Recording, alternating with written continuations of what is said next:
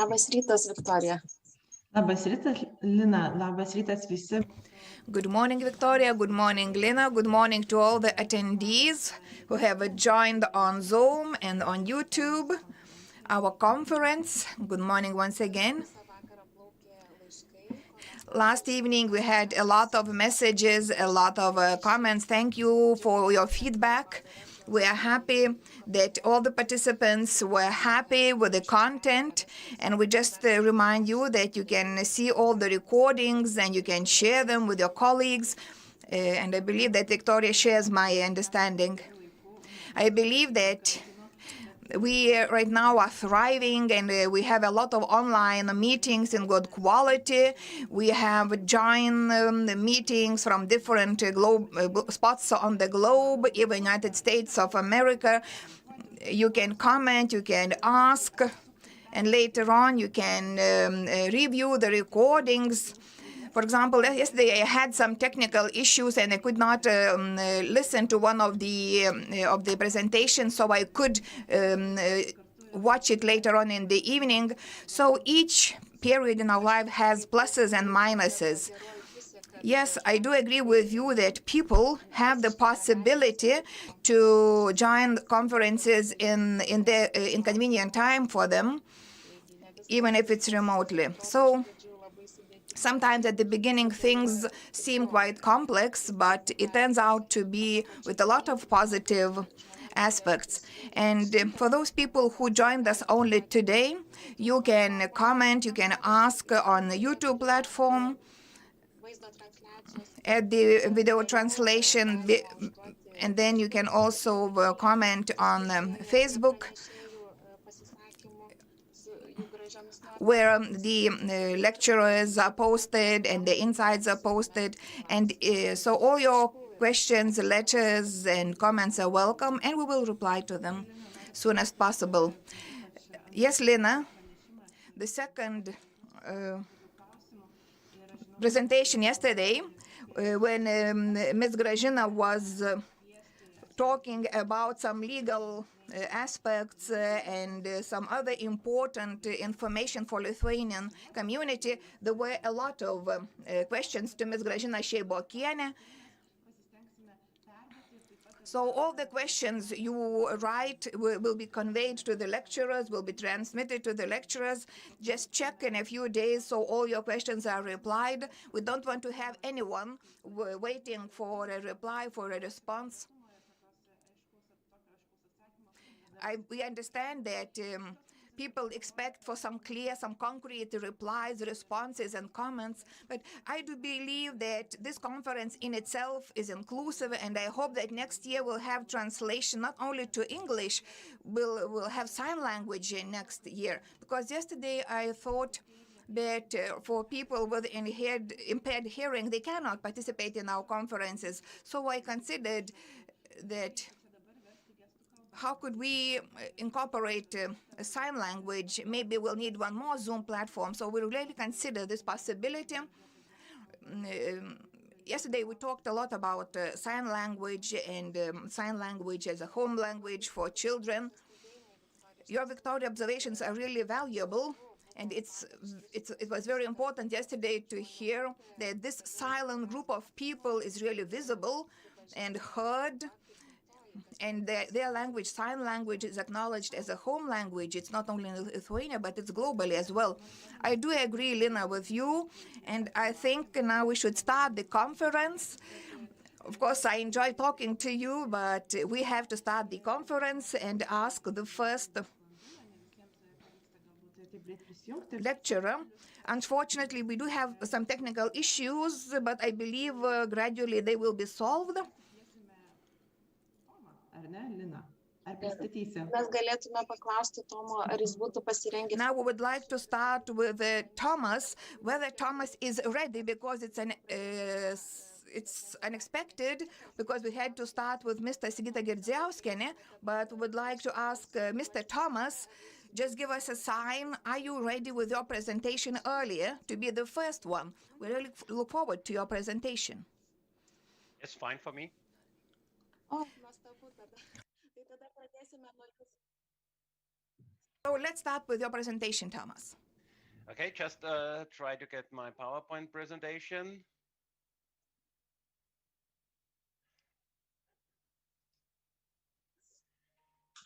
So, Tomai, tikrai labai ačiū Jums, tikrai, kad sutikote this is the išgelbėti. whole one.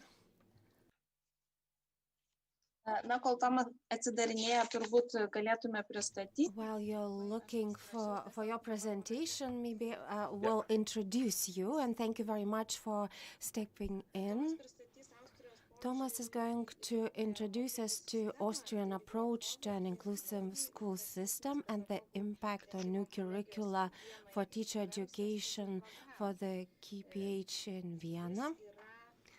Thomas is a professor, a university professor and director for studies, and also a director of a bureau for collaboration with countries abroad. And we'll see his slides in a moment. And thank you very much for stepping in again. The floor is yours.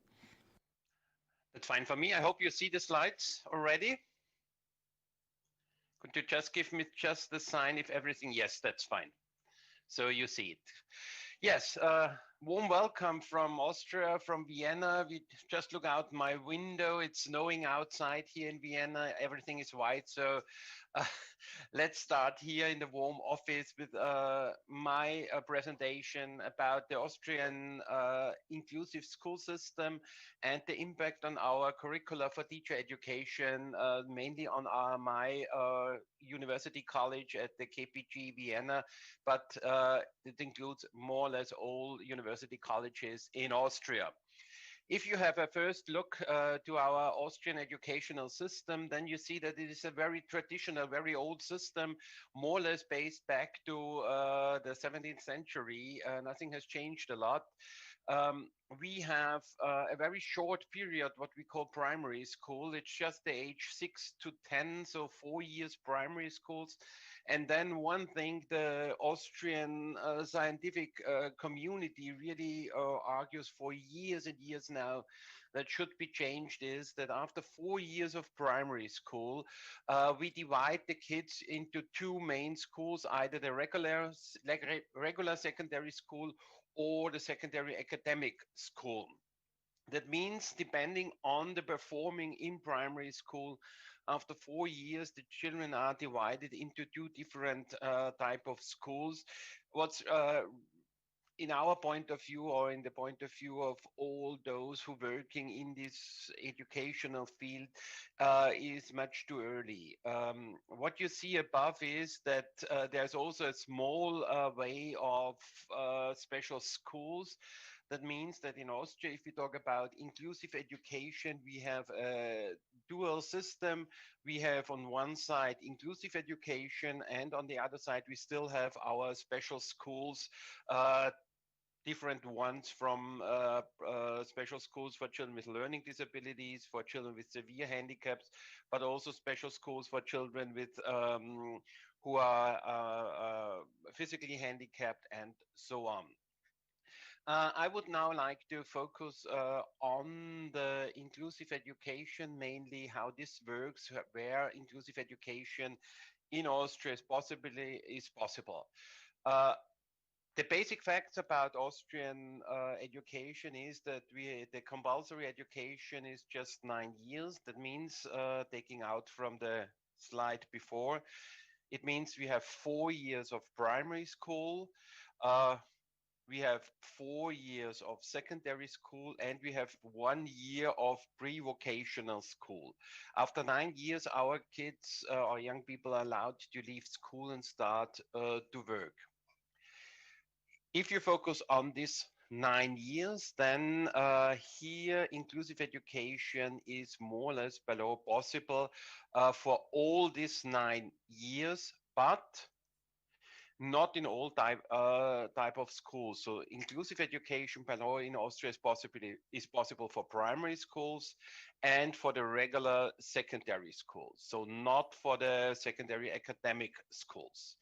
That means that most of our children who are integrated, included in school, normally have to pass primary school, regularly secondary school, and then a different type of pre-vocational or similar schools for the 9th year. So this is the situation we have here in Austria at the moment.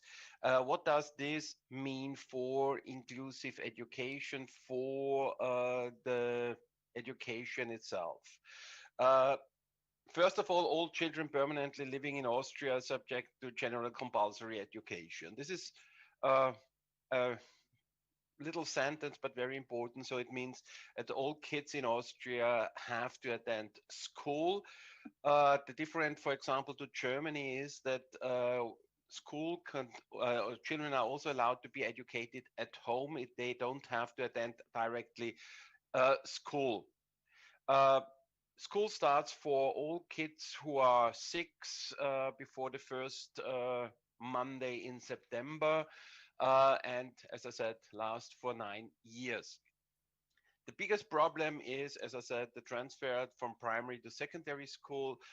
Beginning in the 3rd grade, parents will be informed and advised which educational path the children should go. So the teachers are very important during this phase, but it's much too early for to decide and to split the children. But it's still our Austrian school system, and normally it's really it's based on the performance of the children if they attend regular or academic secondary school.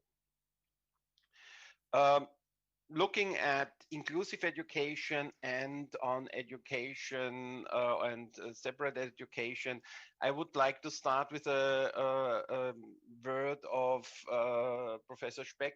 He said a person's life does not have an appraisable value or market price, but an inalienable intrinsic value.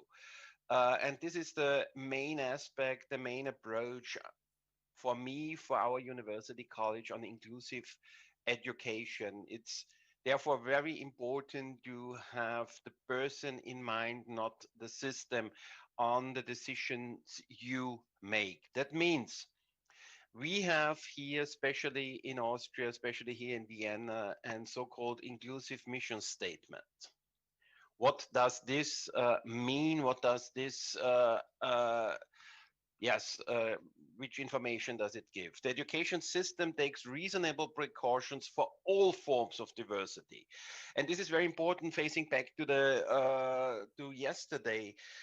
If we talk about inclusive education here in Austria, it's not only about children with special needs, it's really the whole form of diversity that is for gifted children as well, for children who are not able to understand the first language, the educational language German.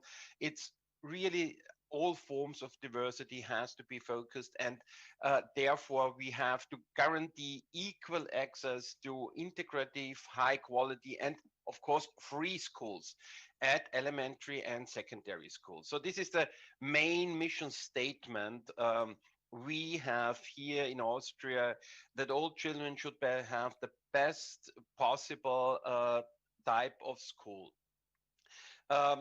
Looking back to the theory, there is one book, one theory we really focus on, and this is John Rawls' theory of justice.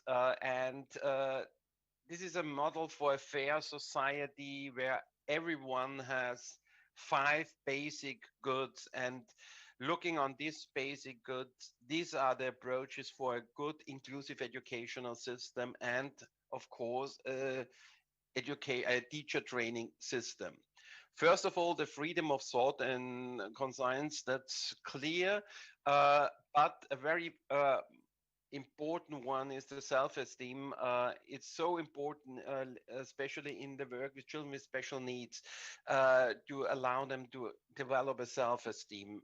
Of course, the freedom to move and choose a career, Then sufficient material basis for personal independence. This is a big discussion at the moment in Austria, and the free exercise of positions and office. Also, this one goes back to the way how we would like to see inclusive education in schools, where children, young people with special needs have the possibility to speak out, to argue about their needs and look into the system. And it's not us to talk about inclusive education. It's mainly the persons who are affected with this. So it means that children, young people with special needs, they should be included in the discussion about inclusive education much more than it is at the moment. There's if we go to, especially to Vienna, the person in charge at the moment for inclusion, diversity, and special education, Dr. Rupert Corazza, he has made this inclusive mission statement, and there's one important sentence there. Through special measures of differentiations, taking into account the basic goods, John Rawls, above all on the basic of self-respect, we have to create various possibilities in the school as an institution. And in this sentence, there you see, it's not written, we have to create inclusive schools only, but there are various possibilities. So this means that we have inclusive classes, but we also have still special schools. That doesn't mean that we are not going to have an inclusive school system here in Austria, but at the moment we see that for some reasons, for different reasons, these special schools still have to exist, and that we still need them in our educational system. But it doesn't mean that we will stick on this dual system. What's very important to tell you at this moment is that it's the decision of the parents, guided by the teachers, the headmasters of the school, of course, but it's the decision of the parents where they will send their kids, either in an inclusive regular school or in a special school. So here, as you see, inclusive education in Austria, or education for children with special needs, means that we have a dual approach. We can, the parents can decide either inclusive education or education in schools for special needs. And very important sentence is the next one, really focusing on the teacher training. When Rupert Corazza said the special education or special school teacher will not be abolished, but will remain in an indispensable support in the fulfillment of the social mandate to organize a school for all children and young people. So looking at this sentence, we see that inclusive education is more than just a regular approach to teaching, to work, to the work in school. We still need, and especially for inclusive education, this is our approach here, for special education, we need well-trained teachers. Of course, all teachers in Austria have to have some understanding about inclusive education, but to fulfill all the needs for our children in school, we need well-trained teachers in the area of inclusive education and special education. And this was the reason we then started to work on the curricula of teacher training, what we will see in the 2 or 3 slides. I just want to give you some information about inclusive education. It's in German. I haven't found an English one, but here are the 9 counties of Austria, Vienna, and the other counties. And you see green would be if in this county, inclusive education is fulfilled. That means that there are no schools for special needs. All kids are included. Well, no green anyhow. And the red one means that in this country, in these counties, more than 50% of children attend special schools. So that means we have 3 counties, Lower Austria, just around Vienna, and the western counties, where about 60%, 70% of the children attend special schools. You see the percentage shows the percentage of those kids who are integrated. So in Styria, for example, we are nearly at 100%. It's 81.2% of all kids are in inclusive education in integrative classes. What does this mean for teacher training? And when the system changed in 2016, we had to reflect, and we had to think about our educational ways of our curricula. What has changed in 2016? Before this, we had different types of teacher training in Austria. That means that we had the different teachers at the end of the training. We had teachers for primary school, we had teachers for a lower secondary, we had teachers for academic secondary, we had teachers for children with special needs, we had teachers for religious education, and so on. With the change in 2016 in Austria, there are just 2 types of teachers left. So the primary teacher, age 6 to 10, and the secondary teacher, age 10 to around 19. That means we, when we focus on inclusive education, we had to find a way that in this curricula for primary and secondary education, we have to find a way to educate not only all the students there and give them some information about inclusive education, but we had to find a way to specialize some students in inclusive education as well as religious education. The program now here in Austria, and we are a partner university on Erasmus for your university, of course. So our primary education, for example, is now 8-semester bachelor program. It's a program, it's 240 ECTS. And following on is a 2 or 3 semester master program. Both have to be done to become a regular primary or secondary teacher here in Austria. So bachelor and master. And we had last year, we had the first students who did their master and have now a master degree in education and working in primary school. All the courses, of course, are academically orientated. What we do is a focus on reflected school practice for all subject areas in primary. You will see our students are in school from the first week on for half a day. So they, from the start on, they have contact to the age group they will work in. And they can, from the start on, reflect, is this the age group we would like to teach?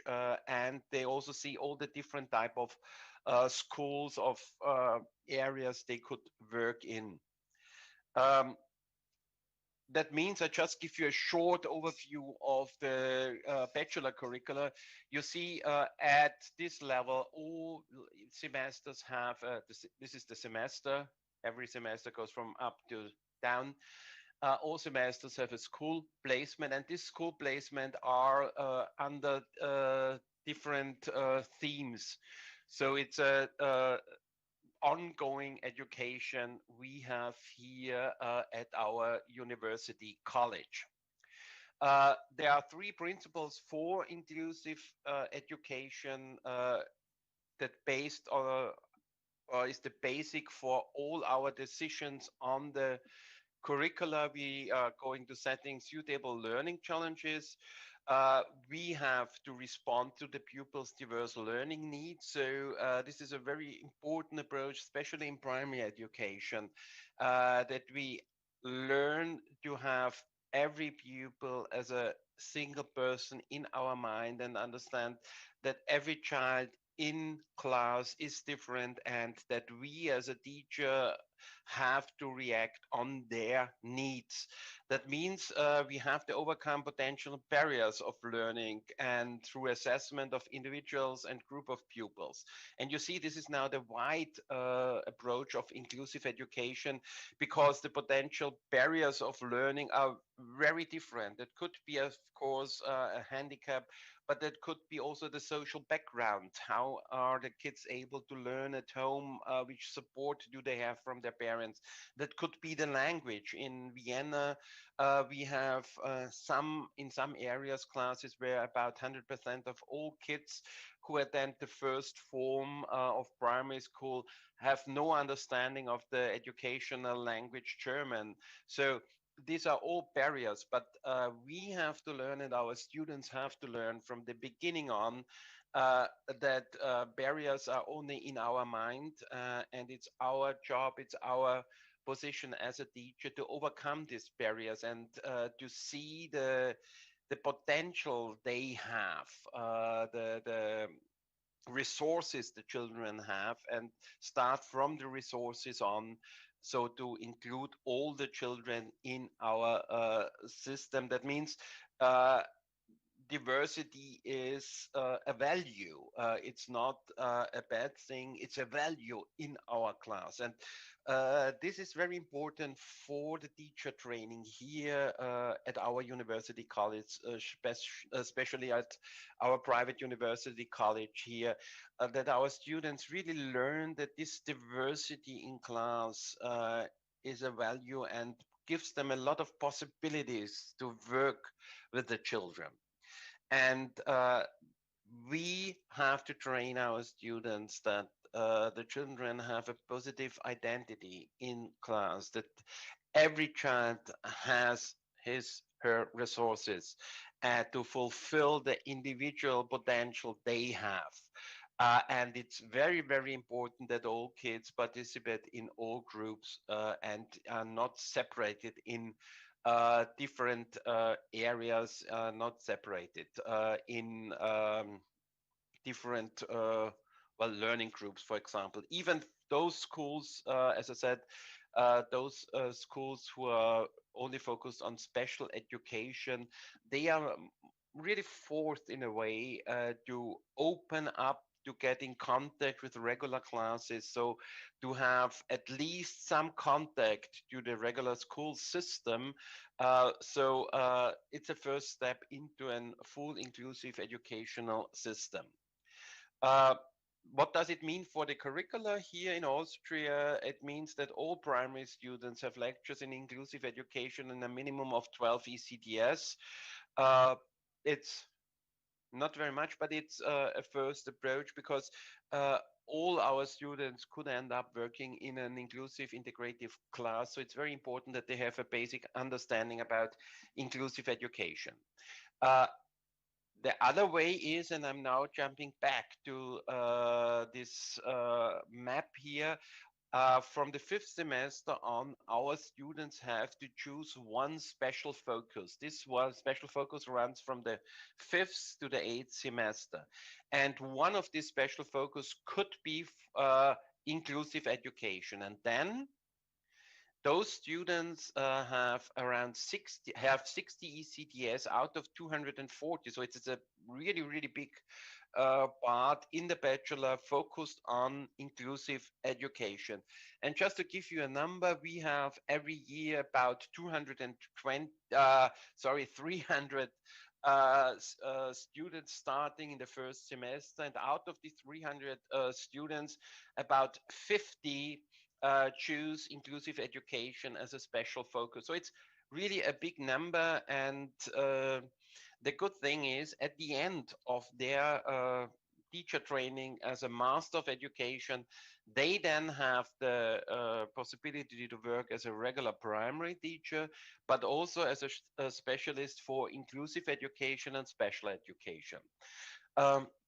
what we are doing in this special focus inclusive education with our students is that they get a focus on all subjects of methodology and didactics from an inclusive special educational perspective. What I have forgotten to tell you, sorry, is that if you want to become primary teacher in Austria, you are teaching all subjects except religion. So that means that German, English, mathematics, science, social things, sports, arts, all these things have to be part of the teacher training here for primary students. And of course, in the special focus inclusive education, all these subjects have a special view on inclusive and special educational perspectives. And of course, we have lectures for inclusive specific subjects like assessment or similar. In our college, and this is a special approach, they can also have a big master, what we call, it's a Master of Inclusive Education of 90 CDS.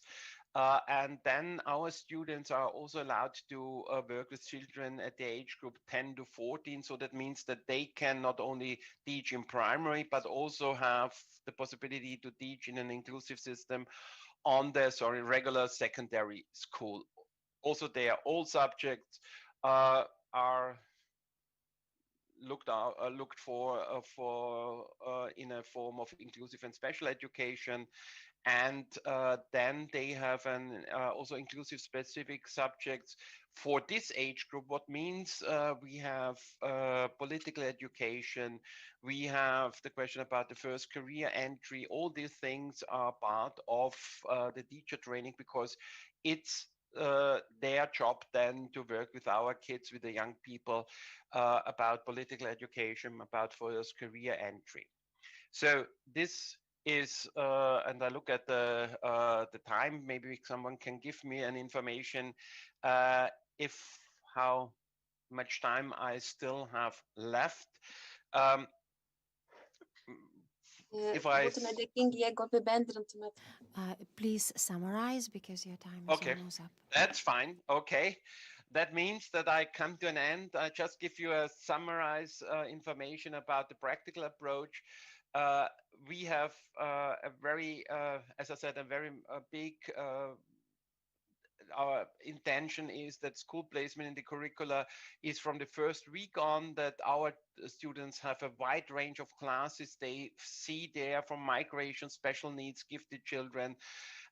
And it's our own understanding that teachers have to realize the educational access to an inclusive school system, and therefore reflect on their own attitude to heterogeneity. This is very important for us to do this reflection. So, as I said, inclusive education is part of the Austrian school system. We have a dual approach. We have inclusive classes. We have classes for special needs. At the teacher training, we have a special focus on inclusive education, where our students have the possibility to go deeper into this material, into this area. And that it's very important for us that they reflect their position, that they understand that inclusive education is the way how the school system should be, and to reflect their position in their class.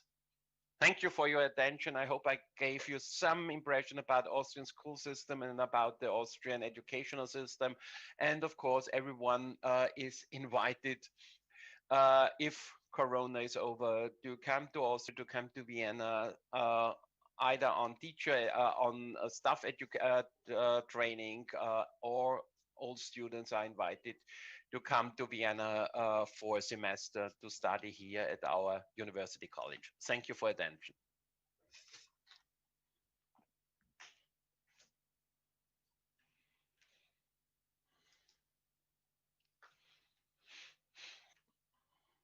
Dėkojame.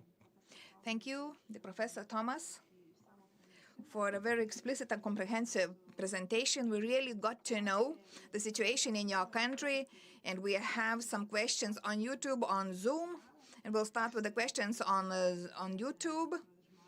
We are very happy with the people who listen and give questions. So I will read out the question from Giedre. She is on YouTube. How many children in Austria you have in an elementary school? And whether teachers have teachers' assistants or teachers' aides in inclusive classes? That's a very problematic question at the moment. As I said, all the kids here in Austria are in school. If you focus on the number of how many children with special needs we have in primary school, then we talk about a number of 2.4 to 3% of all children in classes have special educational needs. If we have a regular inclusive educational class, then we have a dual system, a two-teacher system, where we have a regular primary teacher and a second well-trained teacher, a primary teacher with the main focus on inclusive education. This is if we have a regular inclusive educational class. If we have just one or two children in class who have partly special needs education, then it's still the regular teacher, and that's the reason why during teacher training, we try to give all our students some impressions, some information about inclusive education, because if there is just one or two children in class, then it's just the classroom teacher and a system of assistants, so non-trained teacher. This system doesn't exist in Austria. We are still fighting for this for the last 20 years, and maybe Corona is the reason that we now really rethink our system. But assistance in class in this way, as you know it from England or other countries, this does not exist in Austria.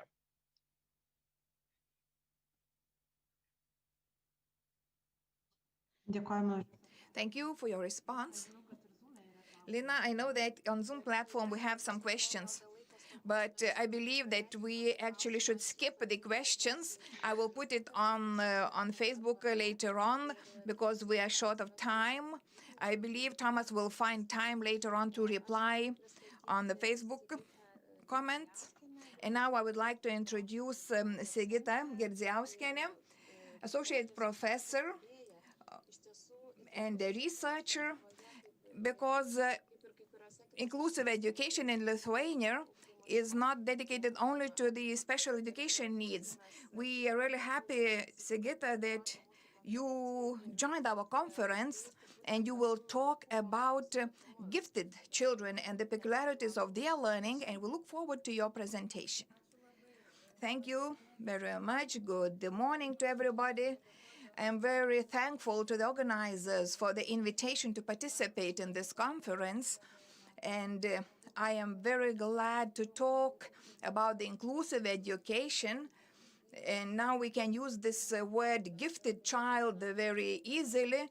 We have been working on this field for the last 10 years, and we actually formed and shaped the attitude that people find difficult to talk about those gifted children.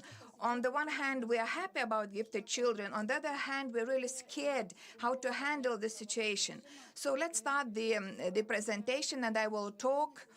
It will be like, summarizing the peculiarities of learning of gifted children. What are the challenges for the teachers?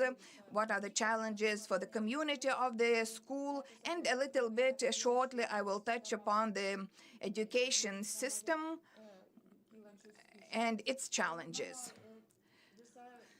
So the whole presentation will have those topics as such. It's the problem of defining gifted children. Actually, it's not very easy. It seems simple, but it's not very easy, and it asks for certain discussion and formulations. I will shortly talk about peculiarities of learning of gifted children. We see some research from other countries. We have our own research, and we see certain peculiarities. Then we'll move on to challenges for the teachers.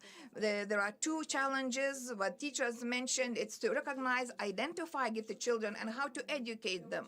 Then communities in the challenge. I believe the biggest challenge is to recognize the strengths and limitations of schools to handle gifted children and their needs. And the challenges for the education system, there are a lot of them. The first thing is not to be afraid that we do have such children without feeling guilty, that we'll talk a little bit, but we keep them in mind, but don't do much. Of course, we have to promote sustainability in the education system. We'll start with the definition. Definitions are really different when we talk about research and we talk about practice, but this deviation is not so often. When we talk about children with other special education needs, we have clear criteria when a child is attributed to the special education needs group. But when we talk about some individual assessment, each child is different, each valuable. But here we don't even have an agreement how to define that group. I would like to start with our definition and our legislation. How do we define the gifted children, and what does it say? It says that they are children who can acquire knowledge and skills effectively, apply them to new problems, to learn quickly from their experience. The second component is that their level of intellectual abilities is very high, and with these intellectual abilities, gifted children outperform or are able to outperform their peers with similar experiences and environments in academic achievement. And there is one more component, that these children are characterized by a high level of creativity. And we can point out those four components in the definitions, but one thing is really interesting, that only one is clearly operationalized and easily measurable. This is the component about intellectual abilities and skills. The other things in the definition, they are not defined in the legal documentation. It says they are able to outperform, but not necessarily they will do that. They can outperform, but they not necessarily will outperform. Then we start talking. So where do we have certain objective criteria besides intellectual abilities? How do we know that the child is gifted? If we cannot define clearly whether it's really the fact that the child is gifted. And the nicest illustration we have is from 2013 by researcher Carol Carman, and she made a meta-analysis. The title of the research is whether we can compare apples and oranges, and she has been working on this research for 15 years. It really defines the situation which we face not only in Lithuania but also globally. And why do we face this situation? Because we cannot agree actually how to operationalize the definition, which child is a gifted child, even if we do some research, because we want really to research base our practice. So we're really not sure which criteria should be used for selection of those children. And this method turned out, when you see some criteria, you check which criteria were used for selecting the children as gifted children, which methods were used. And sometimes you see that some were selected by IQ score, others by teachers' recommendations, saying that they are gifted children. And then you find it difficult to understand whether this method is applicable to all gifted children or only for this particular group. So this definition is not only the matter for discussion among researchers. I could say that this lack of definition influences the practice also. We cannot say that certain methods are really applicable to select gifted children. So it is quite a complicated phenomenon. If we talk about practice, the first thing what we have to keep in mind is the ratio between selection and education. why do we select the gifted children? If we just label the children that this child is gifted, we don't need to do that artificially. I talk a lot with the different institutions, with different schools. Sometimes schools really want to select gifted children because next step is, what do we do with those gifted children when we select them? As we don't know exactly which children will be selected, which definition for a gifted child we will use, then the question is, so how can we select those gifted children? We do have actually quite a number of problems in this situation. If a school doesn't have, let's say, a strong mathematician who wants and can work with the children who are really high in mathematics, very gifted in mathematics, so can we start selecting such children in that school with high logical intellect? Or should we focus on the children who are really language gifted and so on? So the questions are quite complex and not easy to answer. In this circle, we actually don't know where to start, which children to select, how to select, and what to do with the selected children. Of course, we first have to check the resources of the school. And when we have gifted children, we have to decide what we will do later on, who will teach them, how we will teach them, which resources we will use. When we answer those questions, we can start thinking, okay, which children would be selected for this group?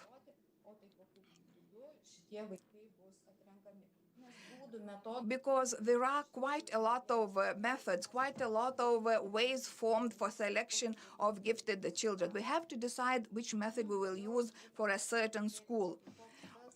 We should also talk what is characteristic for a gifted child, how we can distinguish, identify the child. If we don't have any tests, there are different ways how we can identify those children within a classroom. And the main thing for teachers is to observe and to recognize such a child within his classroom. The first thing, what is characteristic? Those children, they ask reflexive and penetrating, sometimes provocative questions. But there is one but.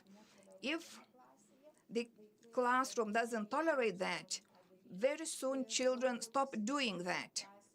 And we had a case when a child was very keen, very interested when he was in the elementary classes and asked more questions than the teacher expected, and the teacher was not responding too much, and gradually the child was told, read yourself, get deep into the subject yourself. So this keenness was reduced, and when this child comes to middle or high school, he will stop asking the questions because he knows the reaction of the teacher.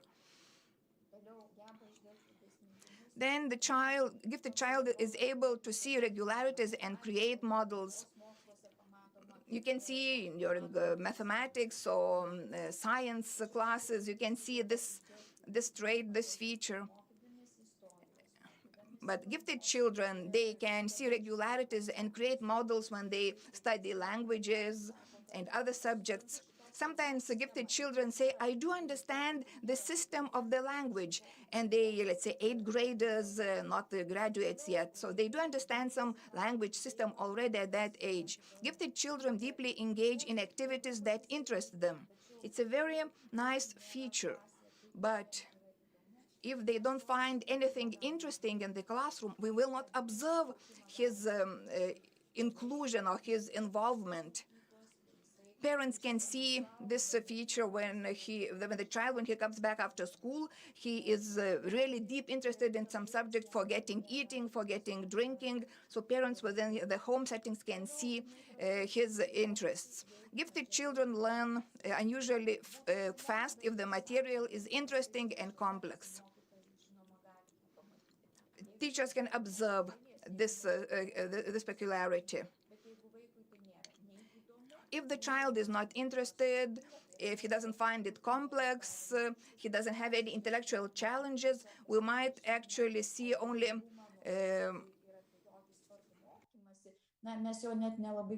we can see that he's indifferent to the subject and doesn't follow the instructions.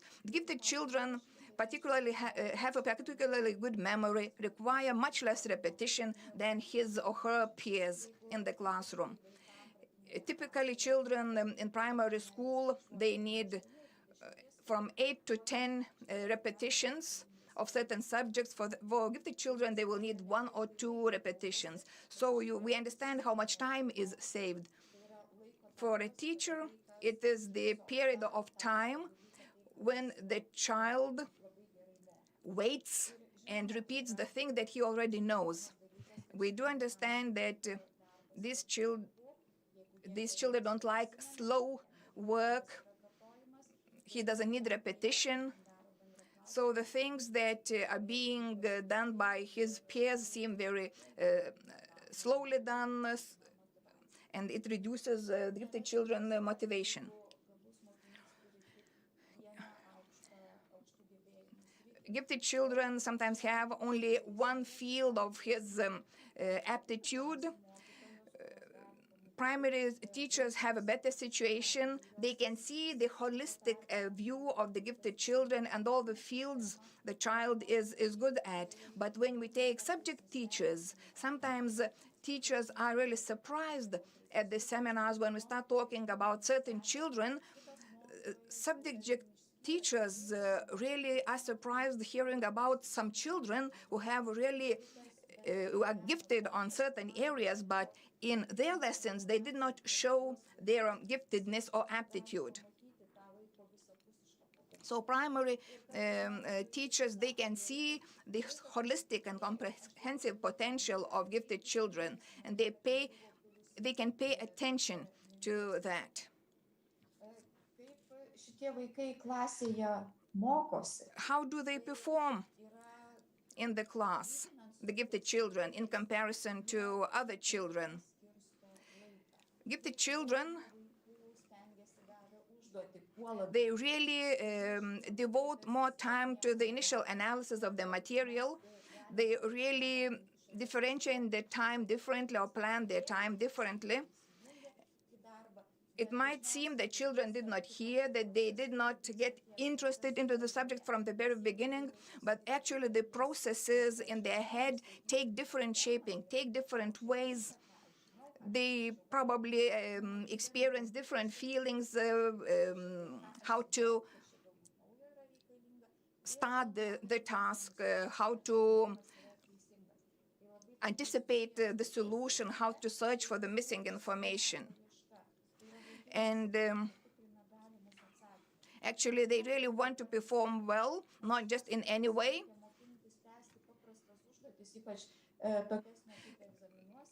For those children, really,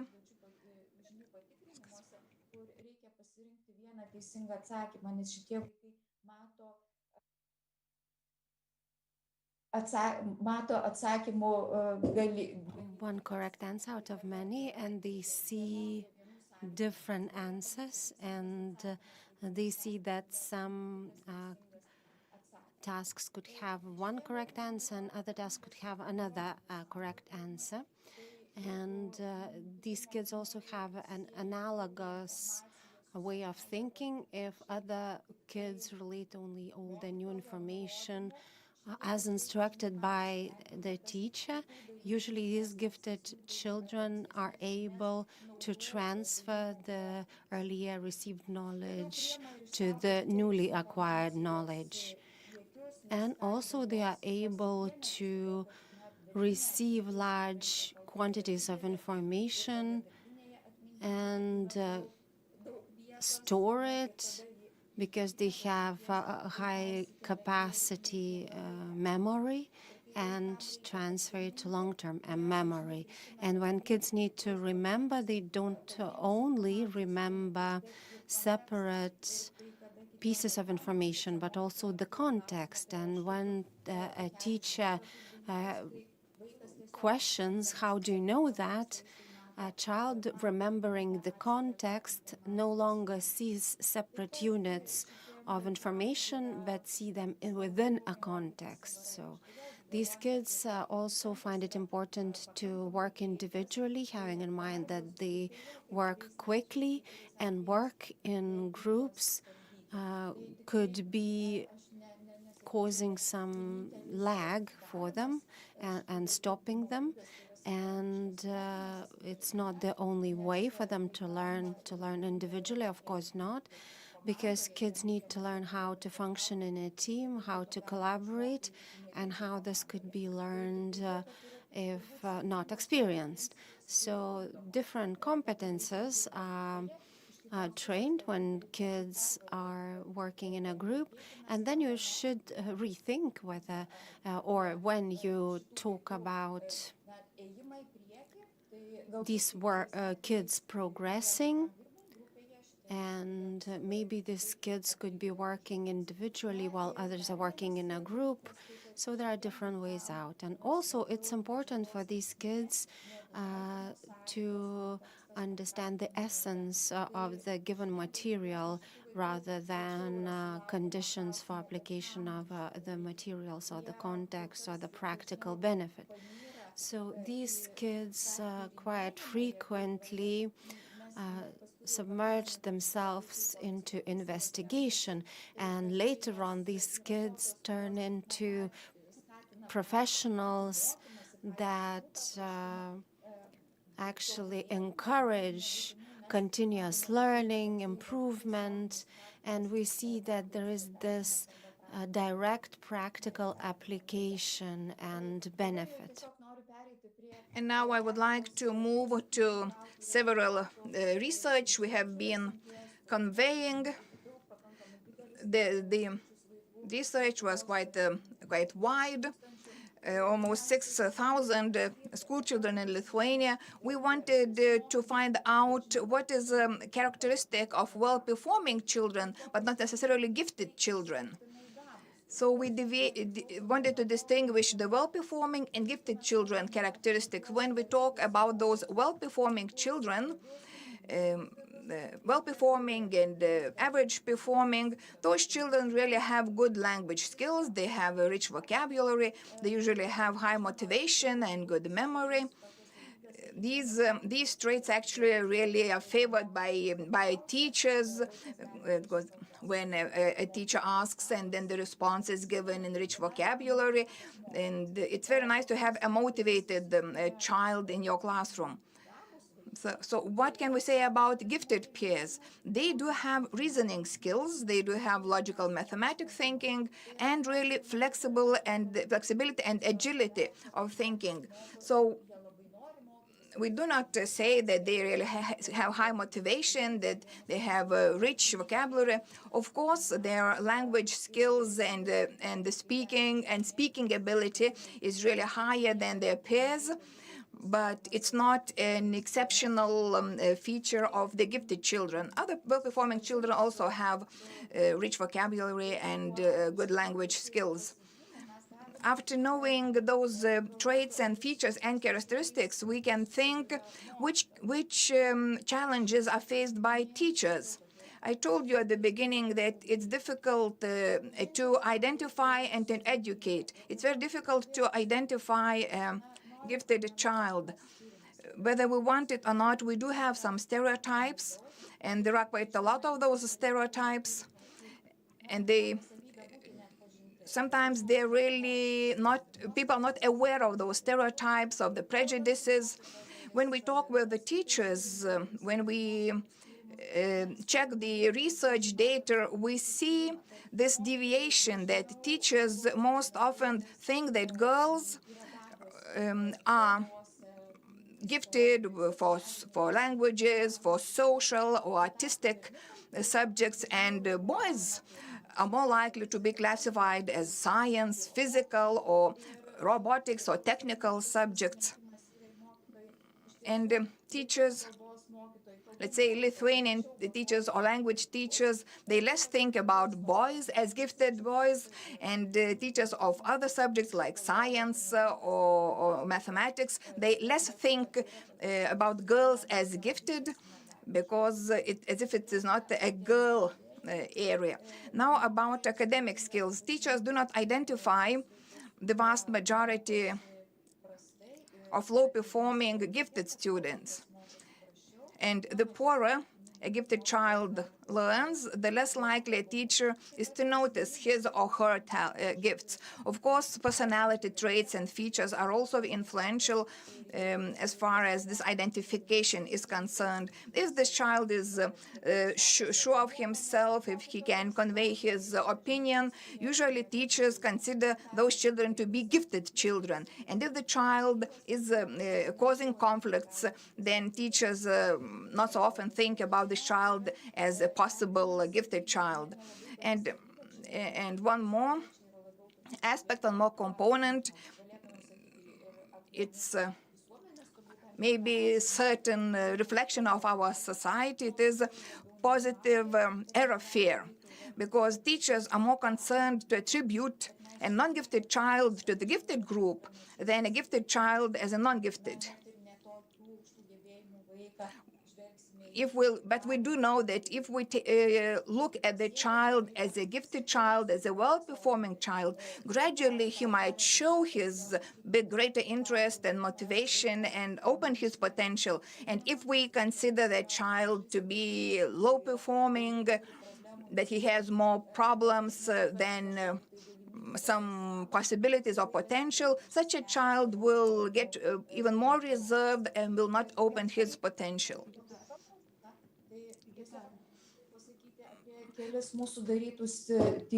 And then some more research by our colleagues, different age groups, and the picture is quite similar.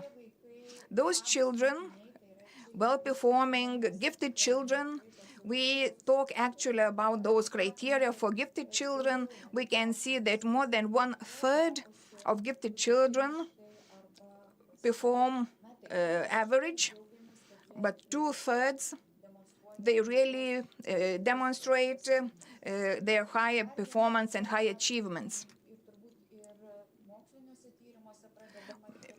Another problem which is relevant, and it's more like a practical problem, it is children who do not realize their potential, and it's difficult to identify them. They are the children whose achievement look as if satisfactory.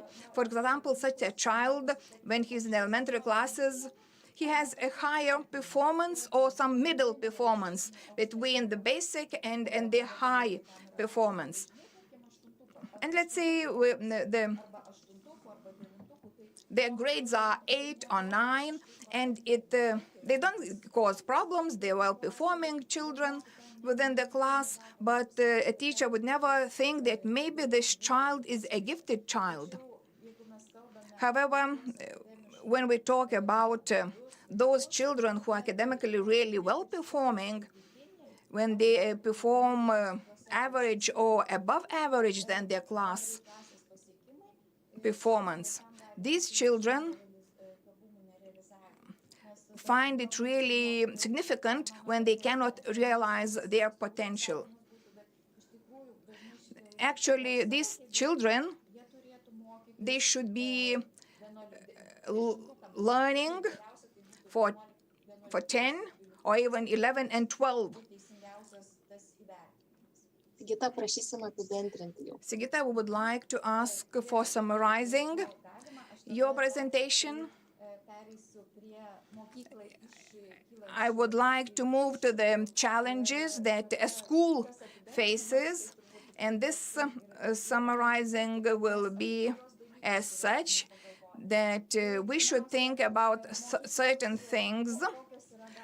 It means strengths and limitations. What strengths we have within a school community? We do have a lot of motivated teachers who can educate gifted children, but we should say at the very beginning that to identify the gifted children, not all the teachers have competences to identify and to educate gifted children.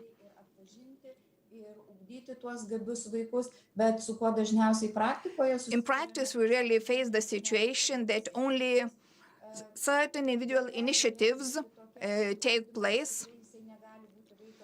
Education cannot be gifted 1 year or 2 years. Actually, the education has to be coherent and consistent until the child graduates the school. But in practice, we see certain single and short-time programs. Then involvement of parents and their motivation is very important. Sometimes schools pass this responsibility about education of gifted children, whether to educate or not educate, to their parents, without explaining clearly what is the situation. And another challenge is the support plan for gifted children who have not opened their potential yet. Usually schools choose to work with those ones who are really motivated and are already showing their potential. And the last slide is about the challenges for the education system. We can have a very motivated community. We can have very motivated and dedicated, committed teachers. At the moment, we do have a certain selection system which is gifted children-friendly, and we can involve a lot of children into this education for gifted children. We even talk about educational systems, which one of them is now even put to practice, whether it's effective or not so effective. But within the society, we do see certain opposition, and it will diminish the effectiveness of all the measures we take.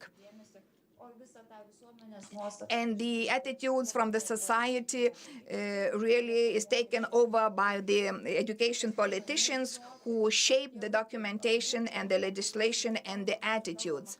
So my idea is that we have to talk about the gifted children, that this is the special group of children which ask for certain decisions, and it is very important. We should have a clear understanding, a clear response to ourselves, and to pass this message to the politicians, to the people involved in the educational politics and decision-making. Thank you very much.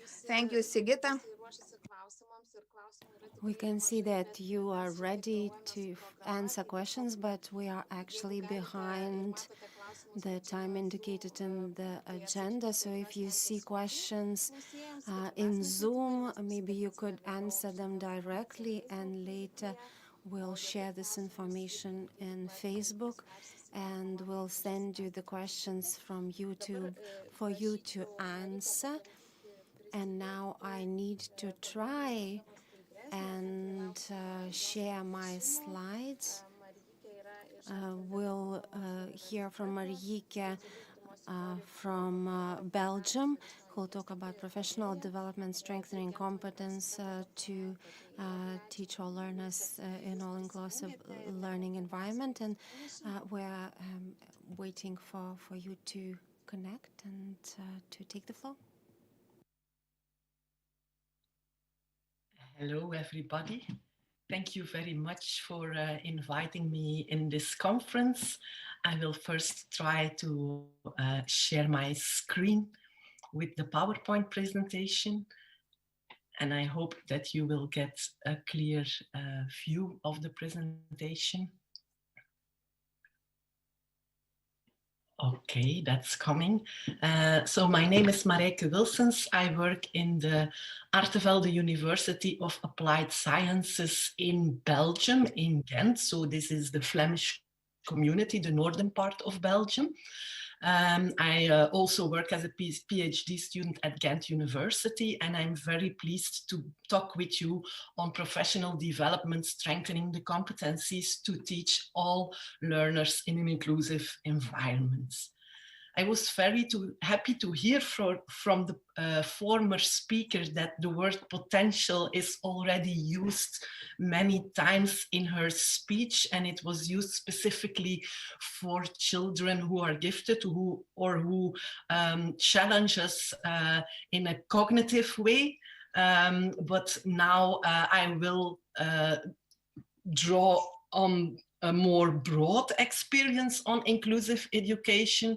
As you can see here, for our context, inclusive education has to do with very different aspects. It has to do with multiple elements of learning.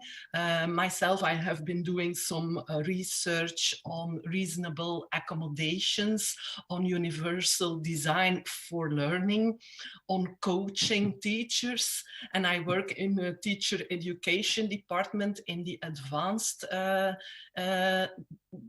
teacher education, which means that the teachers that come to our courses already have graduated, and they are together with therapists, paramedics, different kind of paramedics, also social workers. So the people who come to the course is a very varied group of adults.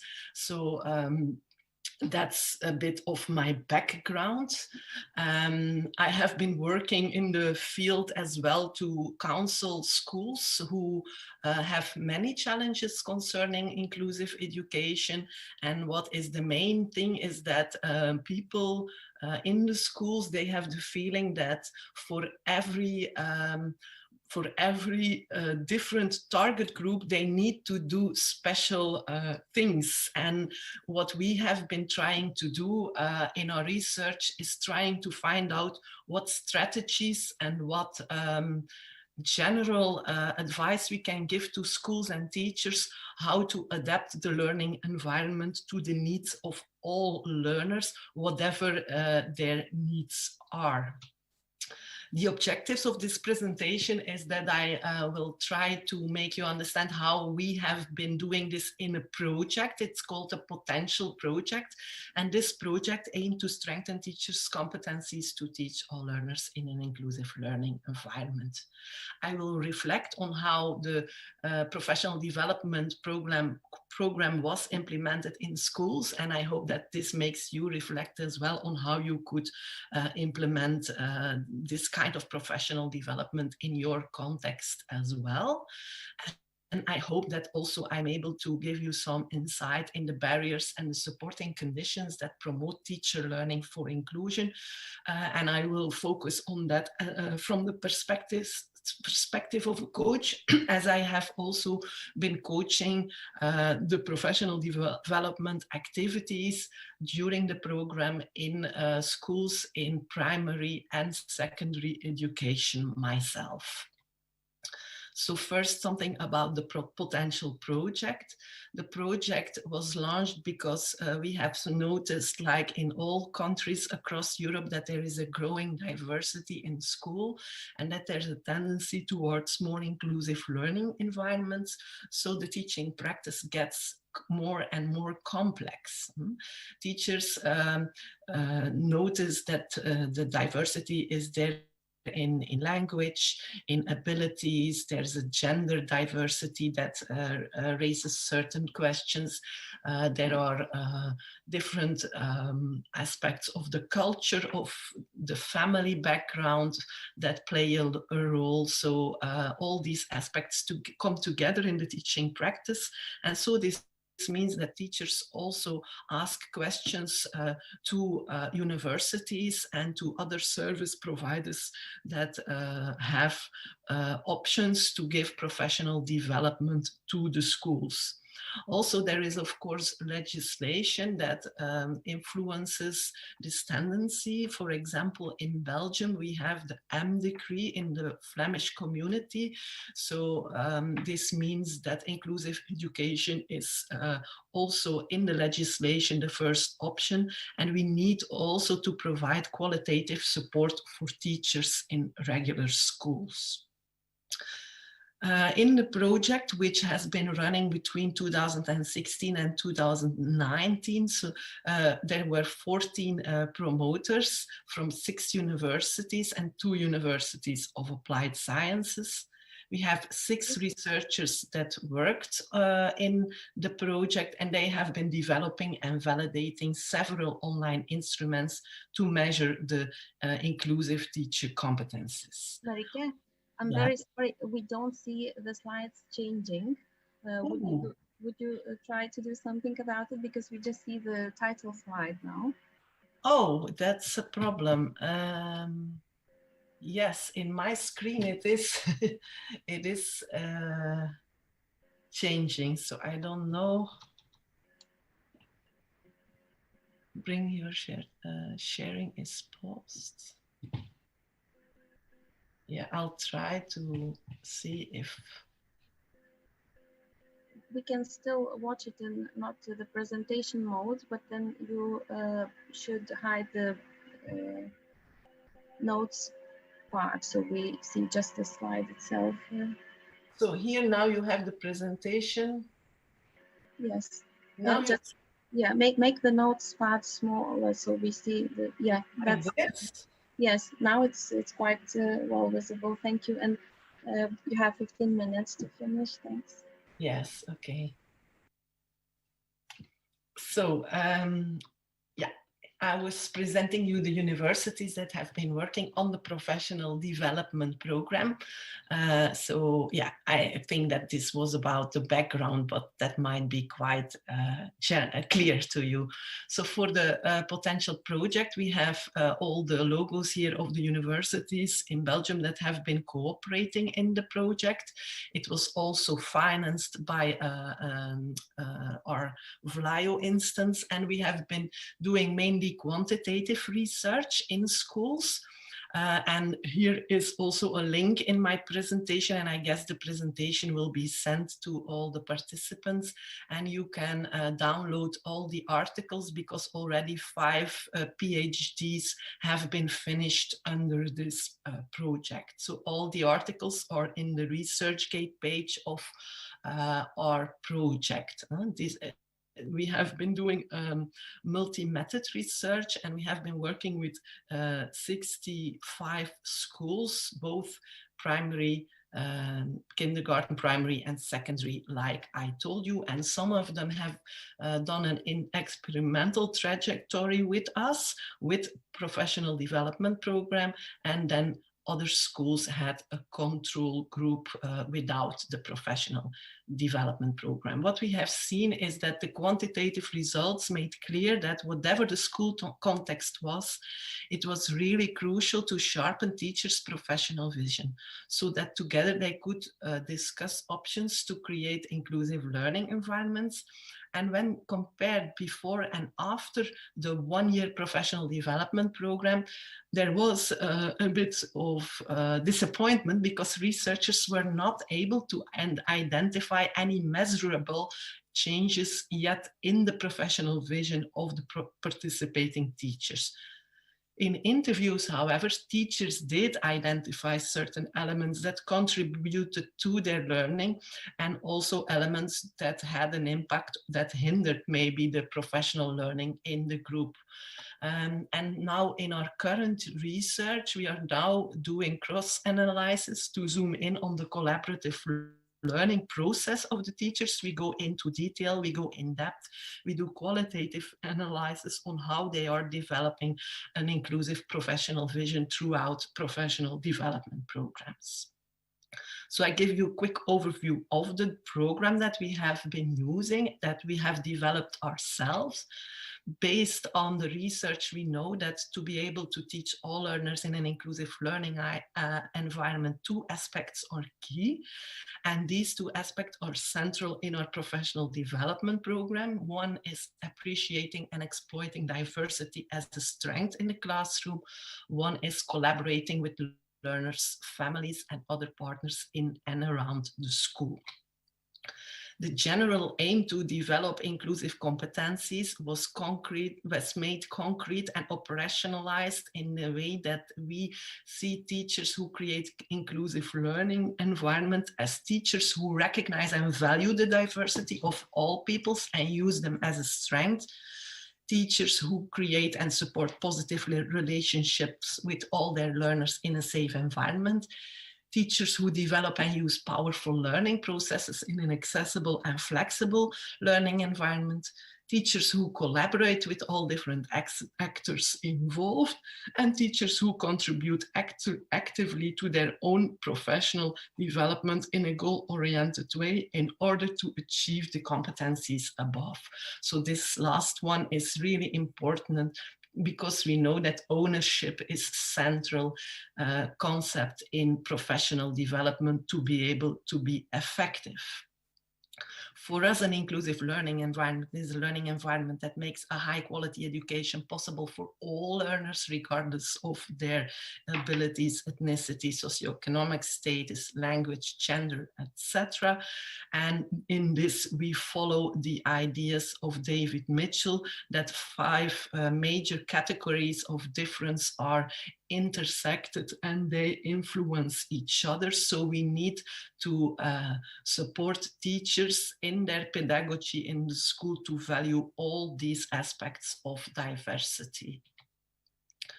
A professional vision for us, it means the ability to notice and interpret features of inclusive classrooms, because the colleagues in our potential research, they found out that this concept bridges teachers' underlying beliefs and assumptions with their thinking, and their thinking with their actual behavior in the classroom practice.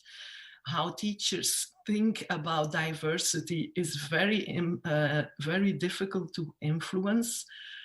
Influencing the classroom practice directly is also very difficult to influence, but during professional development, it is much more feasible to organize activities where you can support teachers in learning to notice classroom events that are significant for effective instructional practice for all learners.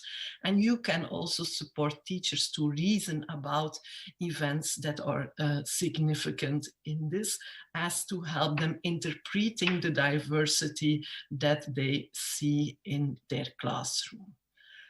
We worked with professional learning communities, and they were in between 4 and 10 teachers. So when the teacher team was bigger than that, it was divided in more professional learning communities.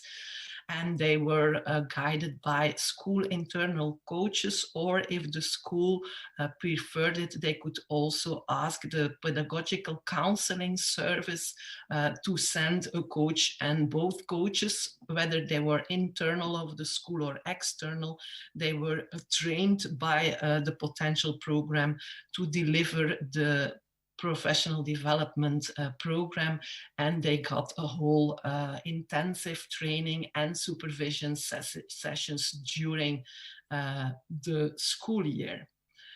During the school year, the professional learning communities were coming together 8 times during about 2 to 3 hours, and there were 3 main focuses.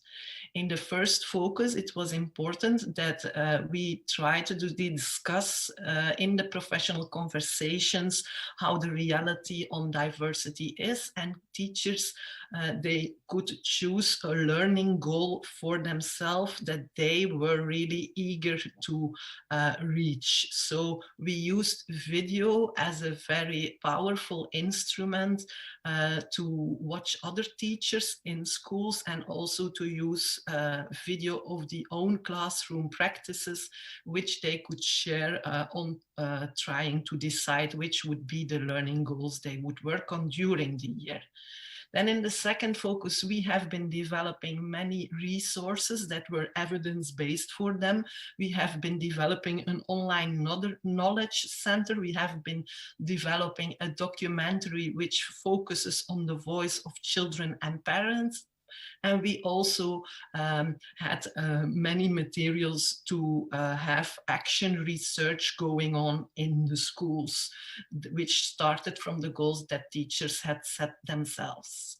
In the third focus, we were trying to share experiences with broader groups. So when teachers had been cooperating in a learning community of, let's say, 6 teachers, then they were preparing a team meeting, and they were indeed preparing a professional development day for the rest of the school team, so they could share what they had learned during the professional development program. And afterwards, we were also thinking about how to secure what they had been learning and how to anchor this in the local school policy. Here you see an overview of the project outputs that I already described shortly. So there are tools that we have developed to monitor the inclusive competencies. This was focused on professional vision mainly via videography. And you can find articles on the validation of the instrument of this on the ResearchGate. And also we have been developing a social network instrument to map the social network and the collaborative efforts of teachers in their own schools. Then the professional development was based on inquiry-based learning, and all the materials were provided in an online learning environment. And there was also knowledge from the research with good practices that was made available to the schools. The coaches got a coaching guide and they had the trainer program. And then I already talked about the very strong video story that we have been able to make. And this documentary was even also shown on the national television in our country. So it means that it was also used to influence the broader public. Now, only a few minutes left to tell you what were the experiences with barriers and supporting conditions that promote teacher learning for inclusive education. What we have seen is some teachers keep expecting concrete guidelines and hands-on advices. It's kind of a recipe book or recite book that they want. And they, when they see that the trainer is moving away from an expert model to a role of a coach and facilitator, sometimes it confuses them. Reflecting collaboratively in a learning community also still feels insecure for some teachers, especially when they miss the support of the school leader and or the colleagues of the wider team. So it is really crucial, the support of the school leader and the school policy. Collaboration seems to get more difficult when leadership is not so strong and when many different partners cross the floor. When there are too many perspectives, the one says that inclusion is important, the other has other ideas, then it gets confusing for teachers. Also, what we found in the quantitative results is that it takes time and skills to explore teachers' own learning goals.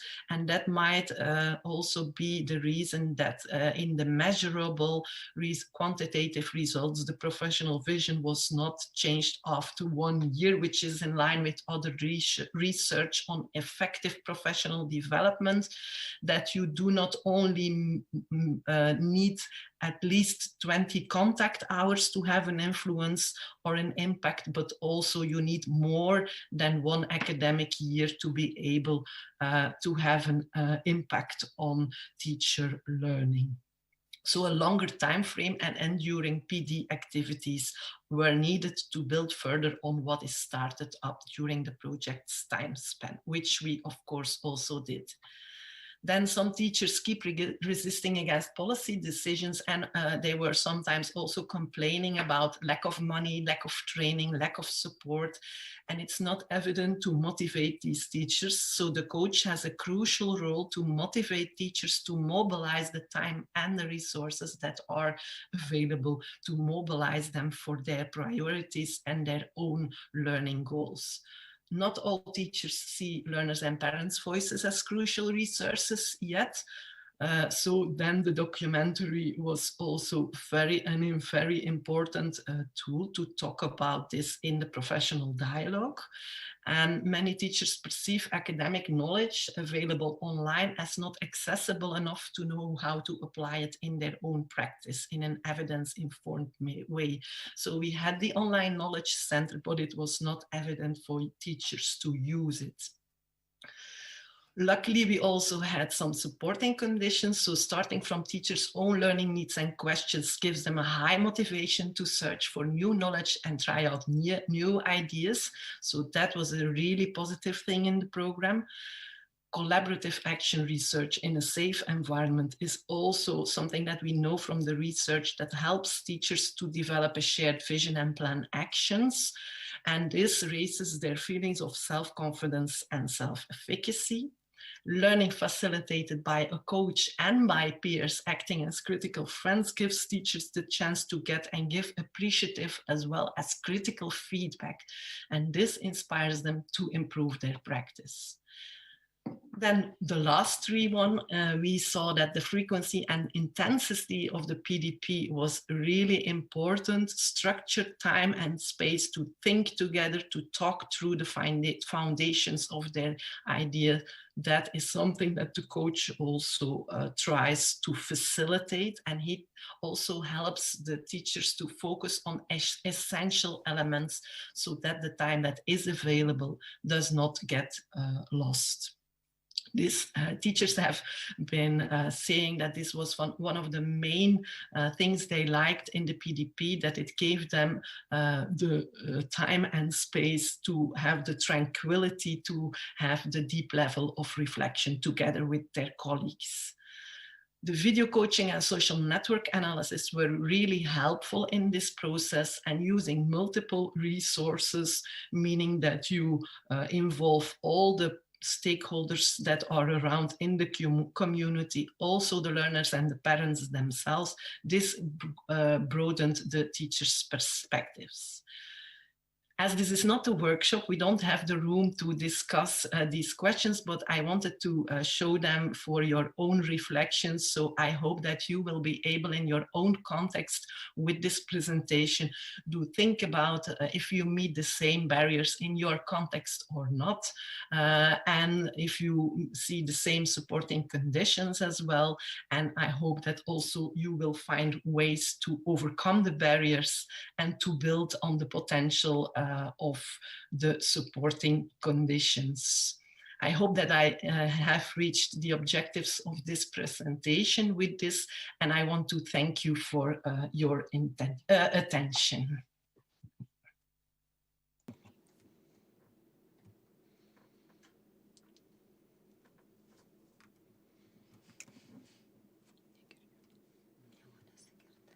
We cannot hear the moderator speaking. Please, Lina, turn on your microphone. Thank you, Marike, for your presentation. You're very welcome. I believe the things you have talked about, the points you have tackled, it really continues the topics from yesterday, that the competencies of the teachers, teamwork, they are really important, and you talked about that to have a coaching, mobile groups, counseling the teachers, helping them to increase their competencies, and it's a beautiful idea. And I believe that we will be able to use this idea because we do have actually a global intercontinental conference, and your presentation was really of a high value. And due to the lack of time, the questions will be put on Facebook in the comments. So we will take care that, Marike, you get those comments and the questions, and then we'll convey the messages. We will publicize them. Thank you once again, and good luck in your daily work. Thank you so much. And now I would like to ask our Dean, Vaiva Juškienė, to introduce our next lecturer. Good afternoon. I'm very happy to have so many people at our conference on the second day. And today we have one more guest from Ukraine. And I will be the one introducing the lecturer, because we have a slight challenge, because Mrs. Natalia will use Russian language. So those people who understand English better than Russian, you turn on the English translation on YouTube. The slides will be in Lithuanian. Ms. Natalia will talk in Russian, so we will all be happy and have the communication ongoing. Ms. Natalia Kravchuk, she is she's the principal of one of the most prominent schools in the Ukraine. She is leading school number 168. And this school has been awarded with a governmental award for inclusive education. And actually, they have a lot of best practices that we could use. I would like to thank Zhezhmari Kindergarten School, the Garden of Childhood, Ms. Agle. She was the one who introduced Ms. Natalia to us and encouraged us to ask Natalia to share her experience, so we can have the opportunity to listen to the experience of this educational institution when all the stakeholders are in close cooperation to have each child educated to success, for success, that they feel evaluated, valuable, and safe. Now I will share the slides in Lithuanian. I hope you can see the slides on the screen. And then, Natalia, it's your turn. And Natalia will ask me to change the slides, and I will help her with the technical issues so everybody can see. Natalia, the floor is yours.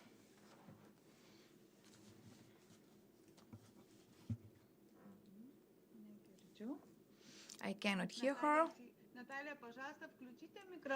Please turn on your microphone, Natalia, so we can hear you speaking. Yeah, I see her microphone is muted.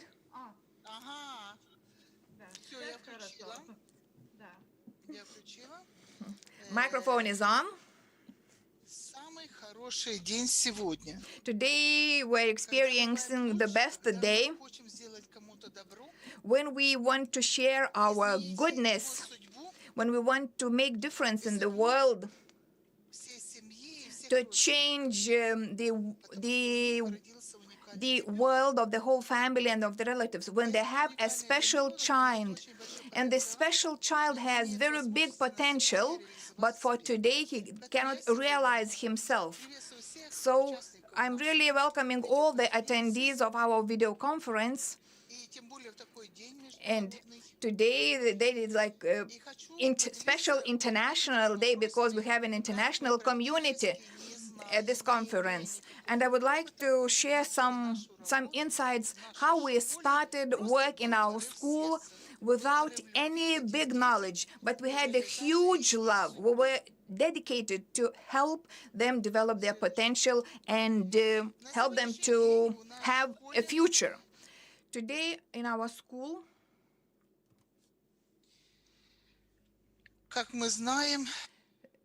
as you know, we have 25 classes,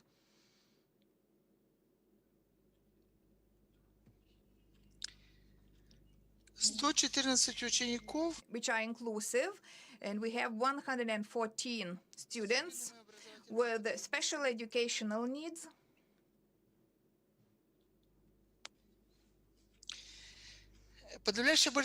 The majority of those children, which we started selecting from 2000, the year of 2000, they are children diagnosed with cerebral palsy. –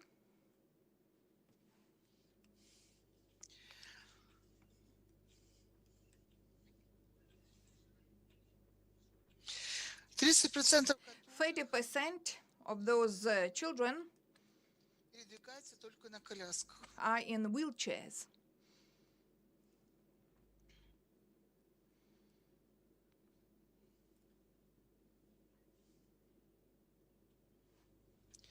Ну, так как мы посмотрели, что другие школы не могут When we saw that other schools cannot enroll other people with special educational needs, we на сегодняшний день еще имеем 22 decided that we'll accept them.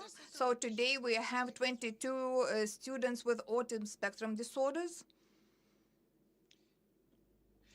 8 учеников 8 с диагнозом children with diagnosed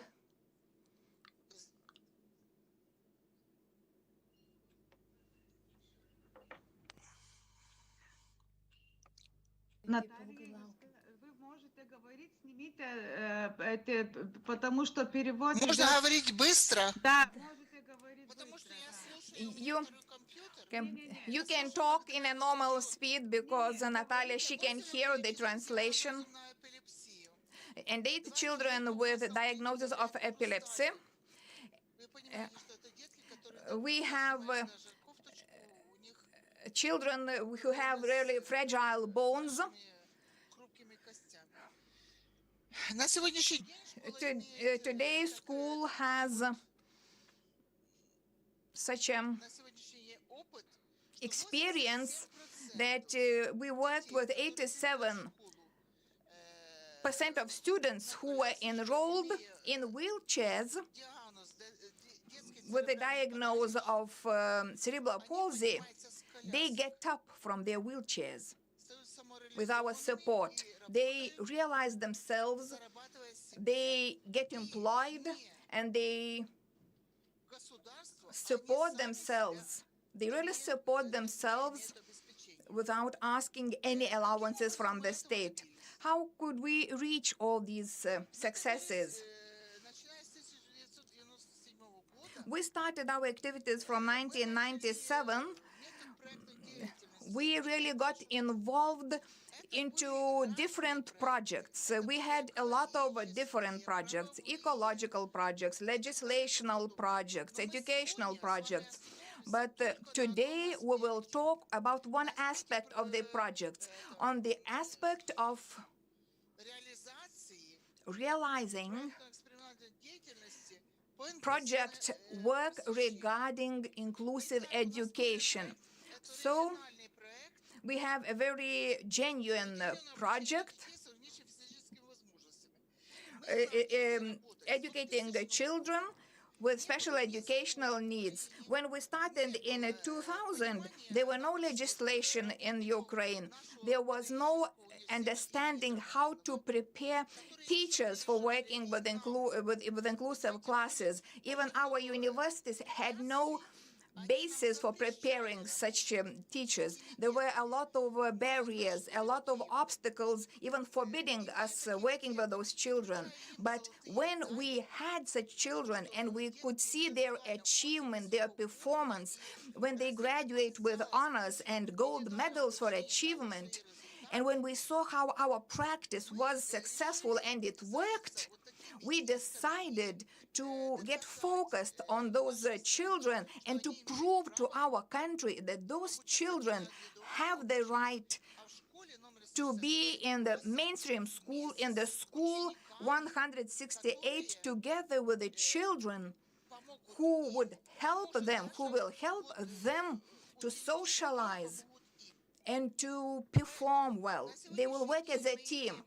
So today we have the first original project, which started from 2000 to 2016. We worked without any legislation, any regulation. It was like an experiment.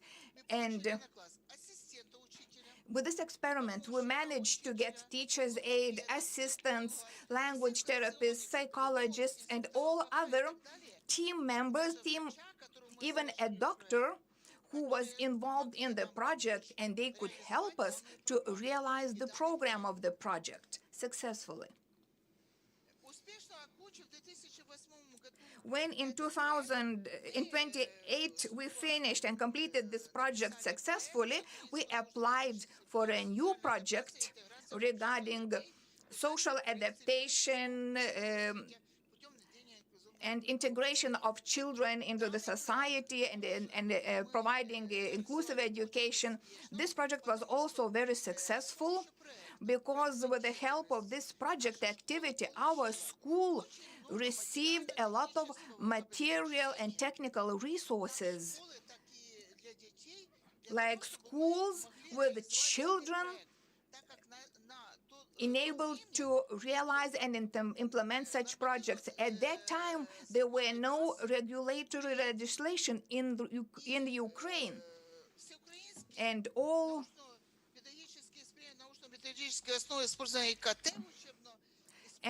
the legislation and documents regarding children and their resources, they were really scarce. So due to this project, we received a lot of technical resources, computers and other devices. So children who were really with severe disorders due to cerebral palsy, children who had no speaking abilities, they had no language abilities, they really could educate themselves with the help of the devices received by this project. And those children actually graduated with honors from our school and entered the higher education institutions in Ukraine.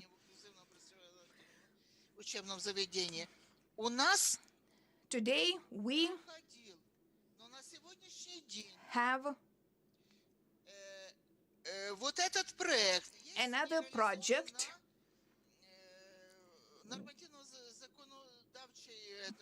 which is still working regarding certain legislation framework for Ukraine, because in order to design education with the tutorship for each child, you need some financial resources.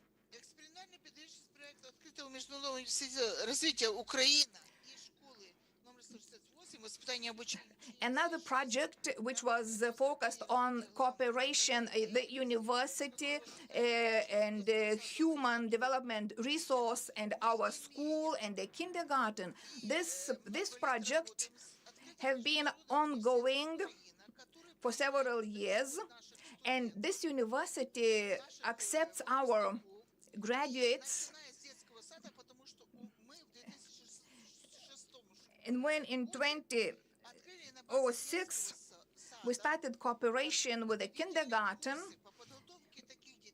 and there we prepared early childhood programs so the children could come to our school already prepared. And this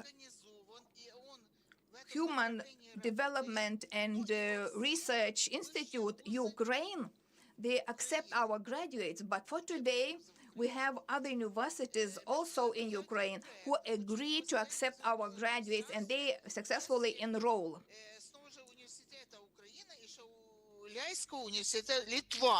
Another project was between university in Ukraine and Šiauliai University. We work together with the Šiauliai University from Lithuania, and we exchange our practices.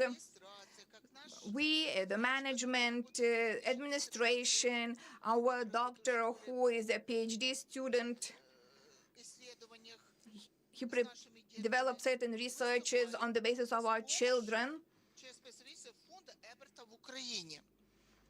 And we use the support of a certain fund, EBERT, in the Ukraine for this project from 2019 to 2024. We also cooperate with the University Grinchenko. It's a very advanced university in Ukraine. This university supports us for professional development in this field that we are focused on.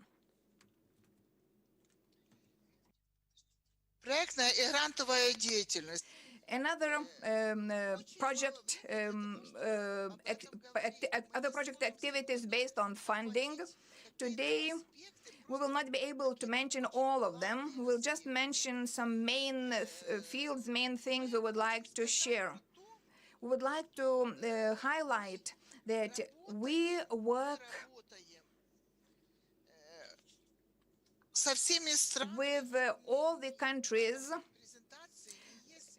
Here in this presentation, you will not find the description of all the activities. When I became the principal of the school, I visited all the embassies because we had no financial resources in our country. We had a lot of problems, a lot of challenges. That's why we got involved in the project application. We, in 1997, sent all our teachers and educators to courses in TEL, where they learned not only how to handle and to work with computers, but they also got some basics for programming. They got some skills for project documenting. Even children got this knowledge from our teachers. And they apply to our municipality in Kiev with different projects. These projects, of course, are like children projects. So we combine both groups, neurotypical children and children with disabilities. So today we talk about the projects which were prepared by our teachers, by our staff. Each teacher in our school can apply for grants. Of course, it's a complex project, but our teachers are really capable and successful. And today we are happy that we have the opportunity to educate the children with special education needs with the help of different grants which we received from the United States of America. Today, actually, we have 5 grants from the United States of America. And in summer, we have summer camps, summer schools, where not only the children can get better knowledge of English, we have also parents, because they spend their time in those summer schools with their children, and parents are really grateful for the possibility to improve their English together with their children. We are happy that we receive quite significant grants and support from the United States of America, ensuring to provide a new destiny, new future for the children with disabilities. Because we have children who have special educational needs in those groups, and the children who have no financial means to pay for additional English language courses. Our project, which was dedicated to reconstruction of the school, was also funded by the United States of America.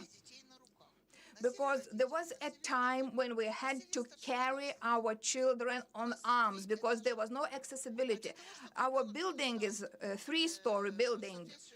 And in order to ensure proper education, the child needed to have access to different rooms, to different specialized rooms for physics, for chemistry. That's why in 2015, we received a grant for reconstruction of our school, and the fund was from the U.S. Command Europe and Defense Cooperation section of the U.S. Embassy in Ukraine, and we are very happy that they really answer our demands. And we still have the possibility to keep learning and studying in the United States of America. We had our teachers visiting institutions in the United States of America for education, for other different topics. So not only material and technical resources for educating children from families with low income or for children with special educational needs, but also we as administration and educators of our school got support in developing our competencies. So we're very, very thankful for that. Then Germany. with Germany, we had one of the first projects when we applied for it. There is a special association which involves the parents, and parents applied for this grant. They developed a project, of course, with our teachers' help, and this application was successful, and we were able to renovate and to establish our gym.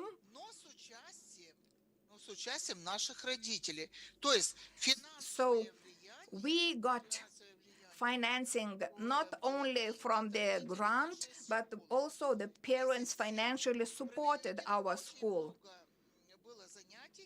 There were a lot of education regarding fundraising, and we were taught that we have to be persistent, we have to be actually keen on getting this project developed, and we learned to be really diligent in application, moving from one institution to another to have it successful. Then cooperation with the United Kingdom. We have a lot of exchange programs, having teachers from United Kingdom in our school. Our teachers went to their schools. And in some years, we got grant for the curriculum strategic planning of inclusion. Why we got this grant? Because in our school, we collected all the governors of the regions in Ukraine, and with the help of this grant, we could share our best experiences. Now, from Czech Republic, the grant for inclusive education and school management within the framework of the project. Alternative education for the Ukrainian schools.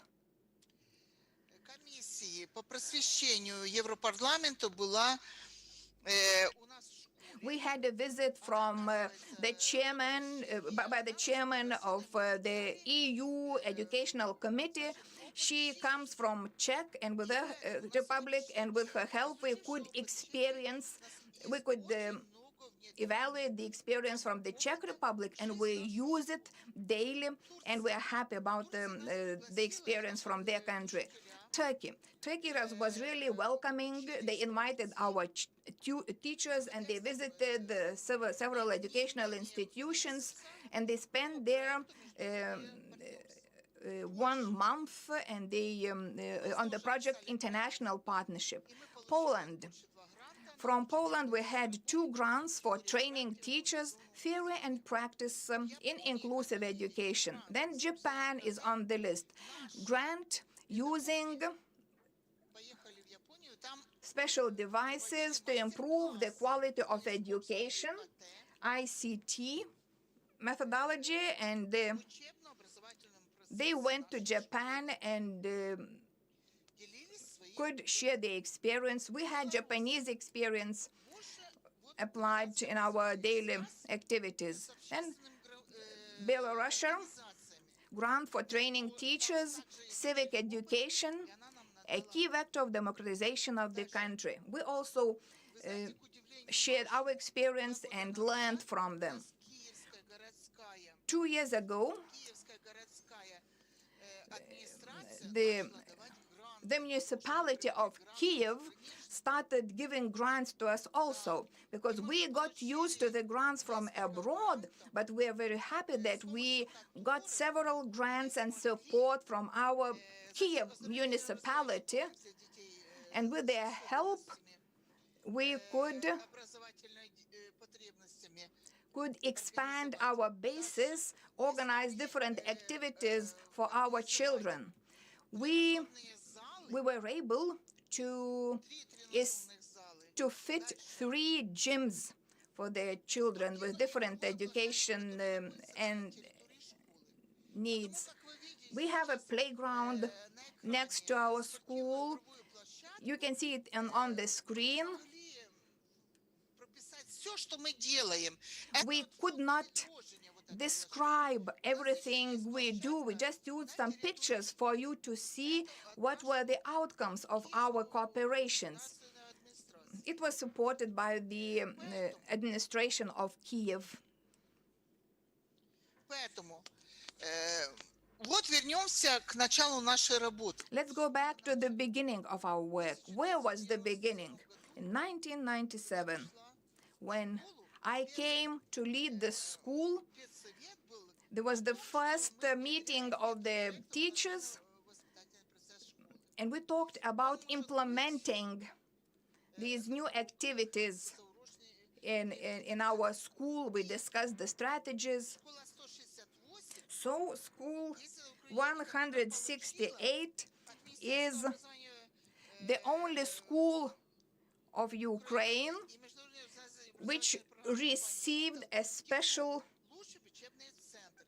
Потому как наши все grant from Intel, because all our teachers participated in different courses. They learned how to prepare projects, and they taught our children how to prepare the projects and to apply for the grants. причем большинство с этих детей дети And this diploma was called the Best Education Center for Intel Learning for the Future. So for today, если говорить про компанию Google, if to talk about Google, много времени мы получили очень много грантов, we received a lot of презентаций. grants which were not described in this presentation because we were short of time. At first, we received Архитектурные some design supports for monitoring, for organization of the activities for children. And for today, по программированию, we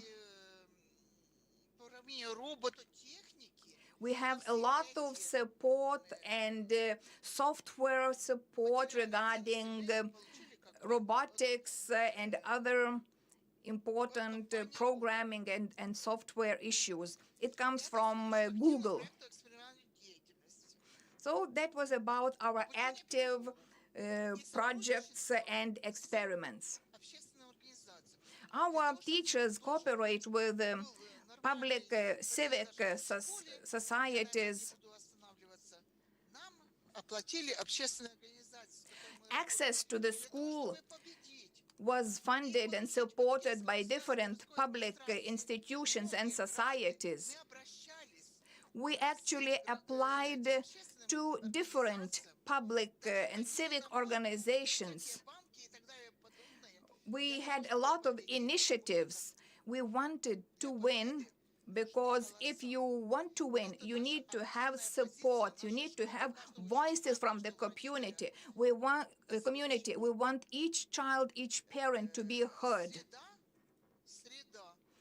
Для On Wednesday, детей.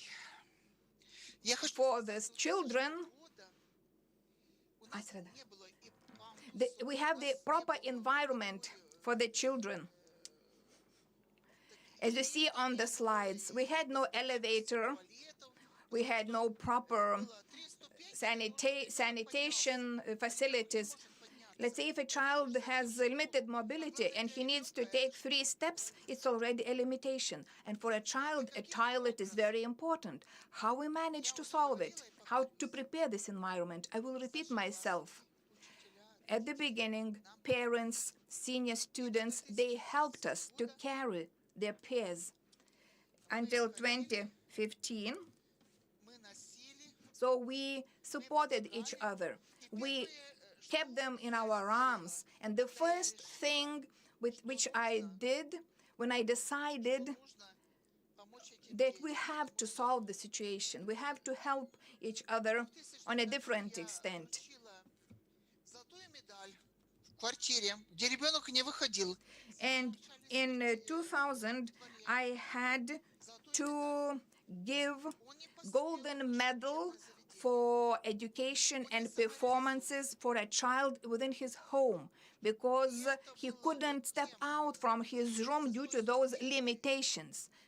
Those steps were really a barrier for the child to move on to higher educations. I was so sure Потому что in myself and in my teachers that our children will be accepted in the society. They will be accepted to higher educational institutions. мы вся, потому что So we all were like a team They took us as role models, and they understood that sharing your kindness is a value. Воспитательная работа. So we had this education in our daily activities, and sometimes those daily activities are Что выучить мы что, much more important than the academic но понять, subjects. кто вы есть и для чего You can know the knowledge, you can learn the knowledge, that's one thing, but to have the awareness of another next to you, the support that is needed, you need a role model for that. учителя на сегодняшний день. И поэтому увлечение вот этими всякими моментами техническими, Of course, a teacher is very important in this process. We never give preference to devices or to other material resources. We think that personality is important. We are a child-oriented educational institution. Наталья, может, Okay. уже как-нибудь, потому что у нас I would like to ask you, Natalia, to summarize your presentation. So дальше будете говорить, today закончу только несколько you'll talk more, you'll hear more presentations. I will end my presentation with some books, потому что наши книги because the books and publications which we have, вместе с литовской working together with the Republic of Lithuania and different institutions, this is the first book which was issued, интеграция учеников с инвалидностью в Литве. and the first article is regarding children with disabilities in Lithuania and what is the situation. I am very happy that Lithuania really направлении, что got us invited to this conference. We had a lot of teachers and lecturers from Šiauliai University coming to Ukraine. We have roundtable discussions and we share our best experiences. And I am really grateful to have such partnership with with the Lithuanian educational institutions, and namely Šiauliai University. And this exchange of experience как я is really valuable. And in the slides, you can see the way me as the principal and our team support our teachers in their activities, in their researches, and encourage them to be deeper within the researches and the experience. Thank you, Natalia. I am very sorry for this lack of time and the shortage of time. Your presentation is so interesting.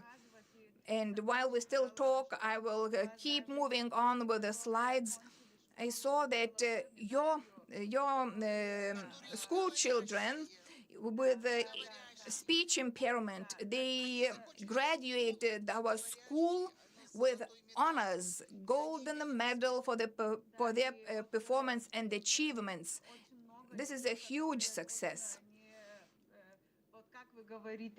When children, they were successful, your activities worked, and it's really important. And there are several questions on Zoom and on YouTube. One of the questions is how the education process is arranged for children with autism spectrum disorder. We couldn't talk about this, but I can confirm that children with autism spectrum disorders, they study together with their peers in one classroom, and we have special areas, special recreation houses in the classroom. And when the child has a tantrum or aggression, he is or she is able to hide within that recreational house. Those two books that you will see in the slides, of course, they will not describe in full extent our work. We do have special strategies for isolation during tantrums. And together with the assistant, they isolate themselves until they calm down, because it's difficult to understand and to handle such children in daily activities.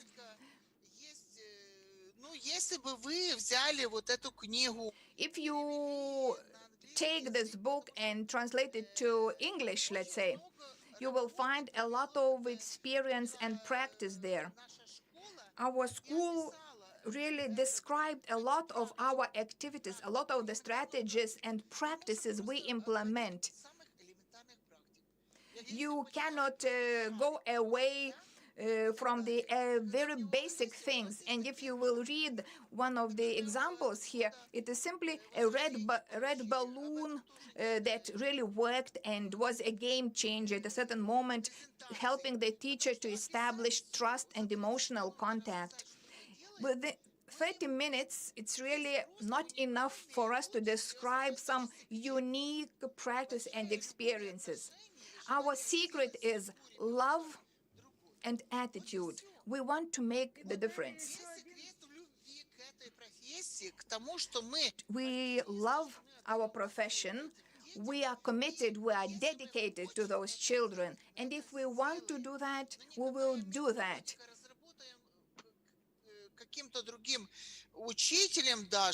And usually, it's better to have your own practice within your school, answering your needs of the school.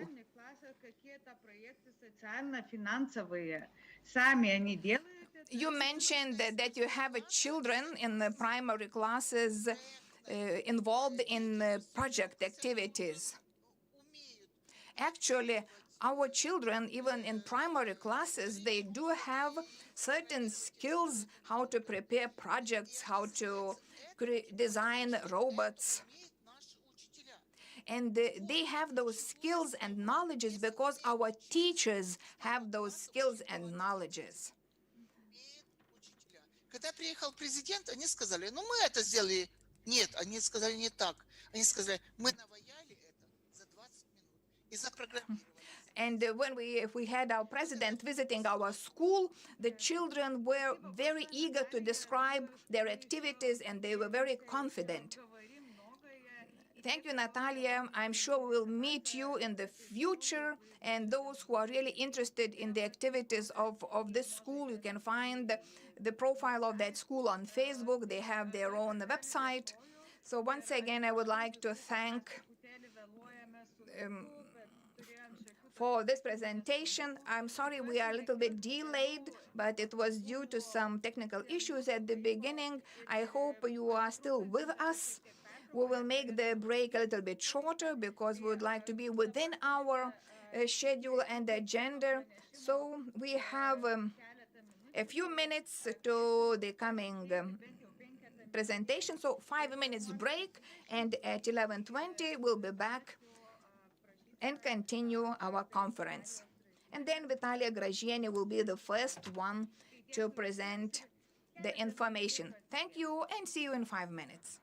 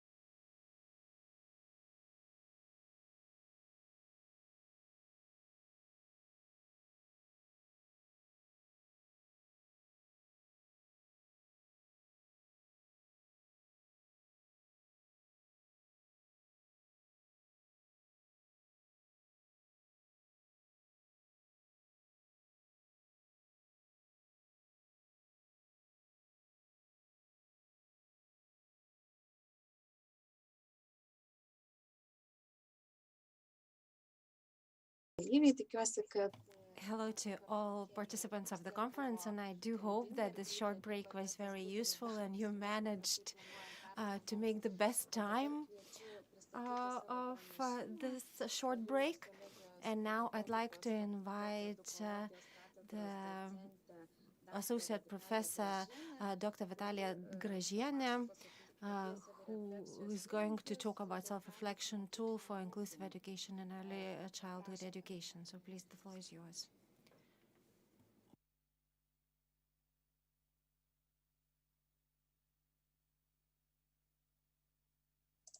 paprašysiu jūsų įsijungti mikrofoną ir Please turn on your microphone and your camera so we could continue. Vytenė, ateik greitai. Vitalija, mes jūs girdime, galite kalbėti. Girdite? We can hear you, Vitalia, but we can't see you. Aš matysiu paskui, tai Thank you. kalbą nežinau, gal angliškai. How am I supposed to speak in Lithuanian? Yes, because you are on Lithuanian channel. Kalbėjo kiti žmonės, buvau tik ten prisijungusi, kitas. Gerai, mes visi jūs girdime. But we can hear you and we're listening to you and the translation is happening. So thank you very much. Thank you for the time and for the head of the department for my introduction. I'd like to introduce a very specific and very good tool that can be used for early childhood education. The tool that will help to implement and further develop inclusive education ideas. It's probably quite logical because my object of focus mainly in my research is early childhood education. Therefore, I would like to introduce my experience. Firstly, the context of the early education has already been discussed by Gražina Šeibokienė yesterday. And we've heard that in Lithuania, we still have challenges and difficulties that have been identified in the report of the Lithuanian Board of Education and in the audit report, international documents by OECD. And all these documents concur about certain inequalities, especially in rural areas, who are differently or a little bit differently educated and feel differently, and there are some difficulties in the field of education of children with special needs. And just recently I had a chance to participate in a webinar of European Agency, and Andreas Schläger also spoke about the research of 9 countries and TIAS format. And teachers, according to various research, feel quite lacking in their knowledge of inclusive education and using various electronic means and tools as tools of education. On one hand, this context helps us imagine the current situation and also motivates us to seek for solutions. So this self-reflection tool that I'm introducing at the moment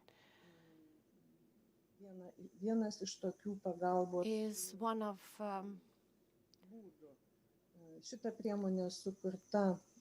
helping tools that can be used. and it's been developed in Inclusive Early Childhood Education Project during the period 2015-2017. Many countries were involved in various related activities that produced certain deliverables, and you can read up about it. I'll indicate where all this materials can be found. But this, the fundament of this self-reflection tool is actually this is what it looks like, by the way, and it's rather a broad view, general view,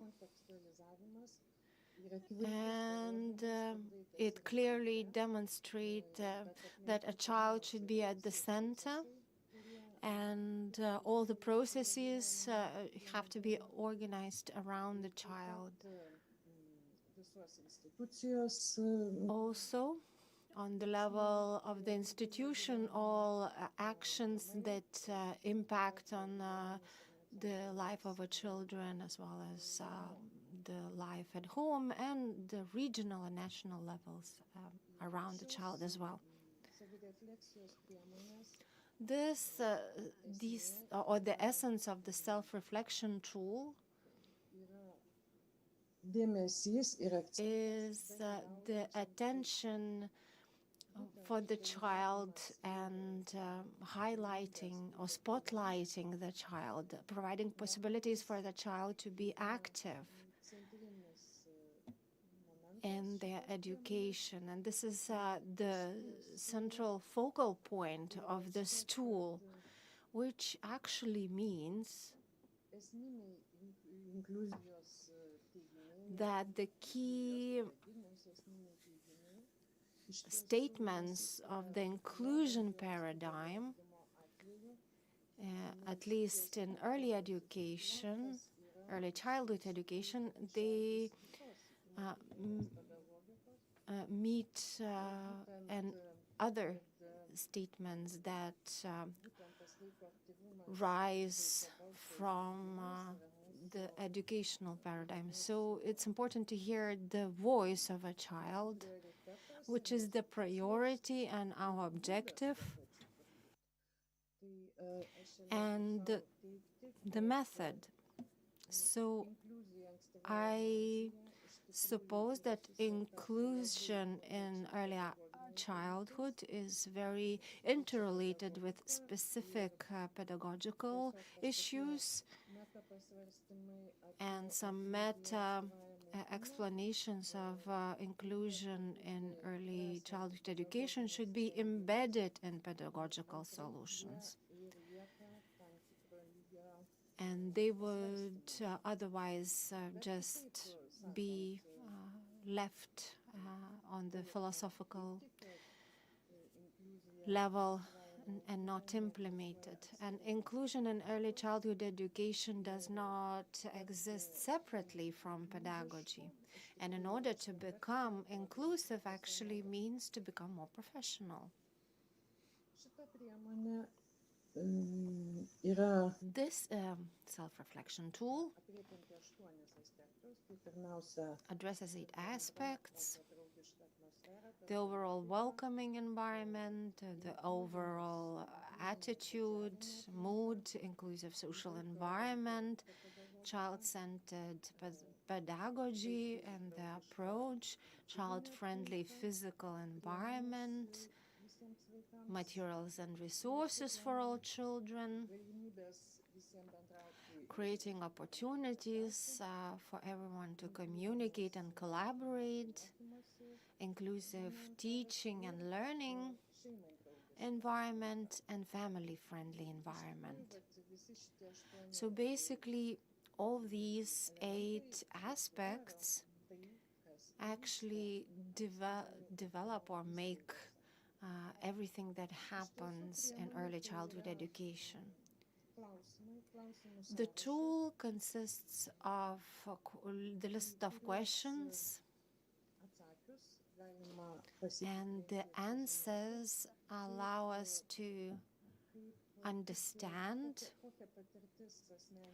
the personal experience or institutional experience in relation to the inclusive education.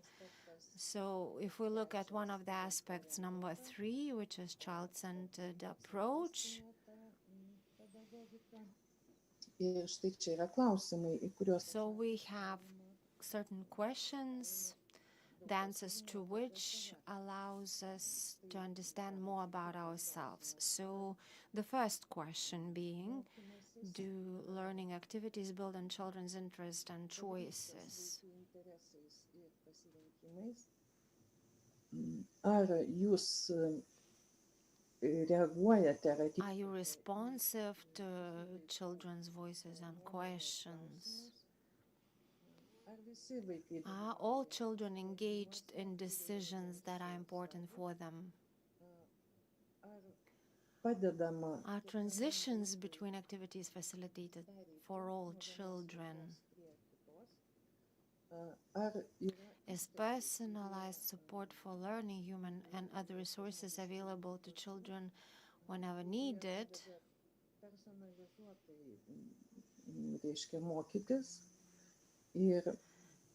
And do teachers access additional and/or external support whenever needed?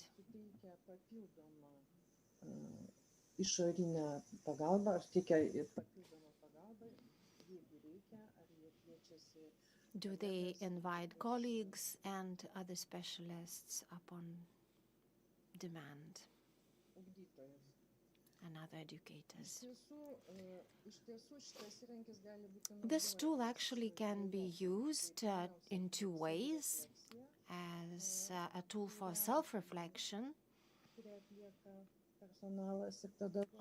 for employees and educators, and as a tool for reflection, as a tool for assessment, and it can be used both by staff and parents.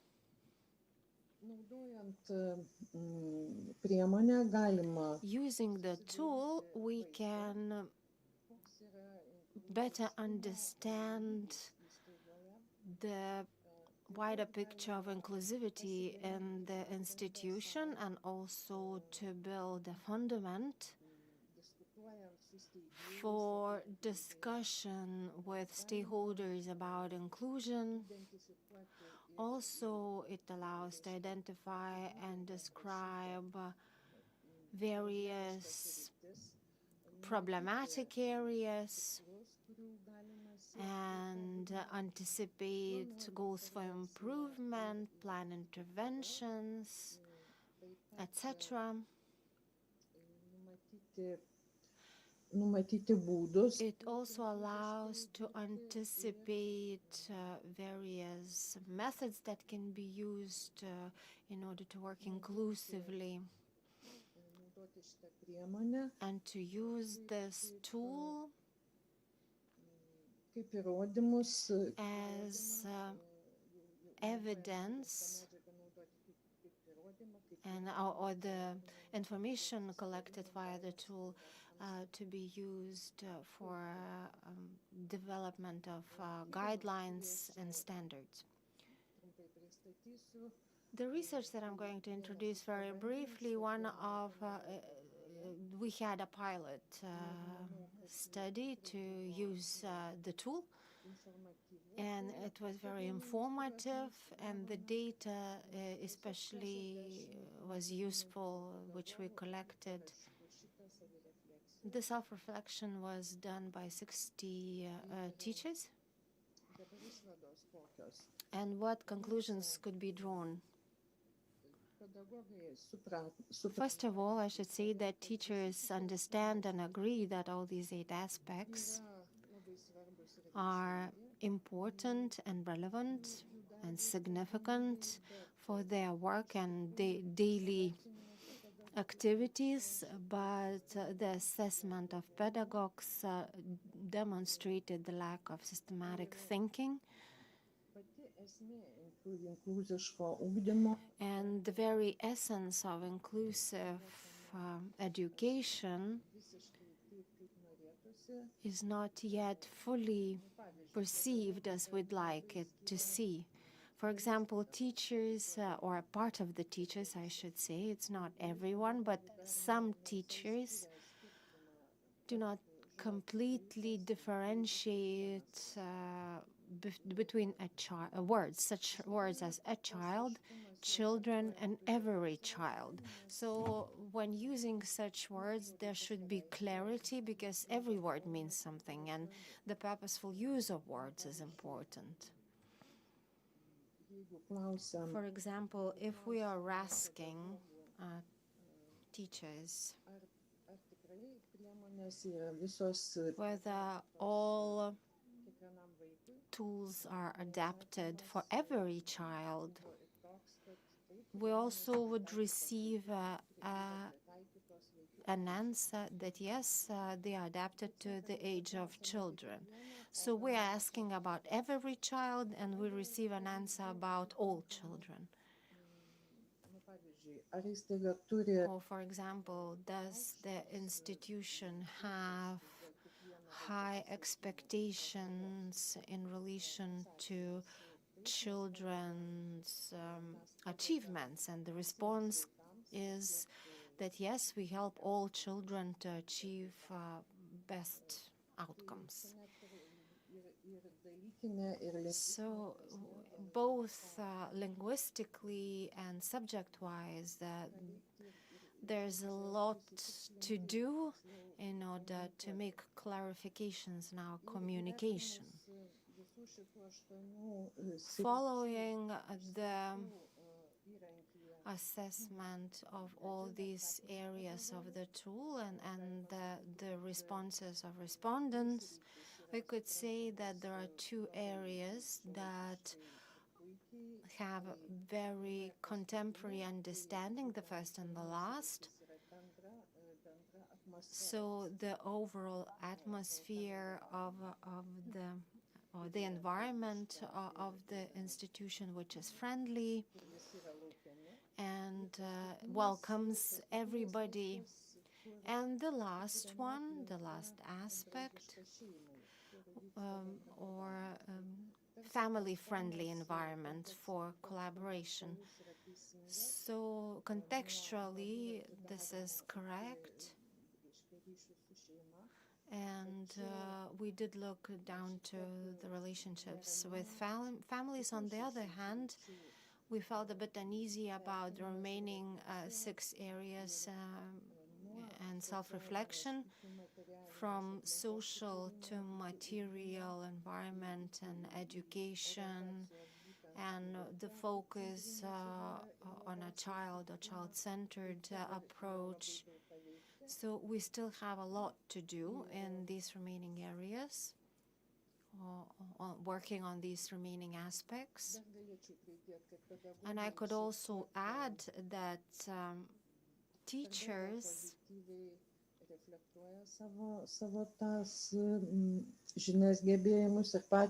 often are too positive, reflecting on their own practice, because they sometimes say that I work very well and there is nothing I would change, or they would say that I don't have children with mother tongues that would be different than Lithuanian. So this tradition to question the status quo is not yet very much alive when we talk about inclusive education. And we could also draw a conclusion that we still have some regions where early childhood education groups are very homogeneous, and teachers have not yet had a chance to face issues that are particular to other regions or large cities. for example, multilingualism or social risk. So they haven't had a chance to encounter such challenges so far. Yra tam tikras disbalansas. Therefore, there is a certain disbalance between expectations of inclusive education and their understanding that each group in a kindergarten is an inclusive environment which should provide high-quality education, which probably means that teachers of early childhood education should also experience and receive strong systematic support in all 6 aspects, and this support should come in different forms, from publications and recommendations of publications, further education, peer supervision, maybe mobile teams. So all forms of support are required to strengthen these aspects. And the discussion could be organized around these issues, which are written on the slide: connection of inclusive education and general quality of early childhood education. Is it perspective and inspiring? So in other words, should we connect it with general quality and general requirements for high-quality education? The next question being, is the connection of inclusive education and general quality of early childhood education challenging for pedagogues? Whether it's a very big challenge for our teachers. And of course, we should also keep in mind that we are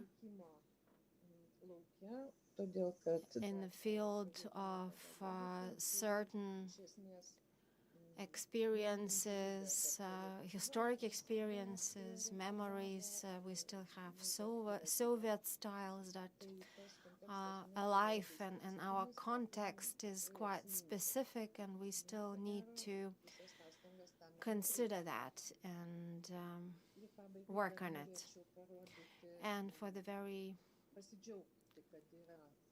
last thing, I'd like to rejoice in the fact that we have Lithuanian materials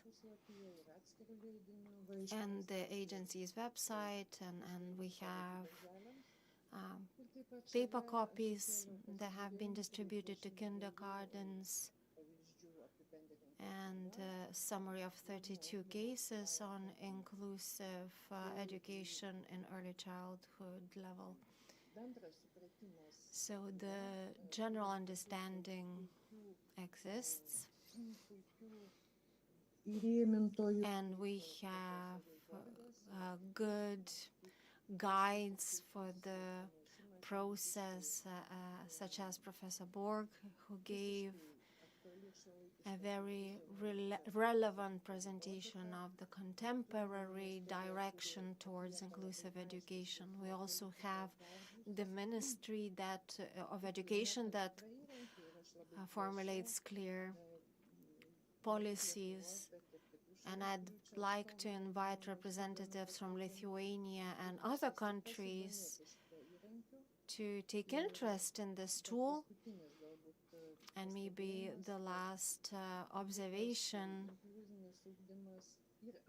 that inclusive education is more relevant working with small kids, and probably more realistic, because in this context education is integrated as such, and we always look at the abilities of a child, which is a bit different than at school. So we would like to share the experience, to transfer it as much as it's possible to schools. And please support us. Thank you very much for your attention, and the best of luck to other presenters.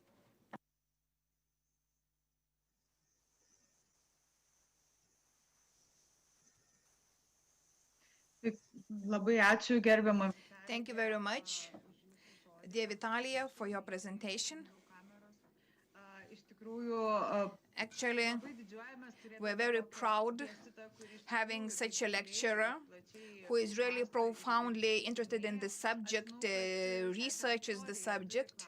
I know that Victoria has a question, so maybe Victoria, you could voice the question to Vitalia. I see Victoria has some technical issues, but now I think she is on. I'm sorry for some technical issues on my Zoom, because I have to watch several channels. So first of all, I would like to thank you, dear Professor Vitalia, for this coherent and very clear presentation. It was very pleasant to listen to it. The question is on a practical side, taking into account our conference. What we can do now when a child having 2 or 3 languages from a multilingual environment at home, there is a cohesion of different cultures, how to voice the child, how to ensure his right and possibility to be educated in the environment, educational environment proper for his needs.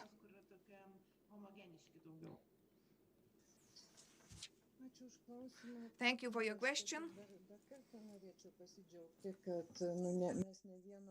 I would like to rejoice in the fact that we're not alone doing the work, because the ministry is supporting us as much as they can to make the change. And in November, there was an amendment of the law on education, on the basis of which minority languages and kindergartens would have no longer 4 but 5 hours of mandatory Lithuanian language teaching.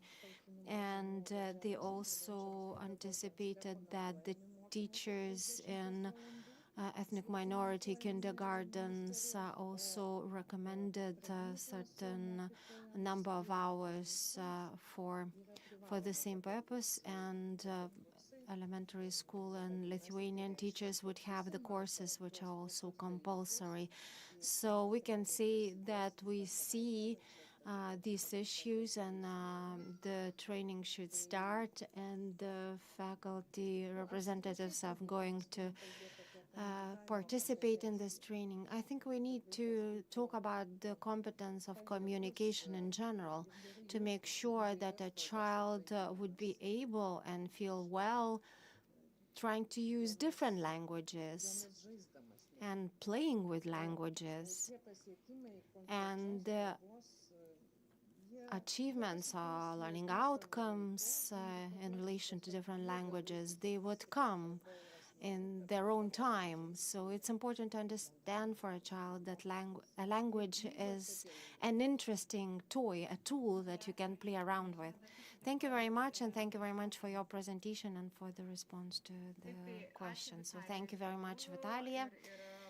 And I think that we'll still keep doing things and we'll achieve a lot. And I hope that our Vilnius University of Applied Sciences is going to achieve much and will be a hard act to follow in Lithuania and abroad. And now I'd like to invite to give a presentation one more partner from the Ukraine, Dr. Elena Danilevichute. It sounded strange when we learned that it's a Lithuanian name and surname, but someone is from Ukraine.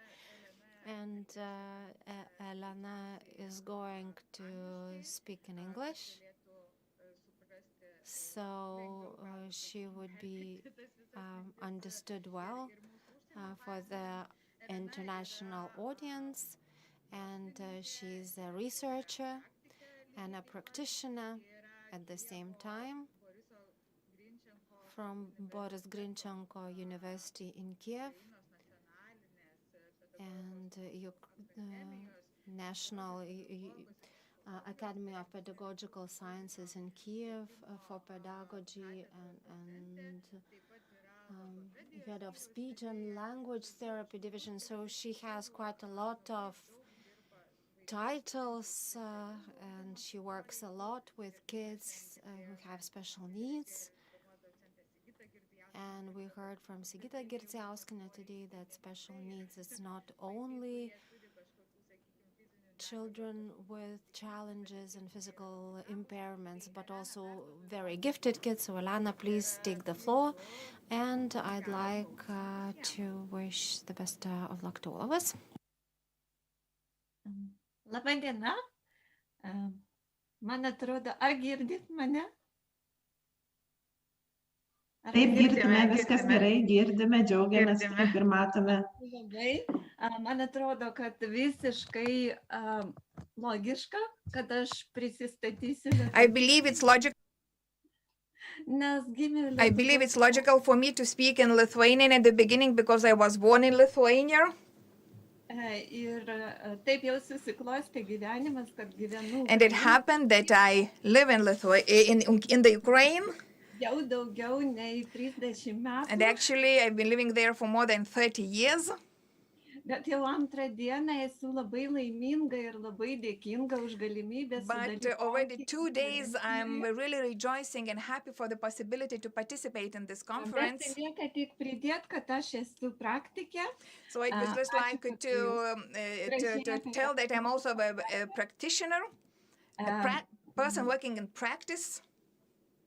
I work with children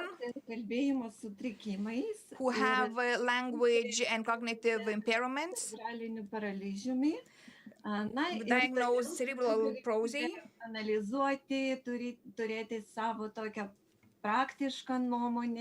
And they like to analyze, to have my opinion, to have a proper tactical opinion. Yes. You please keep speaking because we have a translation simultaneous. Just turn off the translation and keep your pace, normal talking pace. Yes. Can you see me? Taip, ir matome, ir girdime. Ačiū. The topic of my speech is tools for implementing inclusion in an educational institution, science and practice in Ukraine. Today you have had a possibility to listen to our best experience, our practice. And as for me, I would like to emphasize that we haven't got any possibility to boast that all over Ukraine we have got the same situation. We have got many challenges, we have got many difficulties, and today I would like to share not only what are these difficulties, but the ways how can we overcome them. And I would like to start my speech from the Sicilian proverb, be flexible. If only your flexibility is over, you die. The most flexible element becomes governing step by step in a system.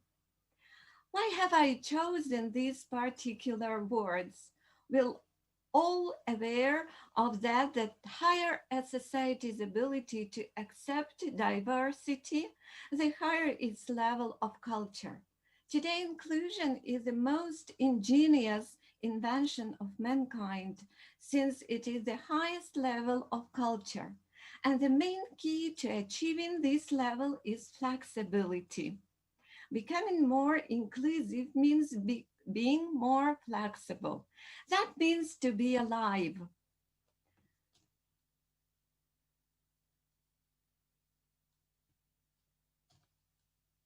Ukrainian society is not an exception. It has been in this process since the late 90s.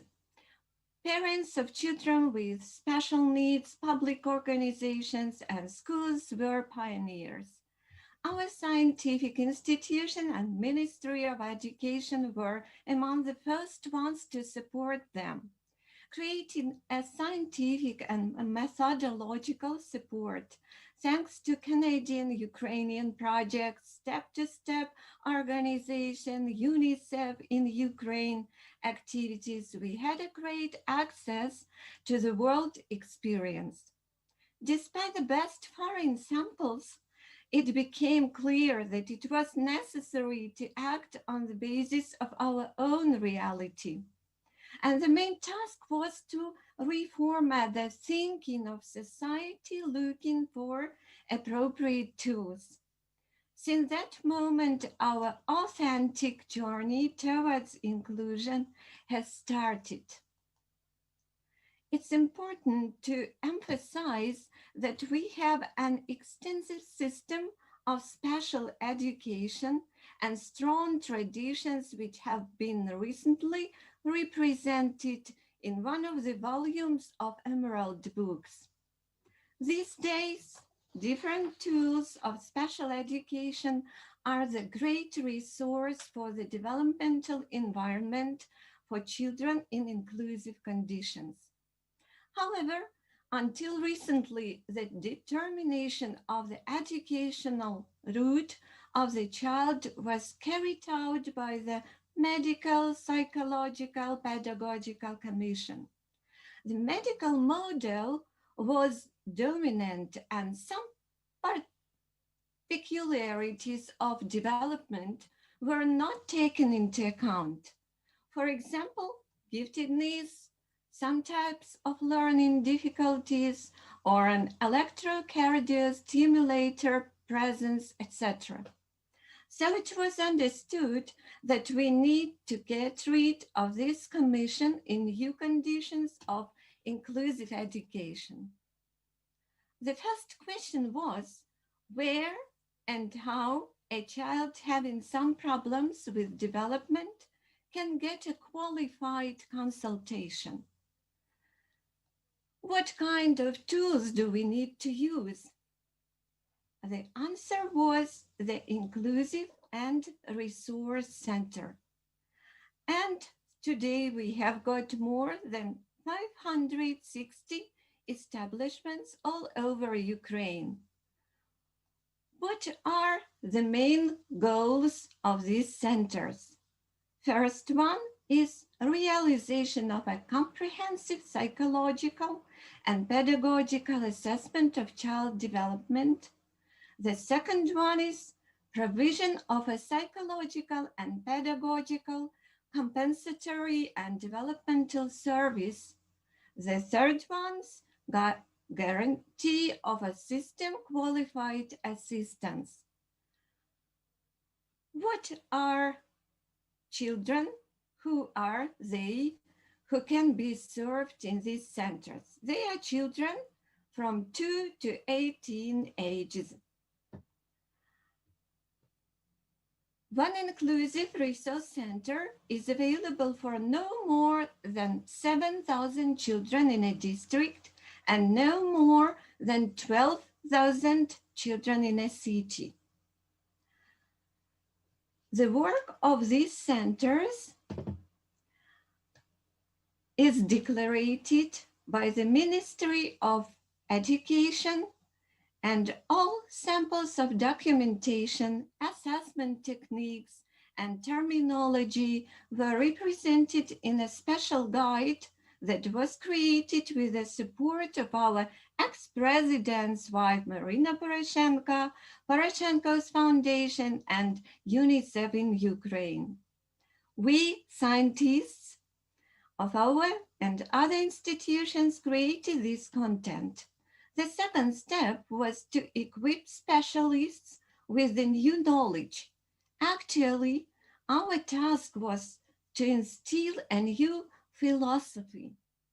And this task was the most difficult because we needed to overcome some stereotypes and psychological barriers. we needed to convince everybody that there is no straight correlation between psychophysical state of the body and educational difficulties. That's why we decided to create the strict scientific background. The foundation, the basis of this background was the biopsychosocial model that was offered by George Engel in 1997. It includes three main components. The first one is biological subcomponent. That means organs and systems of body. The second one is psychical subcomponent. That means that we keep into attention all psychical functions. And the third one is social subcomponent. This one reflects interaction.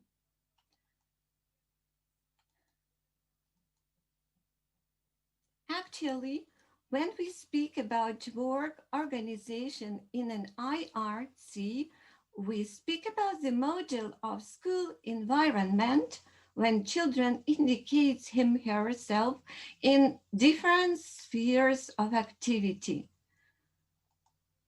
Physical, cognitive, speech language, emotional, and social area. We understand that every child can show his, her skills due according to every of these spheres. And we decided that we need to generalize everything we have in our imagination, in our mind, and the main task was to understand how we can help our specialists to provide their way from the medical model of understanding of different difficulties or disorders of the development to the social one. So we decided to categorize, to create the classification of different peculiarities. The point is that we understood that every child who comes to the IRC has some problem. And our specialists need to have a clear understanding. What are they? We understand that some kinds of peculiarities can be according to some type of disability. So if we name peculiarities of psychophysical development, we mean that they are psychical, somatic, of different origin and time of origin, duration and intensity. Here we can think about children who have hearing impairments, language impairments, who can have visual impairments, intellectual and muscular, skeletal, and so on.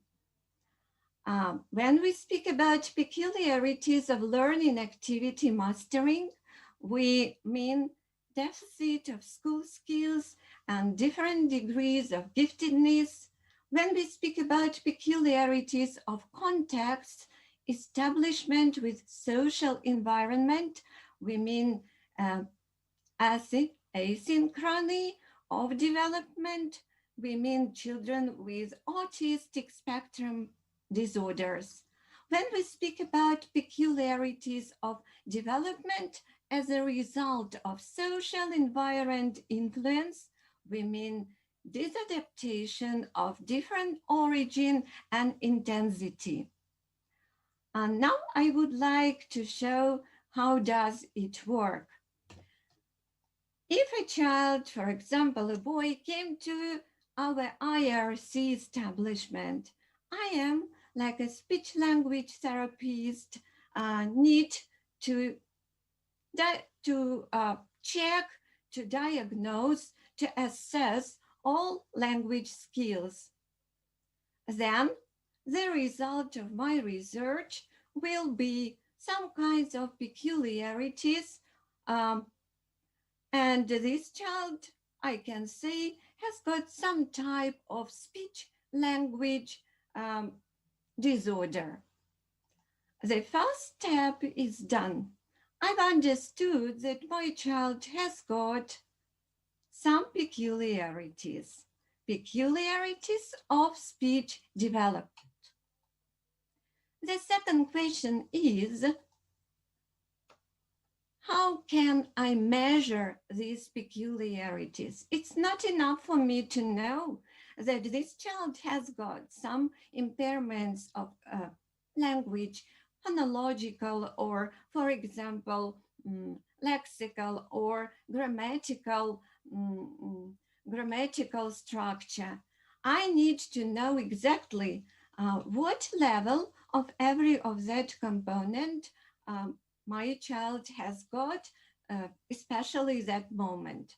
Then I check and I understand that my child has got rather high level of lexical component. His vocabulary is very good. Then I check grammatical. And then I understand that it's not so good. It must be according to the age of this child. Then I check and understand that phonological, that pronunciation is not okay.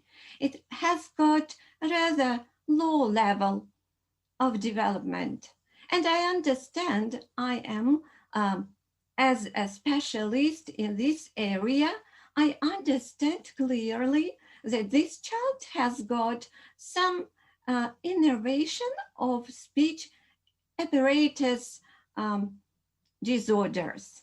And I understand that I need to give him my, especially like speech language pathologist specialist help. But I need to describe and to present to all the specialists, all team of specialists in IRC, my vision. I need to say what the level of this competence this child has got. That's why I need to say not only about weak sides.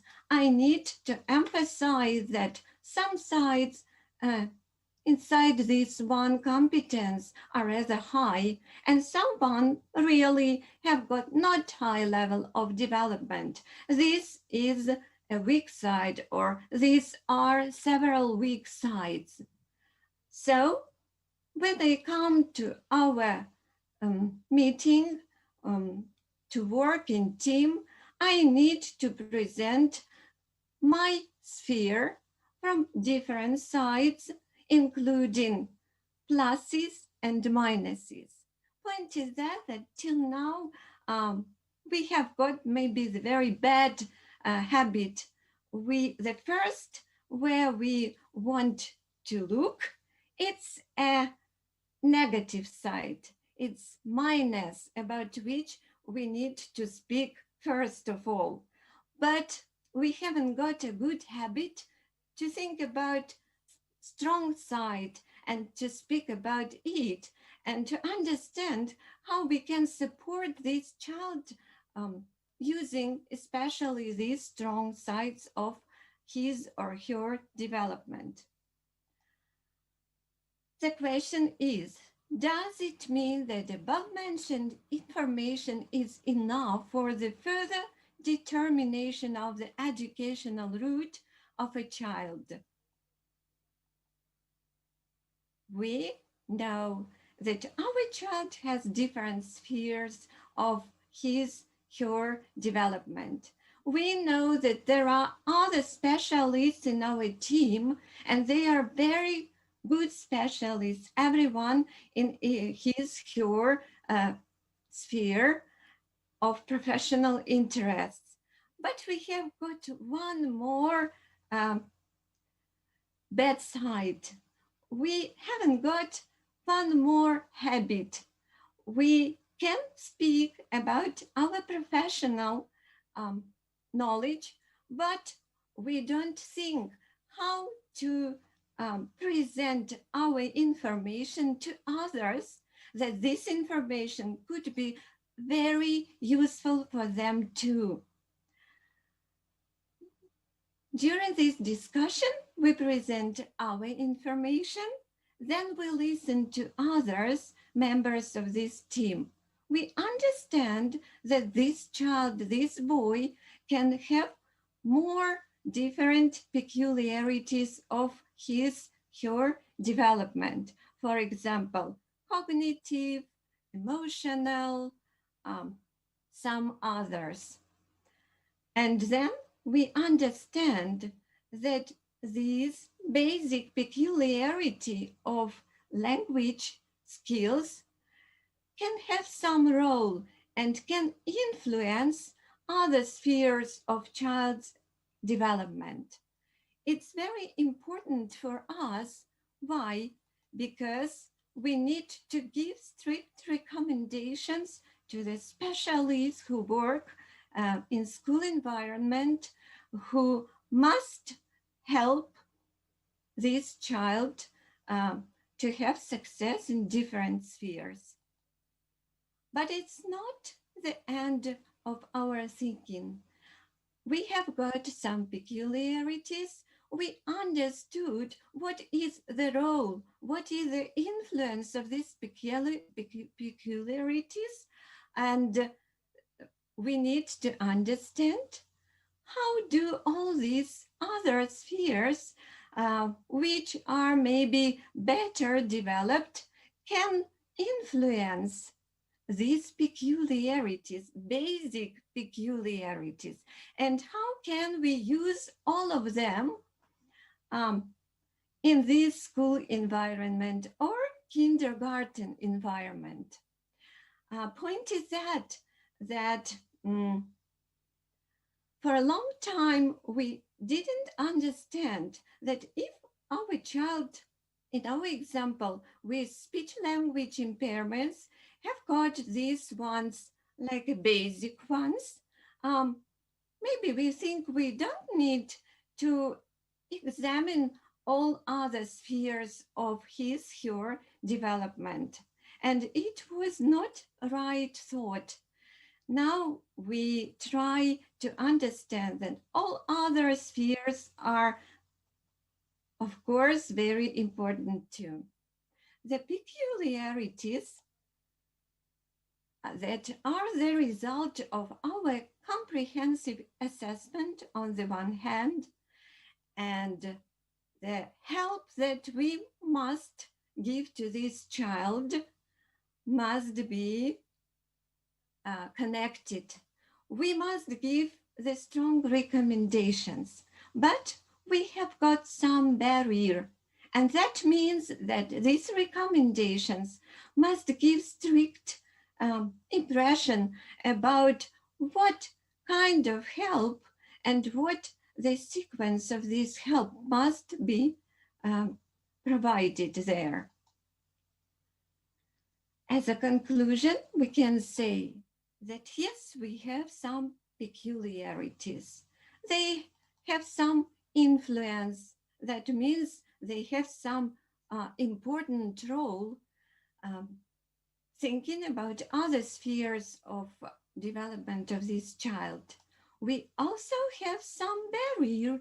In our case, this barrier, some peculiarities of speech language competence.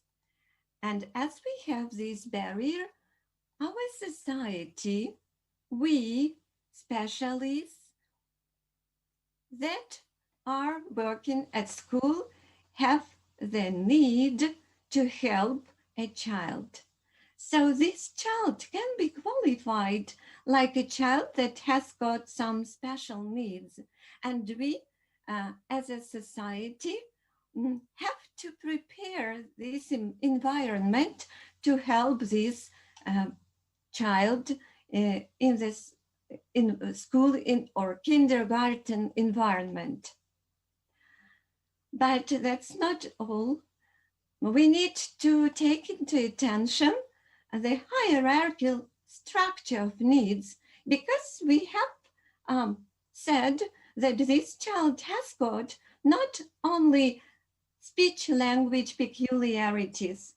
We know that this child has got some more, because this basic peculiarity influences others ones. So we can say our child has got sensory motor, only motor or sensory, according to some kind of speech language impairment. Then we can say that maybe this child has got some learning difficulties. They are connected with this basic one. And this child can have some difficulties with reading, writing, maybe some mathematical skills. And this child has also got some social adaptive difficulties, and they are also connected with this basic one.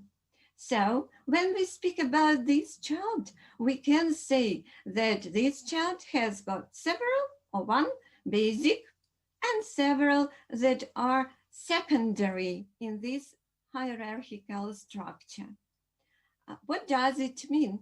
That means that we need to be prepared to help this child to overcome all the difficulties. And we have to be aware, we must know what will be the first task, what will be the second one, what will be the third one, what ones must be in parallel to become this intervention very effective.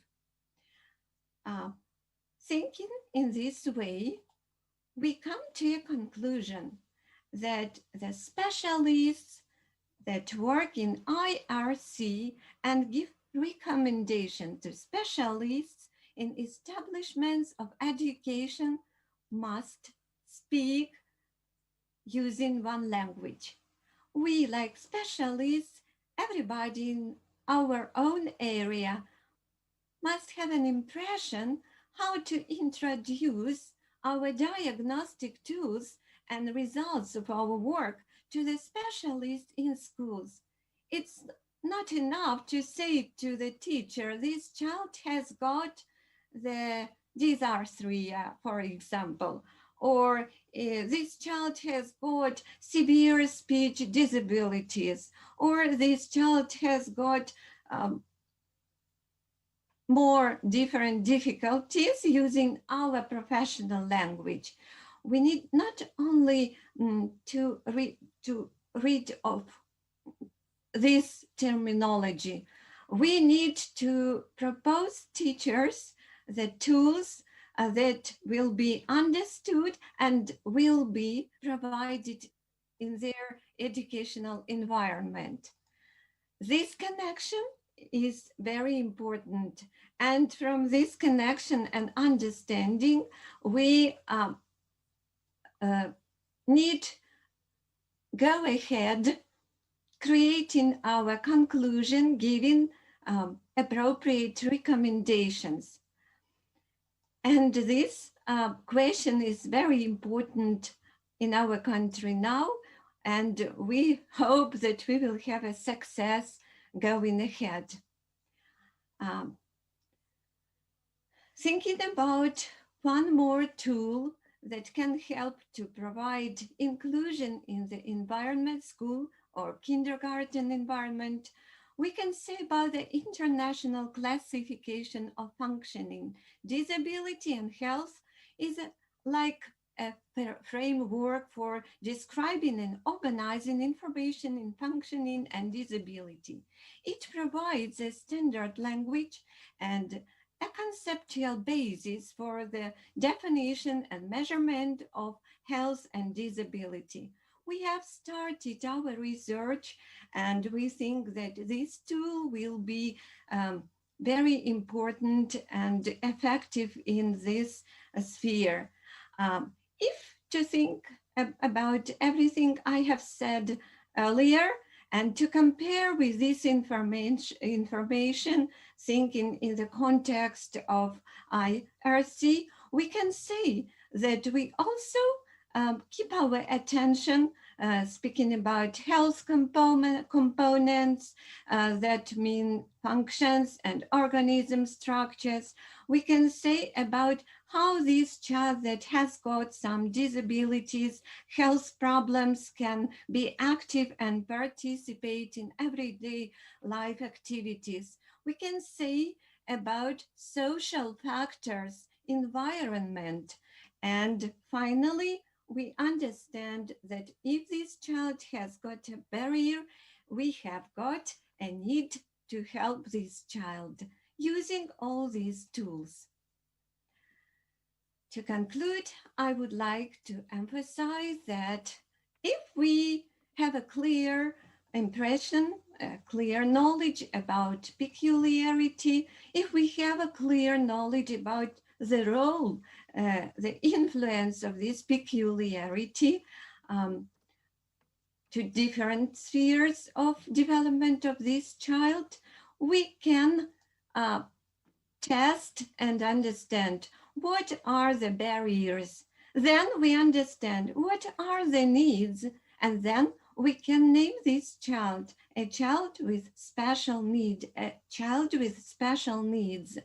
So we can have a clear understanding how to service, how to create the educational space, how to model it, and give appropriate recommendations. I'm so thankful for your attention, and you're welcome to the collaboration. We are open, and we would like to have some more connections going ahead in our journey. Thank you so much. Ačiū labai, Elena, už tikrai labai išsamų. Thank you, Elena, for your wide presentation and valuable presentation.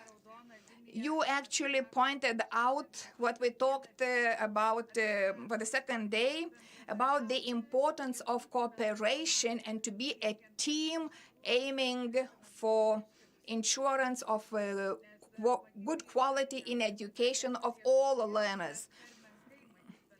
Most probably our cooperation could be even more intense. We hear each other, but the cooperation could be closer. So once again, thank you so much. And I really hope that our cooperation will move forward and we'll have more times to see you and to meet you. Thank you, Elena. Thank you, Elena, for your presentation. It was really interesting. And we'll be looking forward to our cooperation in the future. And now I would like to invite another lecturer from University of Applied Sciences, Lida Arshavskiene, who is really working not only with theoretical issues, but also with practical issues. And today we will talk about the possibility to identify writing disorders. So we look forward to your presentation. Today, I will talk on a very concrete aspect about writing disorders. Teachers in primary level, they were the first ones to notify and to see the writing disorders. That's why primary teachers have to have competences to have knowledge about writing disorders, to have skills to identify, to recognize those writing disorders from ordinary difficulties in writing. And the object of the study is to reveal the readiness of primary school teachers to recognize writing disorders. There'll be some objectives. I will highlight certain features and importance of reasons. Also will reveal the ability of primary school teachers to recognize the indications and causes of writing disorders, and also to reveal the attitude of primary school teachers to their own readiness to recognize writing disorders. But I would like to start with some theoretical aspects that writing itself is a quite complicated and complex activity, because in order to write, you have to memorize the graphic representation of the letters, to observe horizontal writing lines, and to position your ideas consistently, and to follow grammar rules and styles. And a lot of scientists say that writing at the initial stage is quite a complicated activity. It's very important to have a good verbal skills, because children have to understand the phonetics. They have to be able to combine phrases, because this is the way they can visualize the language afterwards. It's very important, the choice of the words, compilation of sentences. We can see that vocabulary plays also an important role, the vocabulary of a child. Also, thinking is very important, how we will compile the sentences. So writing in itself is quite a complex activity once again. So during the first years of education, a lot of children experience some difficulties.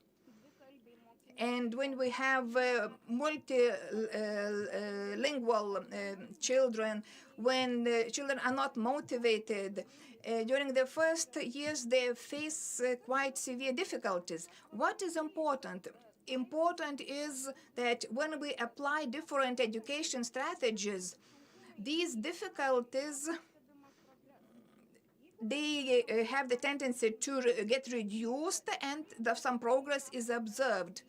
And the teachers actually see this progress quite fast, because certain difficulties are temporary. But if we talk not about difficulties, but about writing disorders, experienced teachers during the first years at school, they do notice and they suspect that this child might be facing writing disorders, because you can see the pairs progressing, but the child with writing disorders, he or she will have difficulties associating a letter with a sound. This child will confuse similar looking or sounding letters. Most probably that child will write slowly. It will be more difficult for him to spell the text, and they will be making many specific mistakes. So their mistakes, they will be specific. So what is this writing disorder as a disorder? When we talk about this kind of disorder, so Gedutienė, a scientist from Lithuania, she says that writing disorder is a partial loss of writing skills due to focal lesions in the brain and cerebral cortex and the development or its dysfunction. If the left hemisphere is more functioning, and then when you have writing disorder, then your right hemisphere is more active. So different scientists point out different dysfunctions of parental lobe and the cerebral cortex.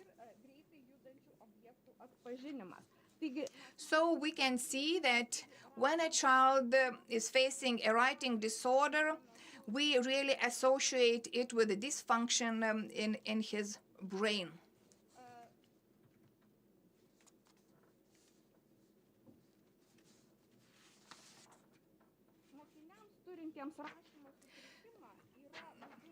Learners who experience writing disorders, they're actually well performing in other subjects than in writing or in reading. So writing disorders really intervene to experience all the intellectual abilities, because usually they have IQ quite high, but we see this balance in cognitive processes.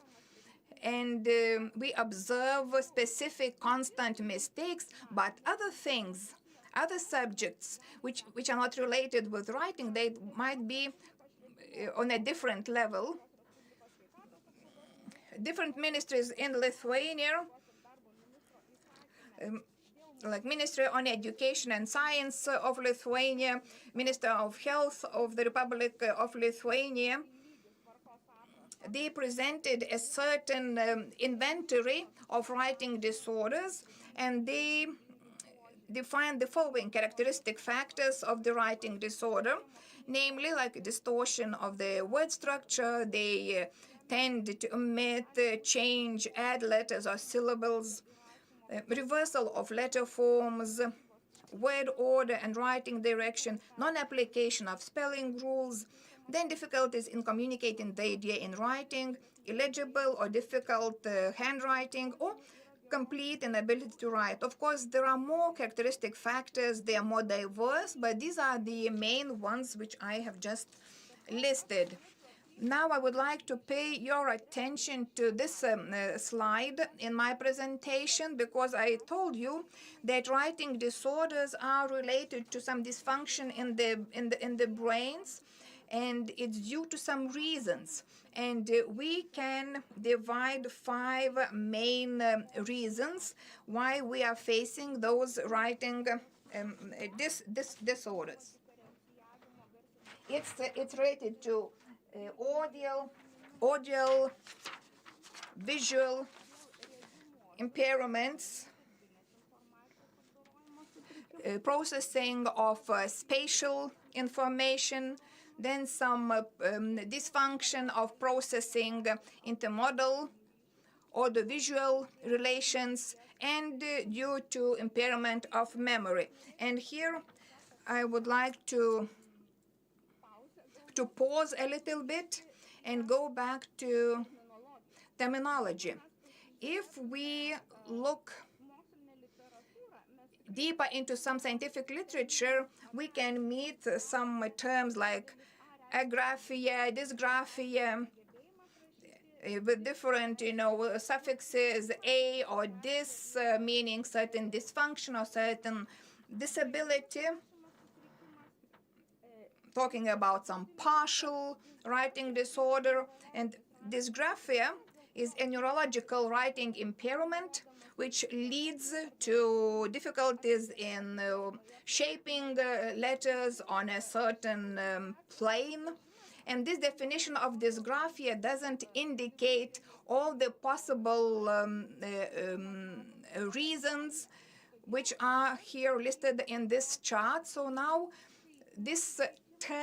we have actually the tendency to use reading or writing disorders due to. And this due to can be really reasoned and justified, because it's very important to know why we have this writing disorder, because if we know the reason, we will choose proper strategies and other educational components. I will provide several examples without any names, so I do not violate any personal data protection or ethics. Here we have the first example where you can see the text written. And here, if you look closer, you will see several words in Lithuanian. When the child really confuses de or te sounds, what it means, what it indicates. If a child in his work observes those specific writing mistakes, a teacher should think that most probably the writing disorder is due to some phonetic dysfunction. In this case, a teacher would choose certain working strategies like educating the phonetic hearing. Start with distinguishing certain sounds in the environment. Then try the strategy to hear a certain sound in a word. Then to distinguish different sounds with similar sounding. So when we talk about writing disorder, actually we have to talk about the compensation mechanisms, how to bypass this writing disorder.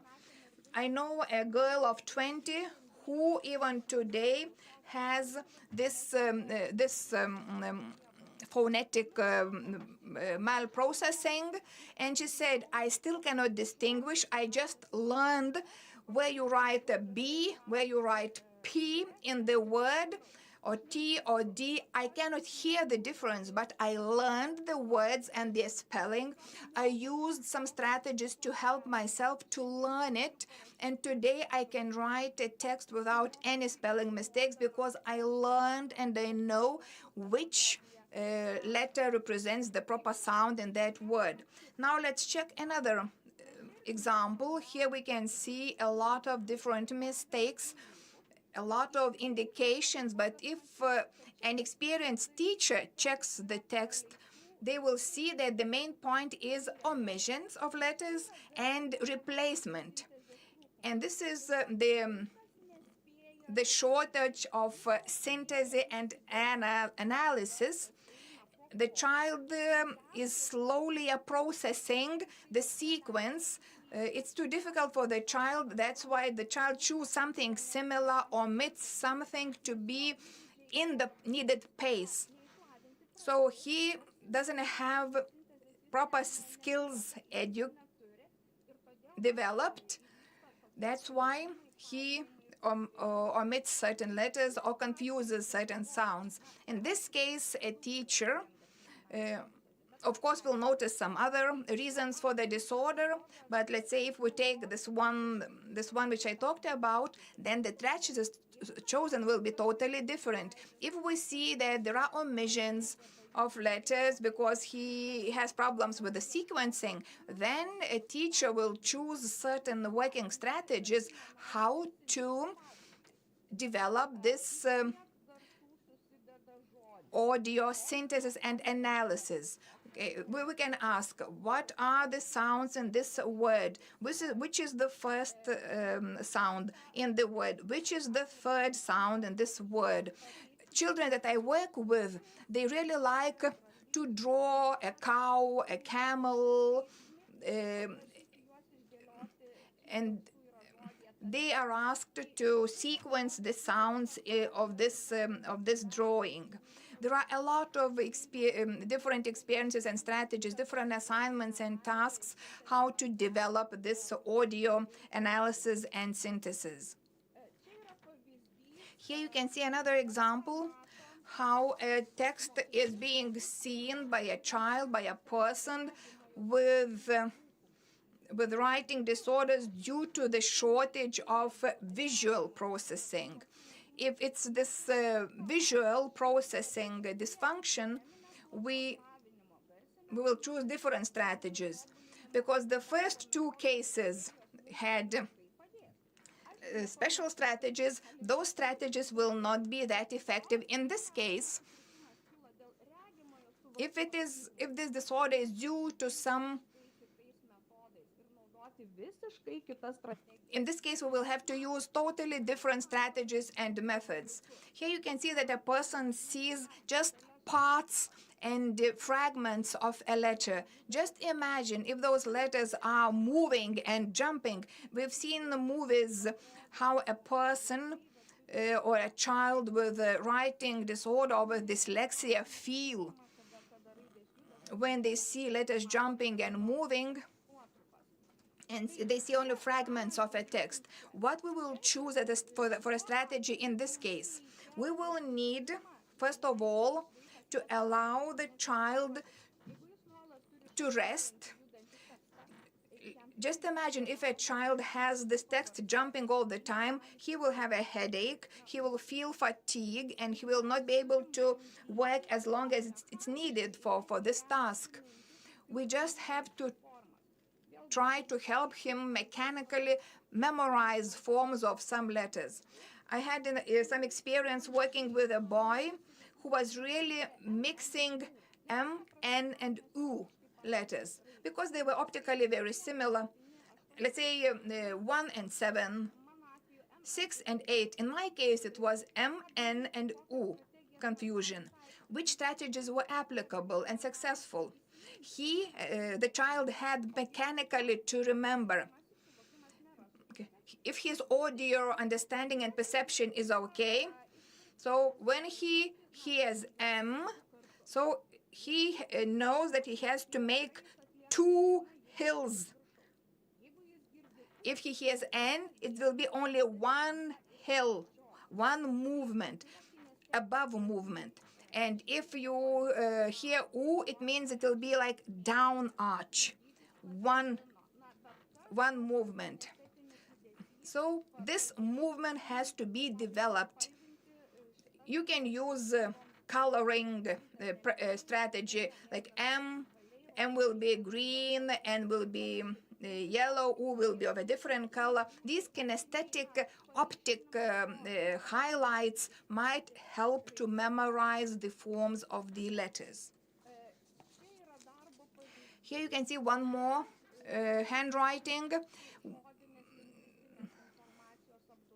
Here we can see another reason when the processing of linguistic sequence. Here you can see that handwriting is really bad. A lot of mistakes, grammar mistakes. If writing disorders are due to linguistic information processing, so it means that the whole language system is too complex for that child or that parent. So he faces a very complex issue. We have to work with vocabulary, with grammar, with lexics, and so on. I move on to the research. As I see the time is running, that from the first part of my presentation you understood that it's very important to know the reason which led to the writing disorder, because this knowledge will allow to choose proper strategy and methods, because writing disorder is not a homogeneous thing. It depends upon this balance of certain processes. That's why a teacher has to be competent in choosing working strategies. So the strategy involved 10 primary school teachers in comprehensive schools in Vilnius and in Vilnius district. There were 3 parts: the demographic part, the main part, and the practical part, where teachers had to define, identify the nature of the mistakes.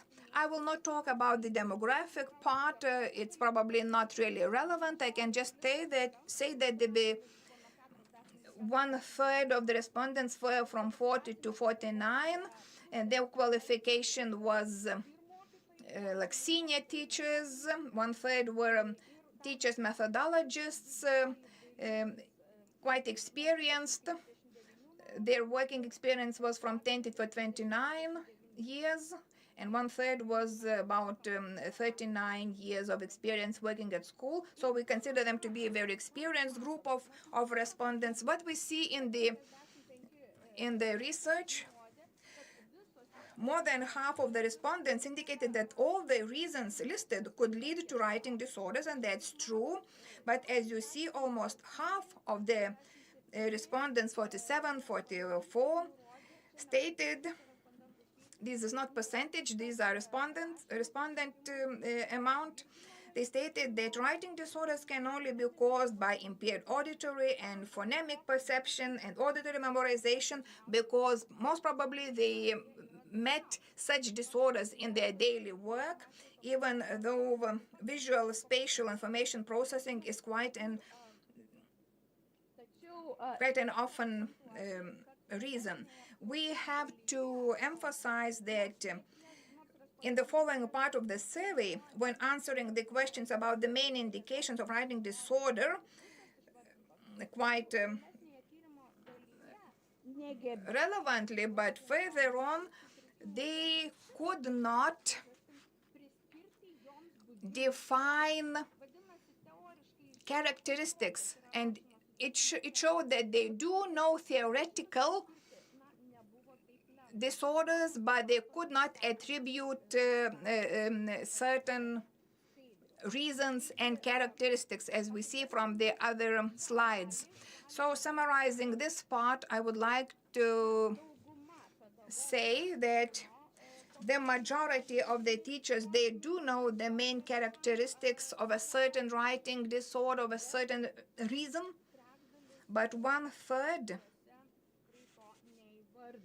could not define it properly, according to this survey. Due to the shortage of time, I will not analyze everything in detail. I just told you that reasons are known, but not all the teachers were competent to define certain characteristics or features. Now, regarding the self-evaluation, there was a chart where teachers had to evaluate their competence and their readiness to recognize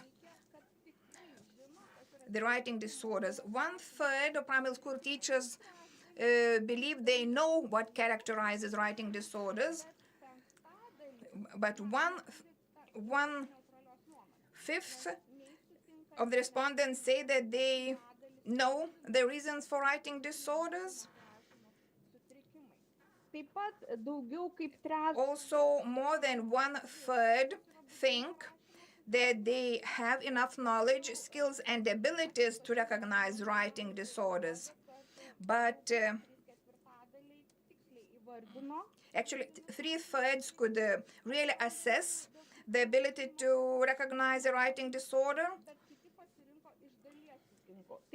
Some teachers chose "I partially agree," so it indicates to us that some teachers are not sure whether their ability and their skills are really proper and sufficient. 1/3 of the respondents indicated that they know the reasons for writing disorders, and the survey revealed that more of them were competent, but they were very critical evaluating their knowledge.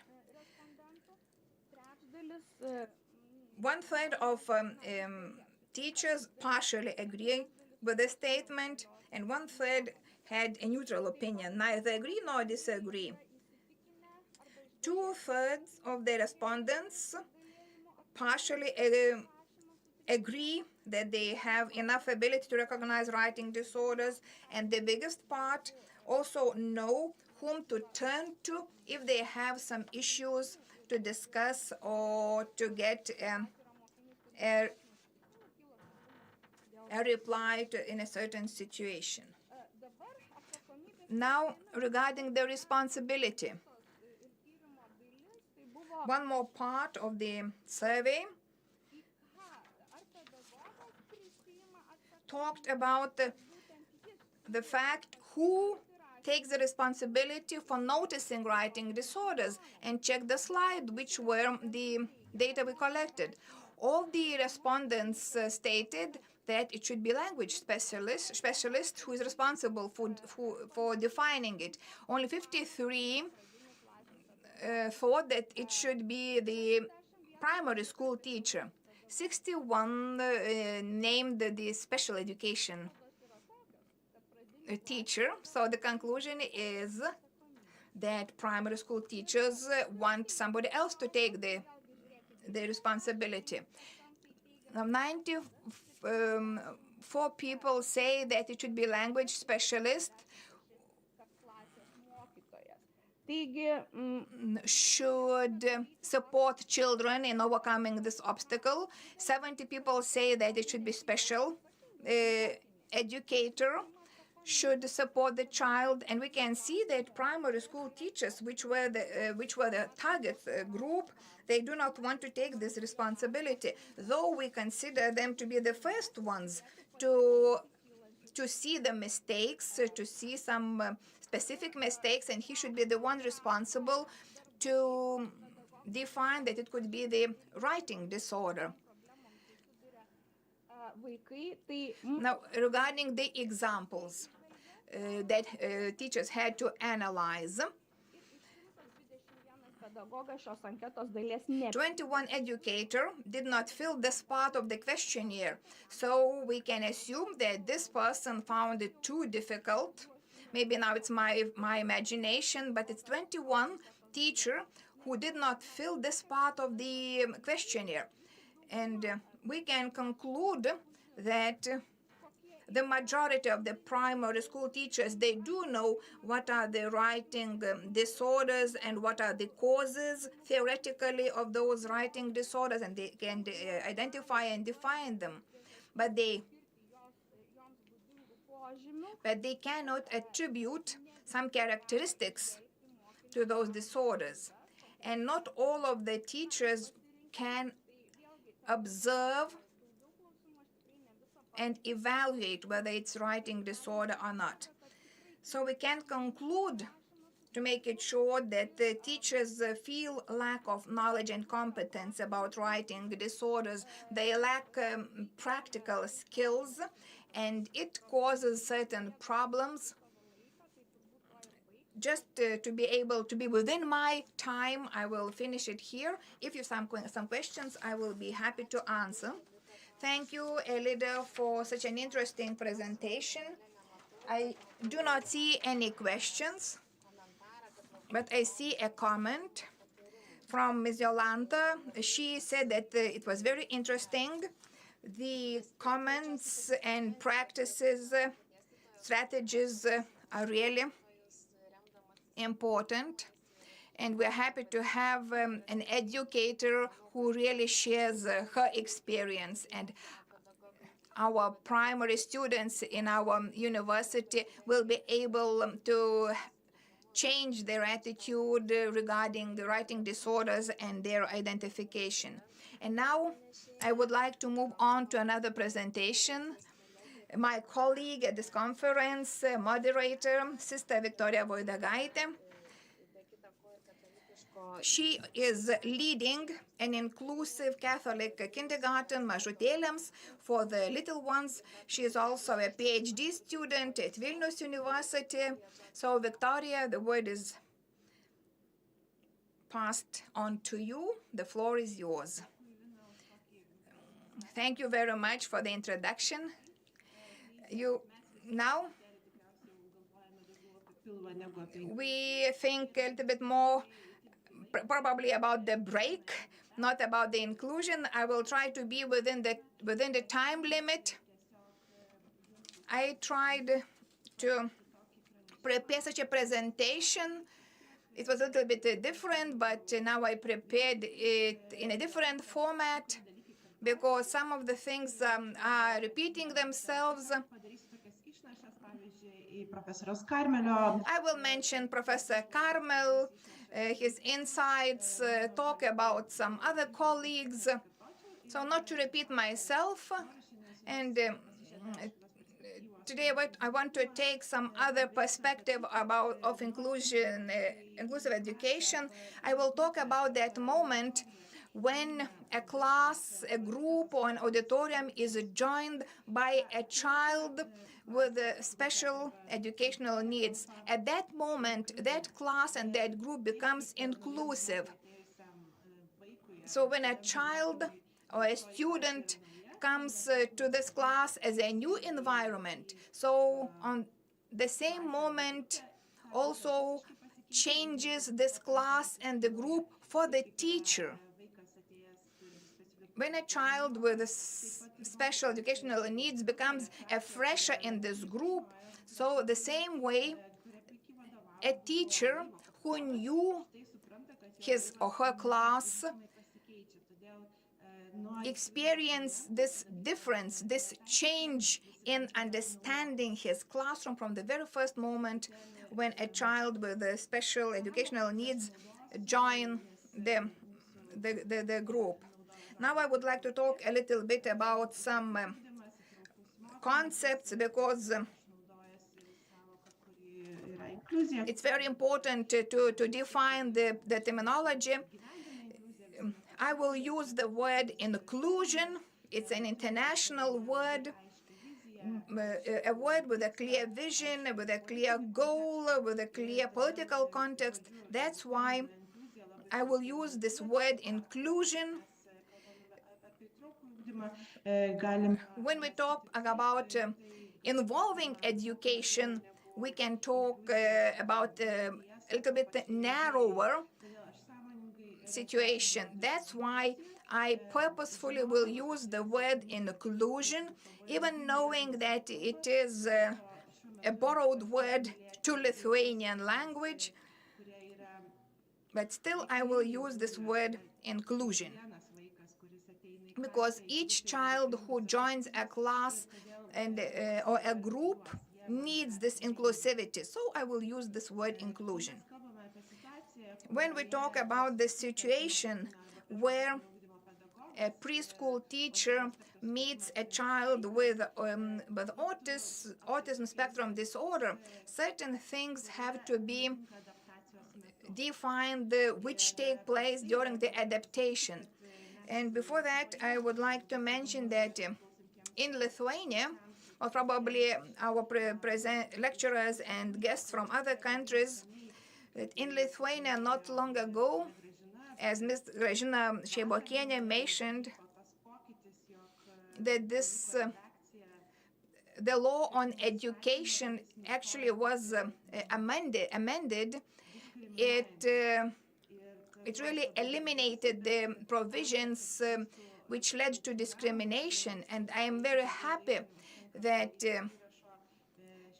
amendment of the law on education is not enough. We have to change step by step, taking efforts, changing the culture in the organization, that the philosophy of comprehensive and full inclusion would be addressed in the society and in the educational institutions. We do understand that teachers from such institutions, they are able to protect children from social and cognitive risks, because the culture and philosophy in an institution, it's very important. And this culture comprises not just documents, not just laws, or not just the vision or mission of the organization. Our daily actions are important. They shape our culture. And if we talk about inclusive culture, we talk about acting. Inclusion, which is a journey. In such a culture, we create a relation between a child and a teacher, and this relation is based on trust, on hearing each other. And this relation, if we compare a typical child or an autistic child, this process of establishment, the trust and the relation is very different. And of course, this relation is a little bit more distant than we're used to working with typical children. And this establishment and the trust relation will have a different form, but it still be a relation. Now, talking about the adaptation, we know that 83% of autistic children during the adaptation time, they feel and experience the tantrums and meltdowns, and they demonstrate aggression towards themselves, towards other children. And this is a very deep experience. And actually, this can be experienced during the first encounter, during the first interaction, the teacher and the child. And if you have a teacher without any experience working with the children, autistic children, and they have to see the child's aggression and his meltdown, it's really a scaring experience. It could involve some mistrust, and it really damages this first encounter, especially if we don't know the reasons why those meltdowns happen. Experienced teachers, step by step, as we heard yesterday in the presentation, sometimes even the voice level or the tension in the voice might indicate a coming meltdown or some aggression, because maybe he will choose this special way of demonstrating some difficulties or some feelings he experienced. So a fresher, a teacher without experience, they face those situations which really might be scary at the very beginning. As many as 59% of children, they do have some language impairment. I will not talk a lot about that, but just mention a few things that when a child comes to an educational institution, we have children who understand when we talk to them, but they cannot express themselves. Some of the children, they don't understand what you say to them, but they cannot express themselves. Of course, teachers need the patience to understand the development of some hygiene skills, and have in mind that these things happen during the first encounter, during the first days. When children or people with autistic spectrum disorder, they're really sensitive towards sensory stimuli. And let's say during the first encounter, the teacher will approach the child with high enthusiasm, and the child will close himself, will get reserved, and maybe it's not unwillingness of the child or unpreparedness of the teacher, but simply the environment, the noise or the light was influential. And if you have a child with some communication difficulties, then this scary experience becomes even more influential. It confuses the child and the teacher. It's also important to notice that spontaneous change in the routines is also very important. The child might start ignoring the instructions. And again, we can refer to the presentations of today and yesterday about the importance of preparation, teachers for working with the autistic children. And sometimes that when children do not obey or do not follow the instructions, might be due to the lack of understanding the verbal message. Yesterday, some lecturers talked about the reinforcement system, about developing the hygiene skills, about the applied behavior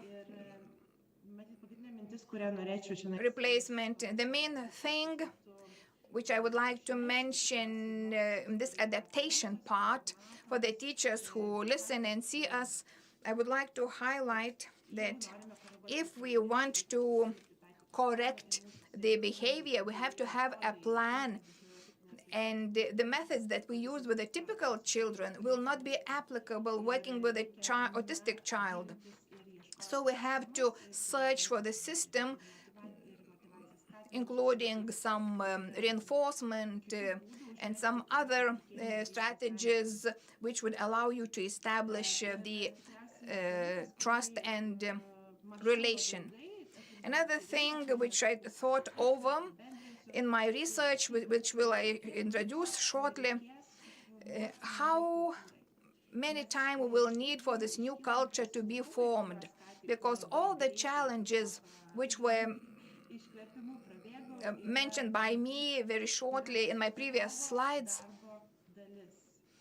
overcoming those difficulties is part of an educator's work. How long it will take for us to perceive this? And this change and this shift in understanding needs not only time, it needs attention, it needs financial resources. How long we will need that certain behavior demonstrated by a child is a way for a child to demonstrate his reality, to show what's important to him. There are a lot of ways to say what you need, to say what you experience.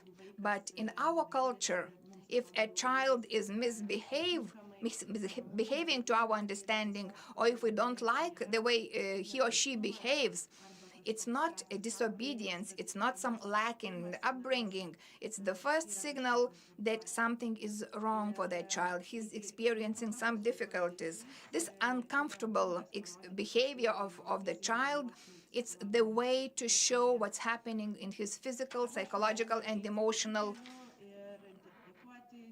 components. We can also take the road for developing inclusion. It is inclusive education. It's part of our educational system, legislation, and framework. Inclusive education is a process of systematic reform, embodying changes and modifications in content, teaching methods, approaches, structures, and strategies in education to overcome barriers with a vision serving to provide all students of the relevant age with an equitable and participatory learning experience. All the components mentioned are very important.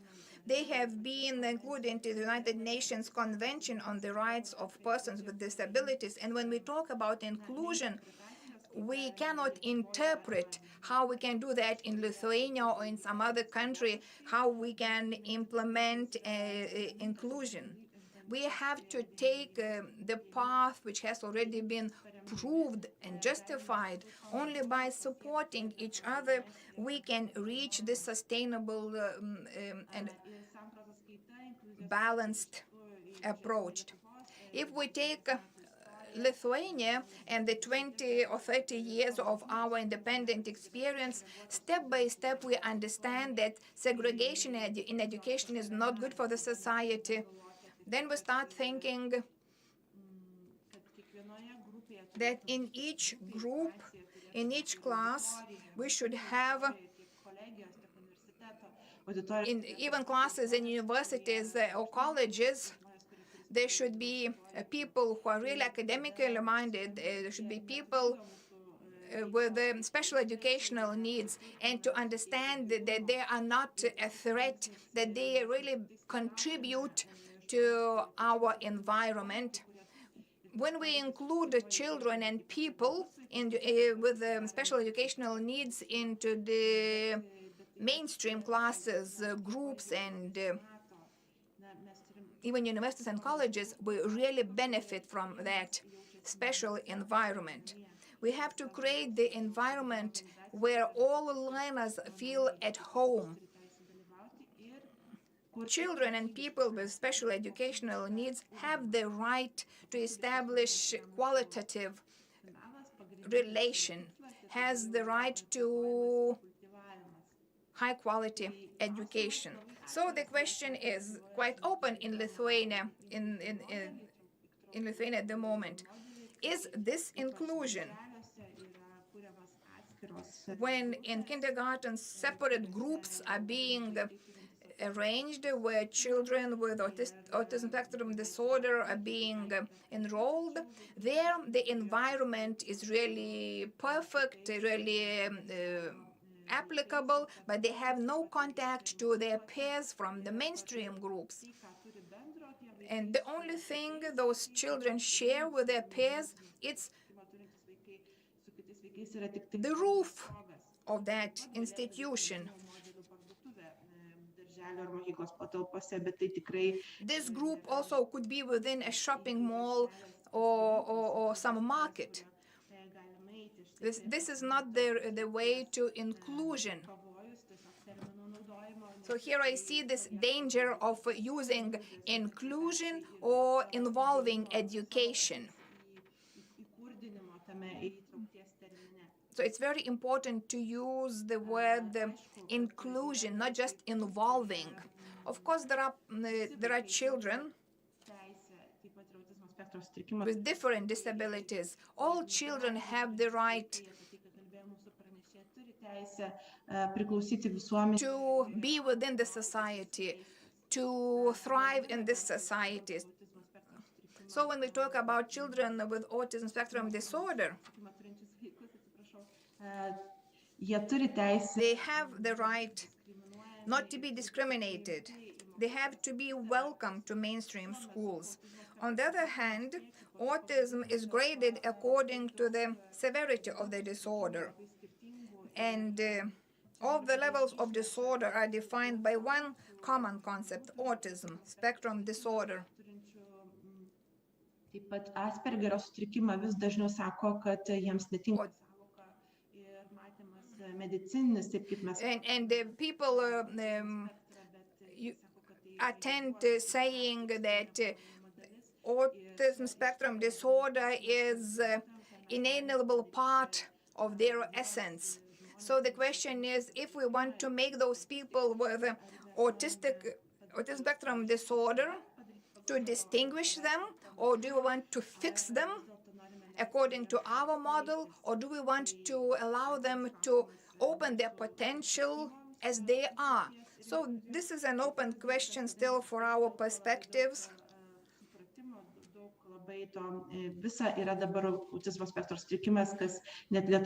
Right now, we use only the term autism spectrum disorder. And this disorder has some concomitant physical, mental disorders, and not always it's possible to create such an inclusive environment where we could accept all learners for the whole day. But if we need some assistance, some special assistance, then it should be possible to create certain areas, certain environments where all children could come together and spend some time with their peers. So if not full inclusion, then partial inclusion, as Ms. Grażyna talked about child's assistance in her presentation. And now I come to the summarizing. ABA therapists, they say that the assistant for an autistic child would be called teacher's assistant. So that child would be more on the education side, not just assisting with some basic needs. Though yesterday Ms. Grażyna talked about child's assistant, child's aid.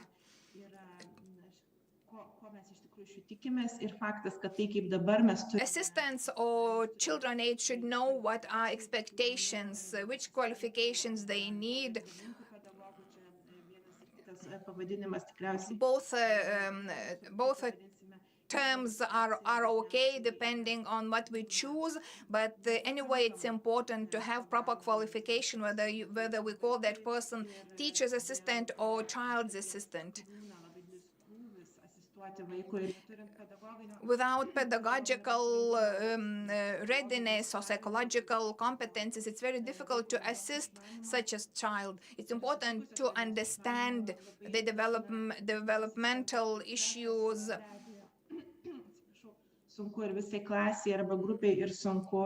Each group and each class faces certain challenges when they have a peer with special educational needs. Now I will move to my research, and I will share that this research included teachers who had the experience working with autistic children.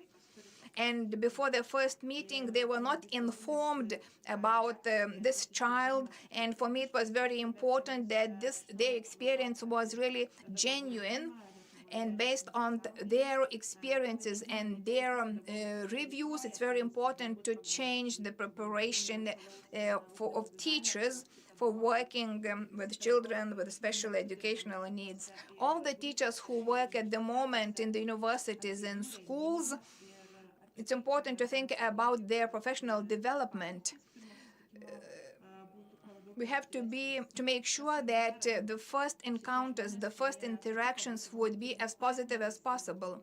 The people who agreed to join this research, they were really partners in this research. They revealed their experiences. That's why I call them research partners.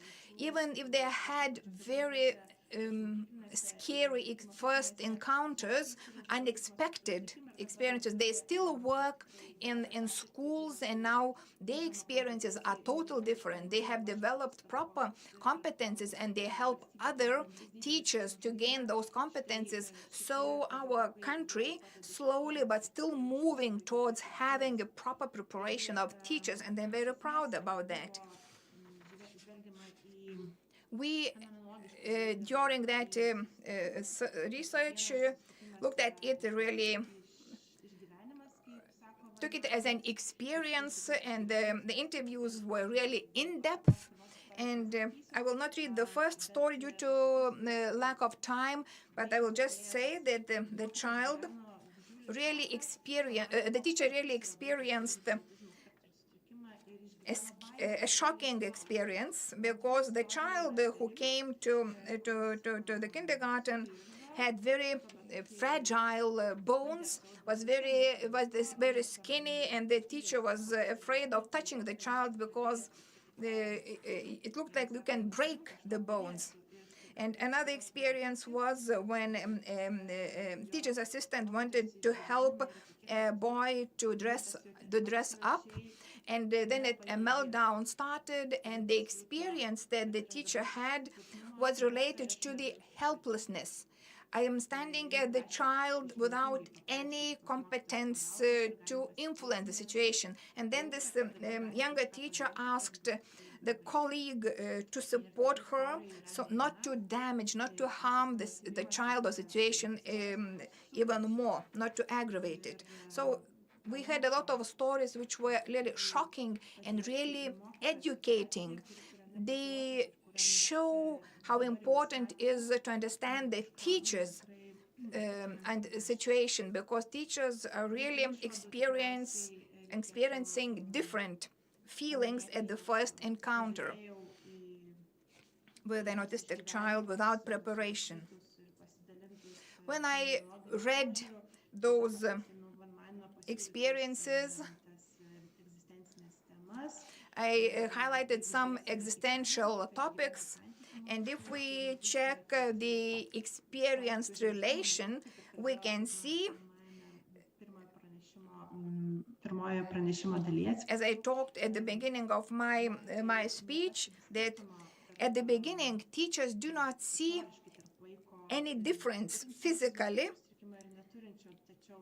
between a typical child and an autistic child. So they start using strategies for establishing the contact, the same as they use for the typical child, and then they're really disappointed.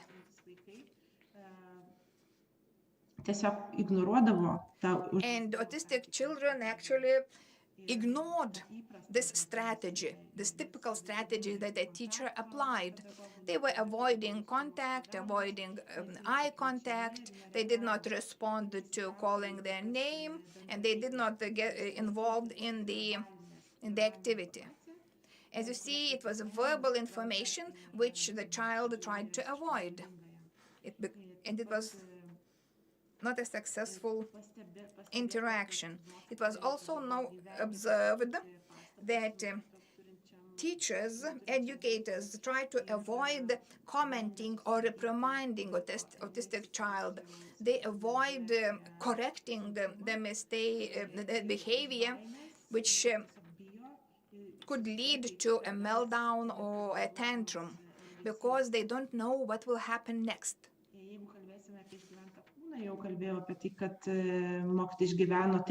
What were the reactions of teachers' body? They experience fear. They want everyone to be happy and safe. they want to be safe themselves, and they want the children to be safe by not touching the child. As I told you from the example, when the child had really fragile bones, we have to get ready ourselves, and we have to prepare teachers to be ready for those interactions, for those first encounters with the children with autism spectrum disorder. We have to be hopeful that our inclusive education will become really inclusive. That's the end of my presentation. Thank you to listening to my insights. Thank you, Victoria, for your presentation. Now we are approaching our break time, but maybe you can reply to one of the questions. What is your opinion about behavior correction? There are opinions that there should be no corrections. I believe it's related to ABA methodology. Could you shortly reply? I believe that we cannot have a strict and rigid response whether ABA behavior correction method is okay or not, because each child is different, and certain children really need behavior replacement application. And experience in our kindergarten shows that ABA methodology really worked, and it helped us to communicate with our children. Children understood us, and we understood the children.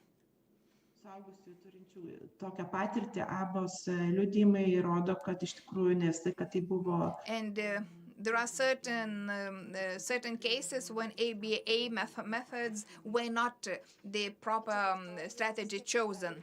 Thank you, Victoria. We will stay with us, and you will help me to check all the channels and platforms regarding the questions and comments. So I remind you that please use chats, comments, and other means available for your questions and comments. And right now I ask and invite everyone to take some time for your relaxation, and we'll meet 10 to 2 Lithuanian time. Enjoy your break.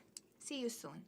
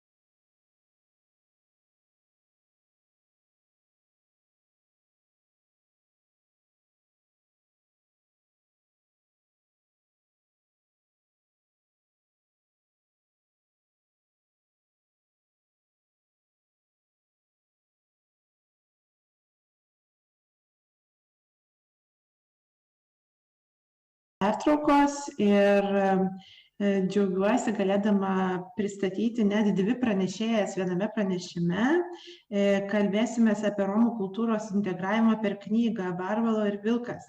Tai pirmiausiai pristatau Jums Aušrą Simoniukštytę, kurios pranešimas bus pirmasis ir tada jinai Miss Aušra Simoniukštytė will start after the break with her presentation. Thank you very much for the introduction. I am from this particular university, and this book is Barvel and Wolf is our joint idea with our faculty and Professor Barfield, and we are going to talk about one of the groups that encounter exclusion the most. And it would be probably rather strange if in this conference for inclusive education we would not give some time for this topic.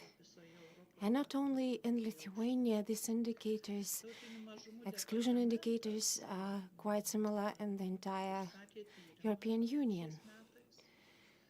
This year we commissioned, there was a commissioned review, and it showed that Roma children still encounter quite a wide variety of educational issues, and even though overall indicators have been increasing, these changes are not fast enough. And in the age group 20 to 29, as many as 45% of Roma children have received elementary education. And this is quite scandalous because almost half of young Roma people have only elementary education. And when we start calculating numbers of Roma people who graduate or who graduate from secondary education or tertiary education, these numbers drop significantly. And their dropout of the system is due to mostly exclusion of Roma people, which is not only particular to this group. All groups that are marginalized, unfortunately, drop out of the system much too early. So we can see the same about migrants, and I know from Belgian colleagues, even migrants of the third and fourth generation have indicators that do not correspond with the indicators of the general population. And we could probably also mention children that that encounter poverty. Dr. Barfield had a chance to work with indigenous people of America, and when she visited us with Fulbright program, we heard about that. And Montana, similar to New Mexico state, have the most numerous numbers of indigenous people, and they still have a rather high percentage of early dropout of the educational system. Unfortunately, I do not have any data how that correlates with financial status of Lithuanian families, but there are some pieces of research that indicate such correlation. Inclusive education, firstly, should target the most vulnerable populations and children, and even though these issues are especially sensitive, it's quite easy not to notice these inequalities. And it's important for school to question this situation, whether we are enforcing the status quo or doing something to change it. And I have one quote which maybe is a bit outdated, but it is still relevant. Yesterday, we heard from a representative of the Ministry of Sports and Education, Mrs. Šeibokienė, talked about amendments of the law on education, which are rather fresh and that have to ensure appropriate conditions for every child with special needs and various disabilities. And in her presentation, I seemed to lack these other marginalized communities, ethnicities, Roma. And also, maybe that was due to the lack of time, and maybe she didn't have a chance to note whether there are any plans to consider the representation of this group in curriculum. When we look at the concept of inclusive education, we see that it has three parts, not only special education, but also the entire discourse on interculturalism or multiculturalism, and of course human rights. Canada, back in 1971, for the first time, established the concept of multiculturalism in the concept of education, and it was mostly targeted at Canadian Indians, indigenous people. And one of the measures was to include and integrate various cultural elements of Canadian Indians into the system of education. So there would be this possibility for children coming from indigenous people to be able to identify, because previously all the textbooks were only adapted to white colonialists. And the history in textbooks started with the colonialist history. So that were the first attempts to make these bridges. So as I understand, and I would want to see that in a inclusive school, despite the ethnicity and considering traditional ethnic groups, children would be able to recognize their culture in used textbooks. And all textbooks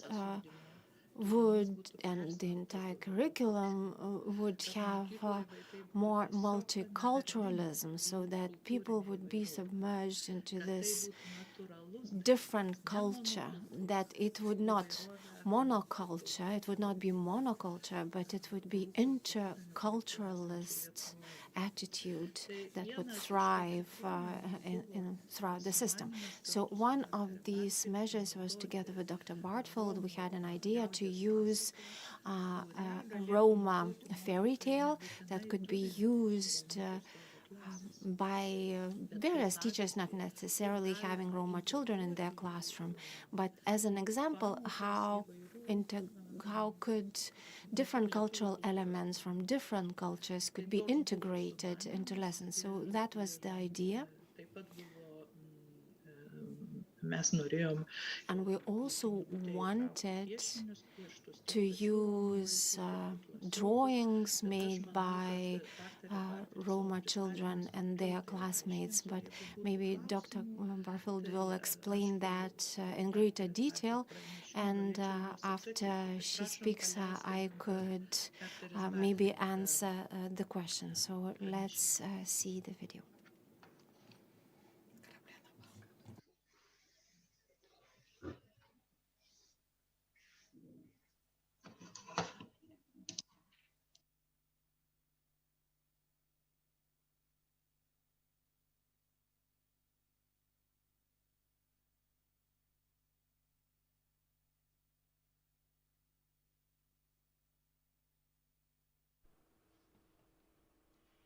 Greetings, Lithuania from Montana, USA. My name is Dr. Susan Barfield, and because of COVID, I am going to be doing a presentation today for you on integrating Roma culture through our new ebook, Barvolo and the Wolf. And we're going to talk a little bit about how that book was conceived and how you can use that book in your classes or in your educational settings. A little bit about me. I have lived and worked in 6 or 7 different countries and have visited over 45. So I have seen a lot of the world, and during that time I was able to work with many different cultures in many different educational environments. And most important is that I had a Fulbright specialist position in 2018 in Lithuania. And that's how all of this began. So I'm going to talk today a little bit about book conception, of how this kind of even got started, and a little bit about how to integrate the book into your classroom. And then my colleague, Osra, will be answering some questions and comments specifically about Barvolo and the Wolf. So I'm from a spot here in rural the United States, near Canada, in Montana. And I think this is important because Montana is a lot like rural Lithuania, and we have smaller schools, we have long distances between schools, and we have different cultures that are not we have minority cultures that are not the majority cultures. And that's how I started working when I was coming to Montana.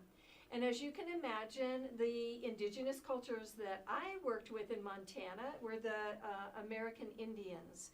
And I spent my first couple of years at Montana State University Billings, learning a little bit about that culture, learning about some of the educational issues that they have, and trying to increase the number of Native American teachers so that they would have more role models and see their culture represented in the classroom as well as other places. I also had a Fulbright in Slovakia and visited Roma culture in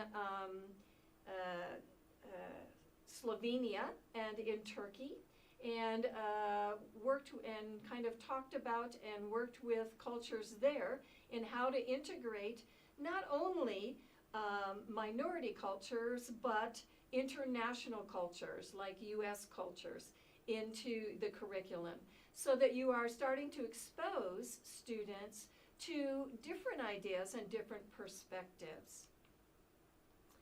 So why is integrating culture important? There are a lot of things that go into how to do that, how to integrate culture, international culture, local culture, minority culture into your teaching or into your curricula. And it started with the Native Americans, as I said, when I was working in Montana. But I also worked with the Mapuche, Aymara, and Rapa Nui in Chile. Before I came to Lithuania, I worked with the Roma culture in Slovakia. And what I discovered as I traveled around is that there are some similar educational issues that are important in education with minority cultures. And some of these were that I would see throughout the world is that many of the minority cultures didn't feel comfortable with the majority school.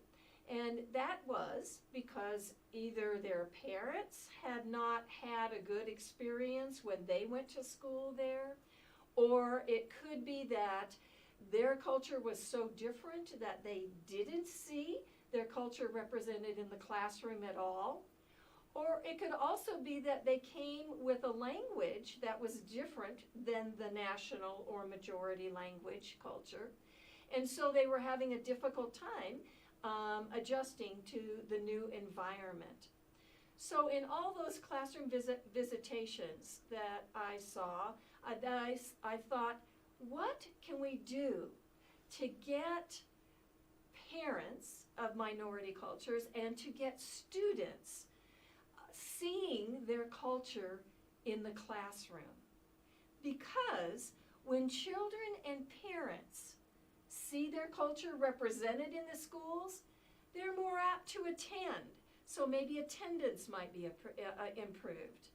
When they can contribute to the class with a culture, with their culture, there is a much more positive classroom climate. And the more that they can see their culture in a positive light in the classroom, then they feel more a part of that school community. So we talked about what would be important for us as educators and how could we possibly get some of that culture into the classroom. So when we were looking about how to do that, there were several issues that I thought were very important. One is whatever we design or whatever we come up with has to be accessible to teachers.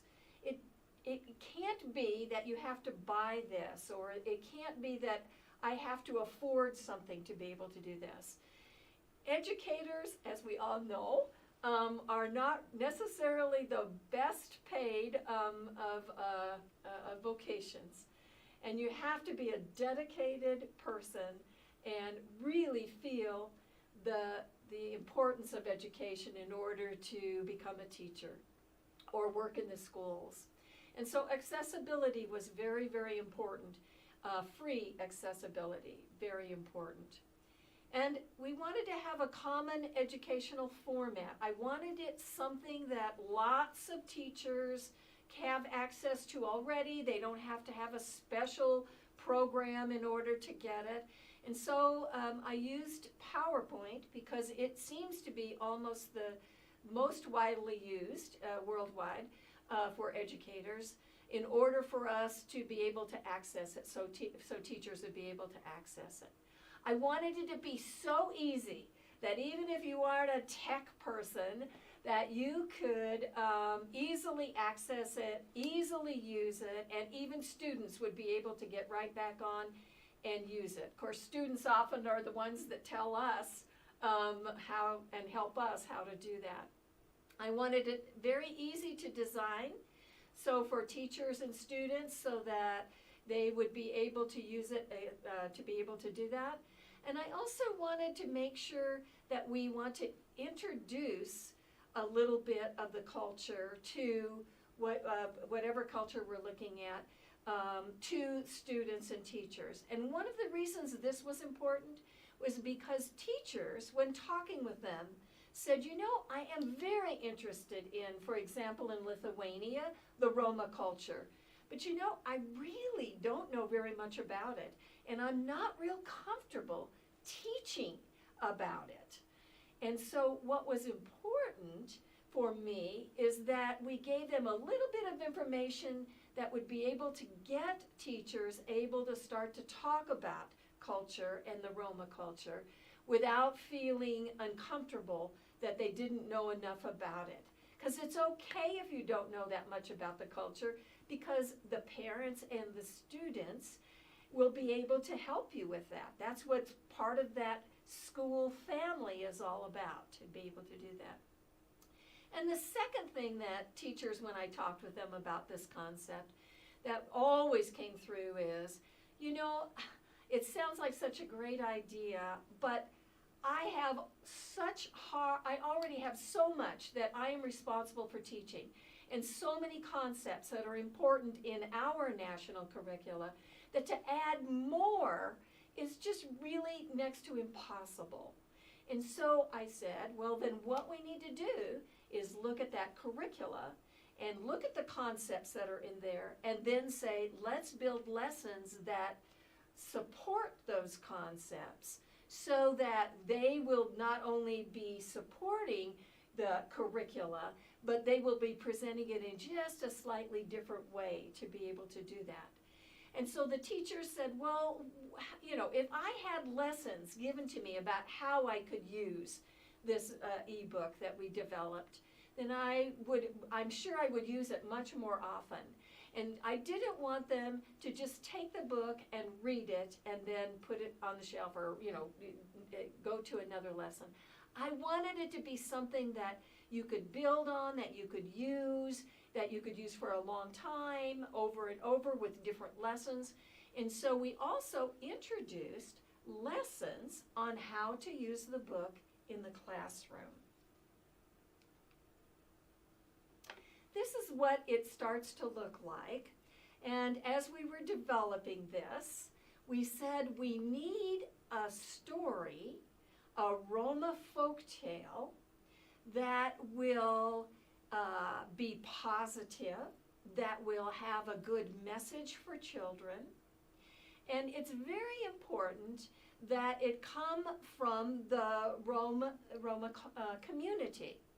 And so we were able to go through some centers, for community centers for Roma, visit some schools, talk with Roma educators, and get some ideas about what would be a good story.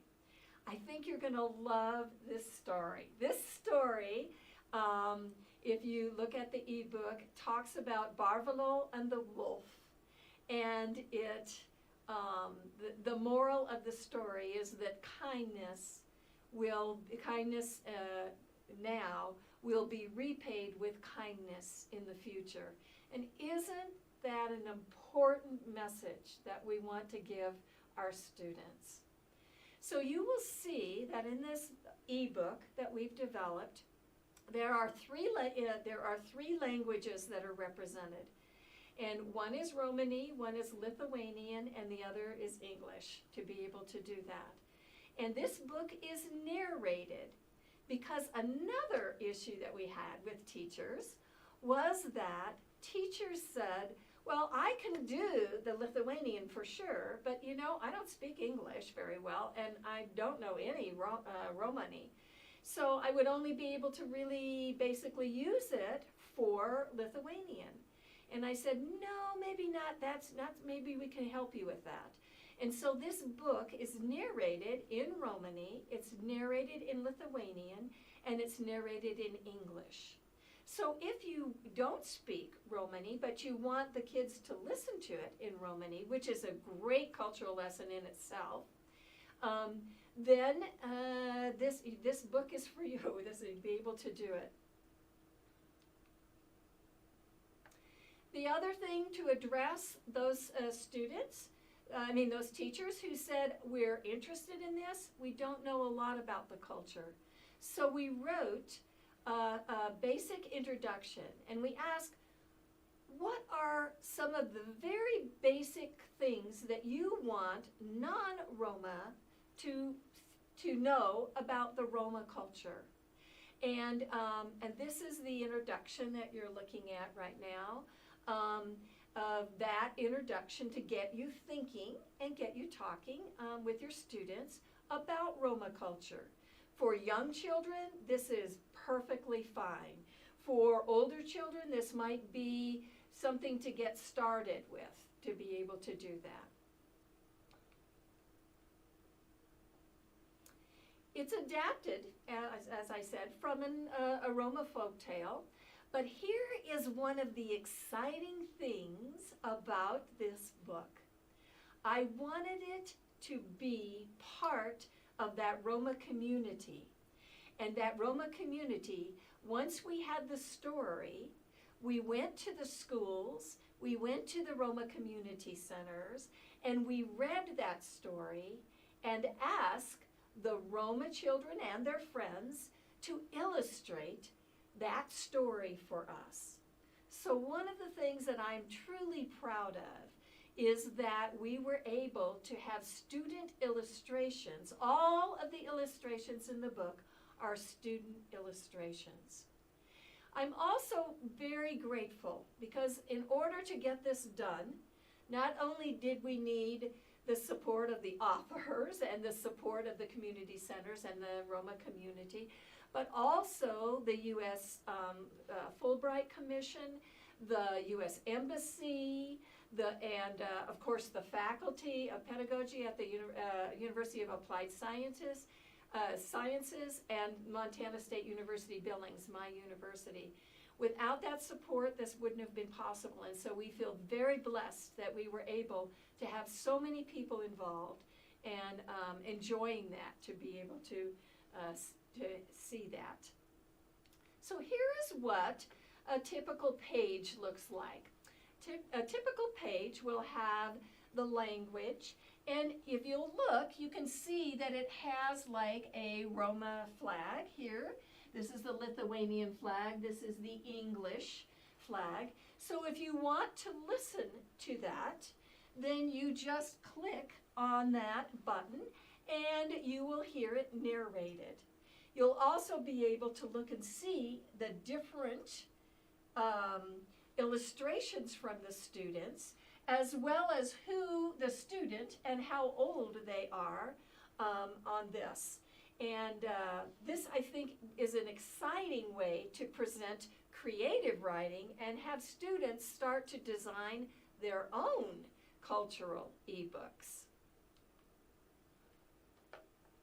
I told you earlier that teachers were kind of saying, I'm interested, but I really need some help and some instructions that will make it easier for me to do something with these lessons.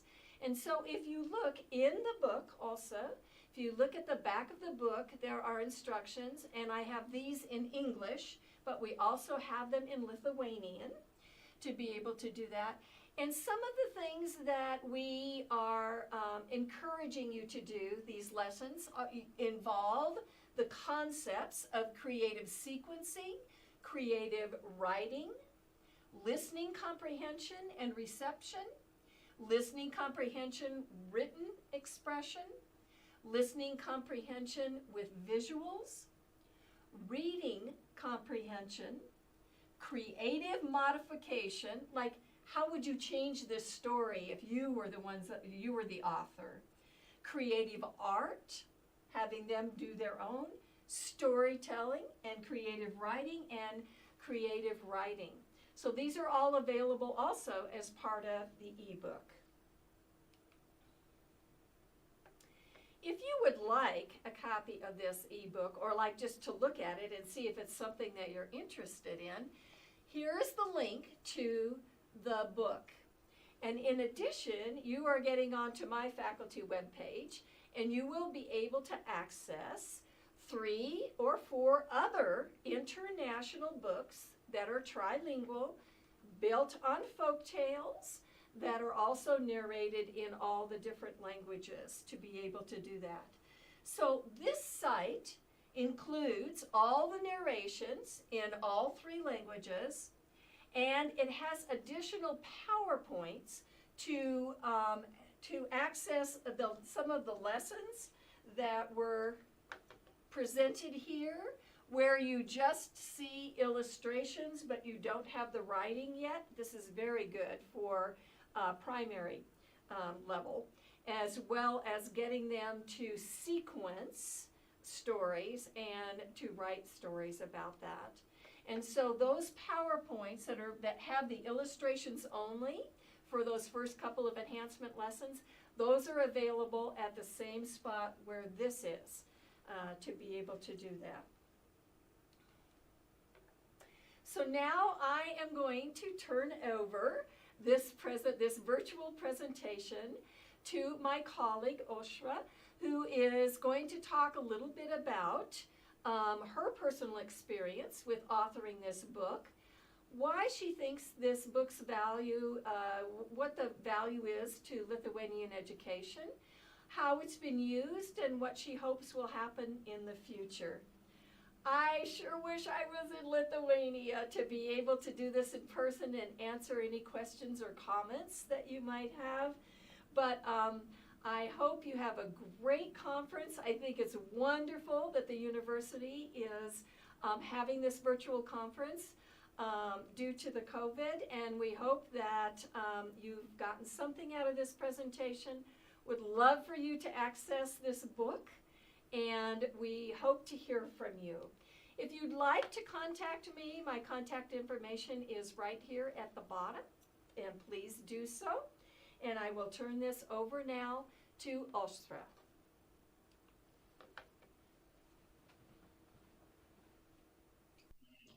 Tikrai kviečiame Aušrą, taip pat.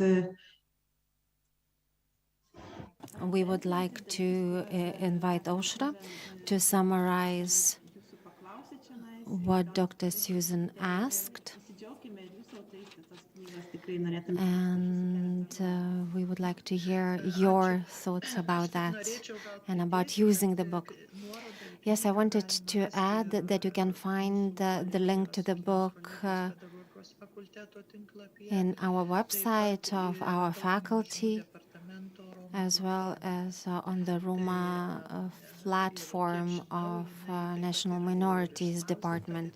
And the book has already been published, so we'll have it in the paper format.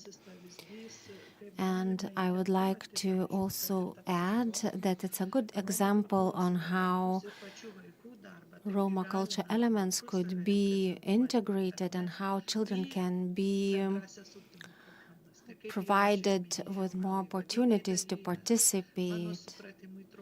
And I believe that inclusive education is only possible when curricula provide cultural elements for children coming from various cultures. Thank you very much. I would like to invite Lina. Do we have any questions or comments in a YouTube channel?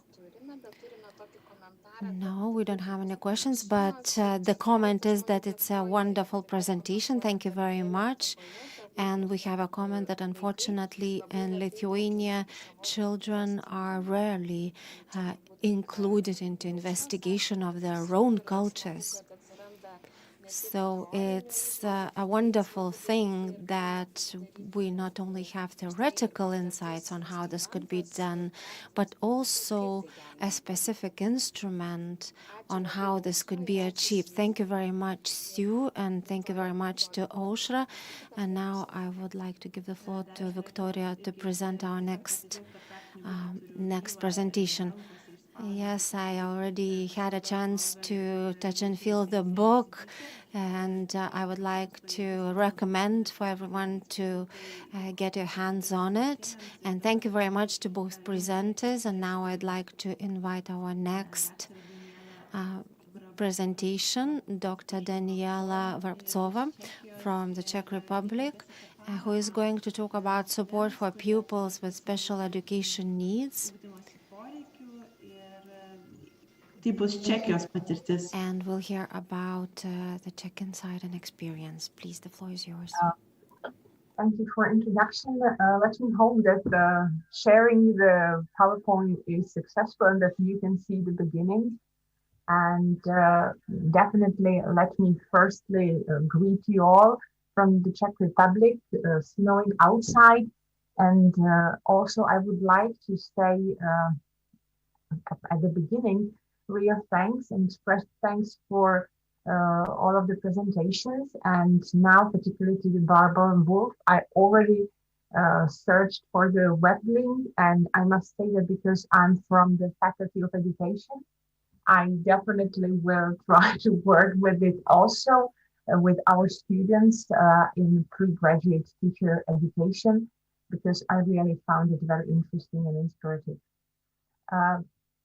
To start with the presentation and in my talk, I would like to a little bit provide insight into this topic, but from the perspective of our faculty and from the perspective also in the region, in one of the region in Czech Republic.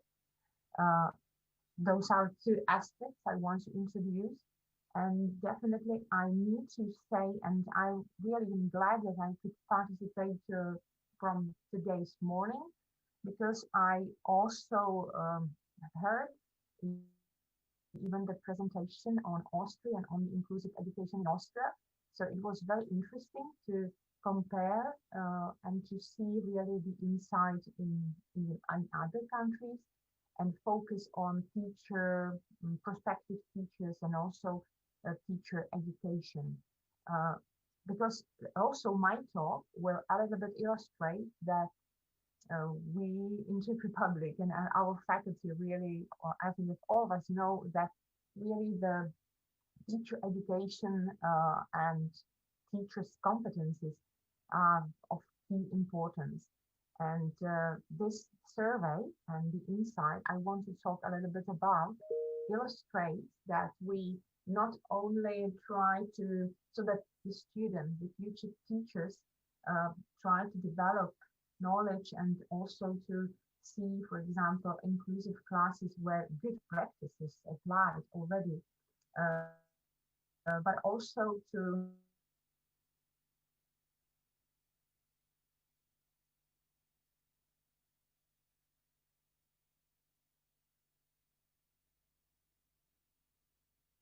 Tikriausiai turime kliūčių su internetu.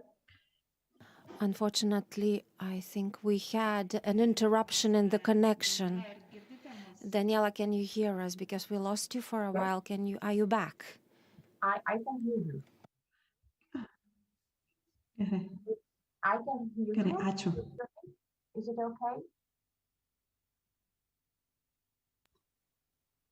Yes, it's okay. Okay. Okay. So because within our co-authors, within our colleagues, there is past students, one of our graduates, who focused and who selected the topic and who also worked with this topic in his diploma thesis. So it also illustrates that we try to work with it also in the final thesis. In the presentation, I a little bit wanted to introduce some of the key principles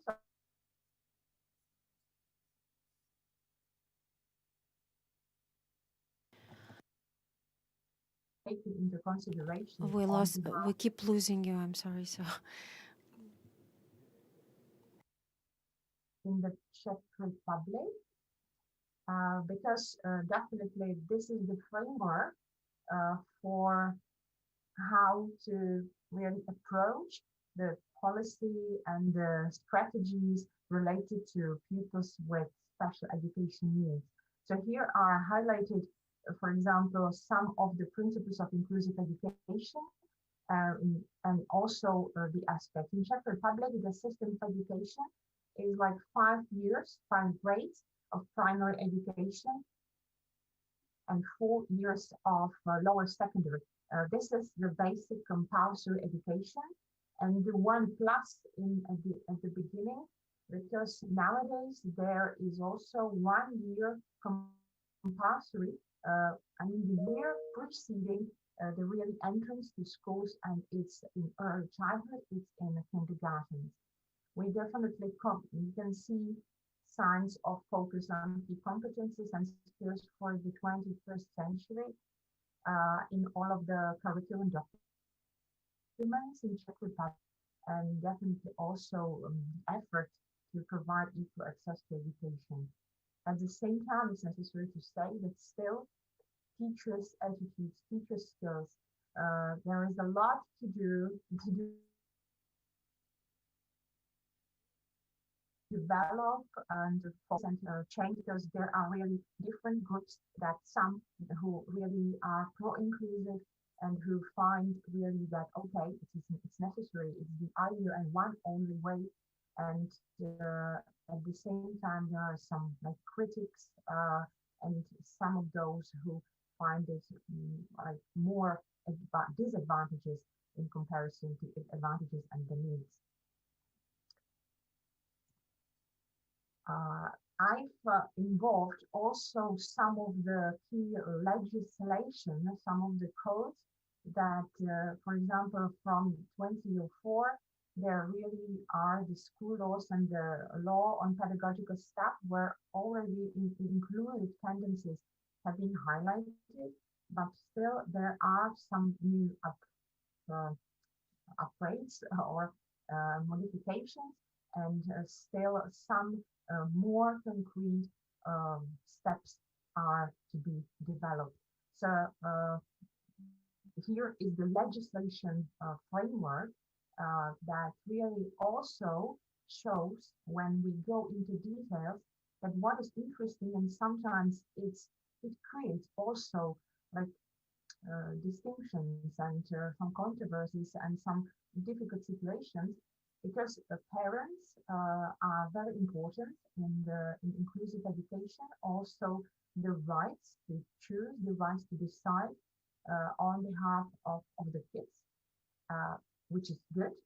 At the same time, there is quite high competency and real need to respect the official recommendations and decision of counseling services.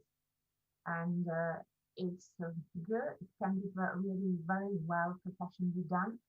At the same time, it's necessary to say that in Czech Republic, there are like experience described and also saw that it's a little bit decentralized.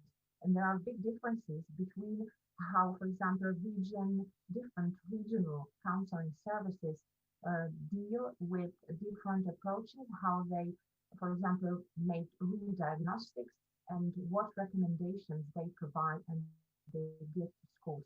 And really this creates a little bit like grounds for a lot of discussions, and really it's a source of disambiguity a little bit. So this is really something that needs to be solved and still isn't at the ideal stage. I've also like involved here in the PowerPoint a kind of basic overview of supportive measures that in the Czech Republic are faced in the documents in the official level and adult official level.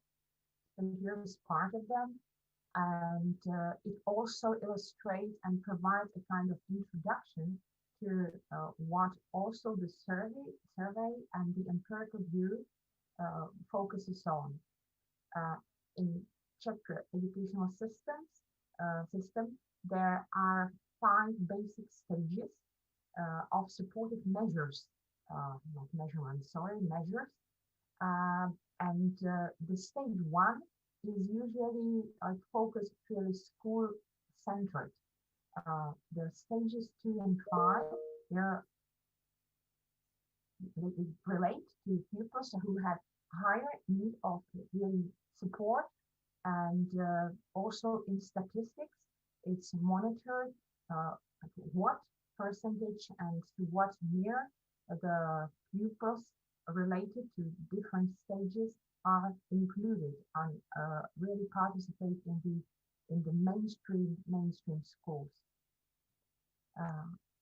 As to the survey that really was realized within the diploma thesis, Here are basic features.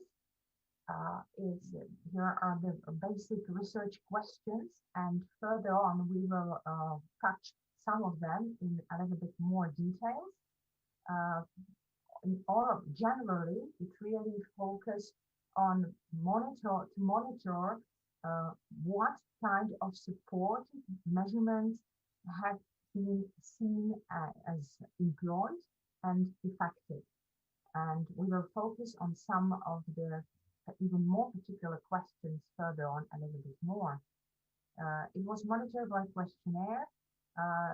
It was not done, it didn't cover all of the Czech Republic, but as I mentioned, it focused on schools in one region, and it was part of the region, so just part of the Czech Republic. But because it focused on one region, it's better because it's not widespread and it's really centered on one particular region. It was electronic way of the questionnaire and of the data collection, and the data come from the year 2019, so really last year's issue. Here, in yellow, or in yellow-orange, whatever color it is, I try to highlight the issues that I will focus a little bit more further, and I will provide some more data on how the respondents revealed and what really is shown and come from the survey. So, as to the sample, as to gender, really dominating proportion women, which illustrates and is in accordance to the fact that really more women are in teaching profession, not only in Czech Republic, but here a related Czech Republic.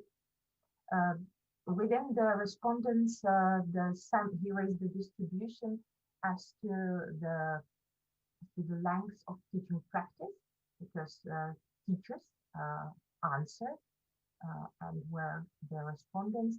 So again, the dominating group, the subgroup teachers with teaching practice between 21 and 30 years illustrates quite well the structure and the trend in Czech Republic in teaching profession, because really Czech Republic is of no exception, and it is in total accordance with also, for example, PISA statistics or TALIS, where really there's a difficulty as to getting older in teaching profession, etc. The sample was also monitored as to what type of schools the teachers come from. So here also are some data that illustrate and characterize the sample from these aspects, because 80% of the teachers were from fully organized basic schools, which means that the school provides primary and also the lower secondary education, not only, for example, primary. 96, almost 100%, the teachers were from mainstream non-alternative, non-standard, non-alternative schools, so where no alternative approaches have been applied to a higher extent. Obviously, some elements could be there in specific classes, but it was sporadical, and it couldn't be taken as a feature of the school to say, okay, this school applied or applies alternative model.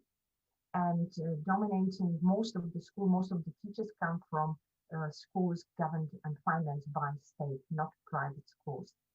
As to attitude to inclusive education, because there also was a question, some items monitoring the attitude of teachers to the inclusive education.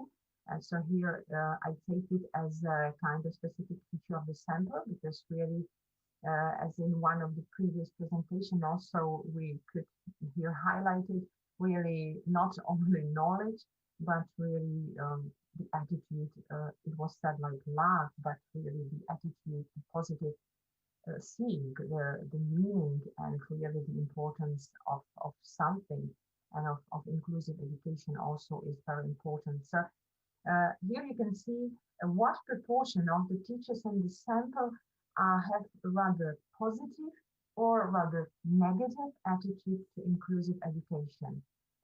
Generally, not generally, but the majority, almost half of the respondents have a rather like not very clear, balanced attitude to inclusive education, which you can see from the saying, because there was like option and they replied in a kind of way, okay, I take it, like I see pros and cons, so it was not very clear if the attitude is rather or strongly positive or rather or strongly negative. So also this is one of the specific features of the sample. Here, one more specific feature of the sample as to distribution of stages of supportive measures, because here we can see this relates to the 5 stages of measures that has within the recommendations in relation to this or that pupil. It's based on the count and recommendations and diagnostic by counseling service.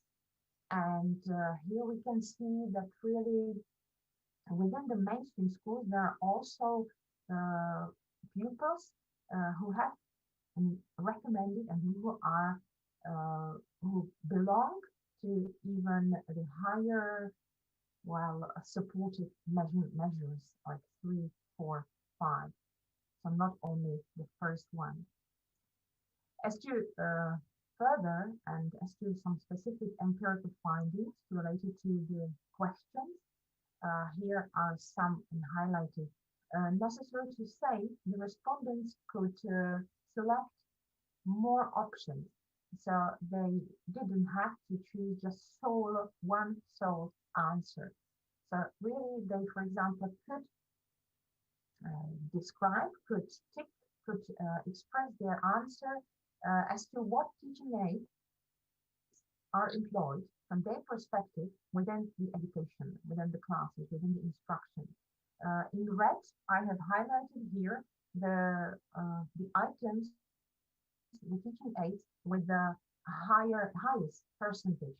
So it's visible that the teachers use mostly, most intensely, most frequently printed materials, different materials related to hands-on of different kinds. Also different wall type materials, for example, posters, maps, and timelines that are in the classrooms on the walls, on notice boards, etc. Then we can see that 56% of teachers picked and selected also that the use perception-oriented teaching aids, focusing on weak perception and developing the perception. And 77% use electronic teaching aids of different kinds.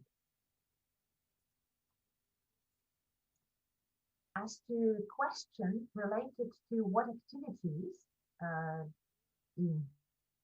from their perspective, is within the preparation for a pupil with special education needs, what's involved there.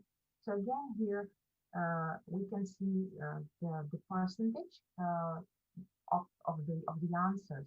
Again, in red, the highest percentages. So we can see that studying, most of the teachers, really all, but not all, which is very interesting. And the question is, what the 5% who haven't paid attention to studying report? It can be also the small explanation. It can be that some of the teachers do not have pupils with the reports from counseling services.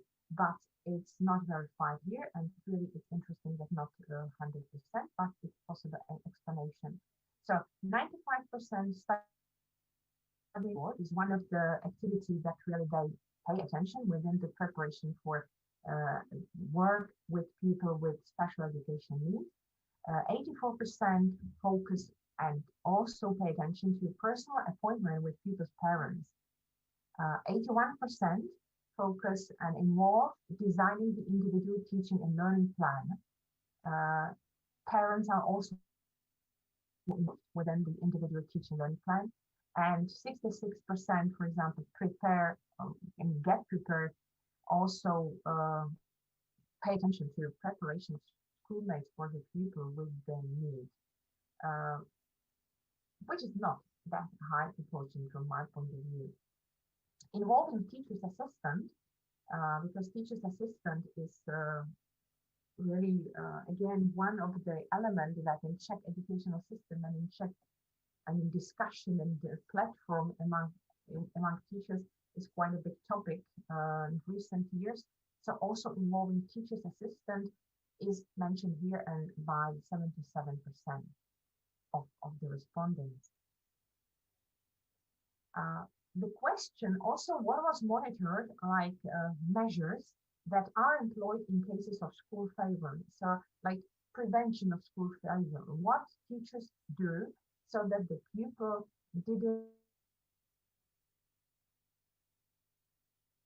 have to fix prevention as a kind of support. So what kind of measures dominate? And again, here you can see more in more details, but again, in red, the most dominant or prevailing measures that are employed.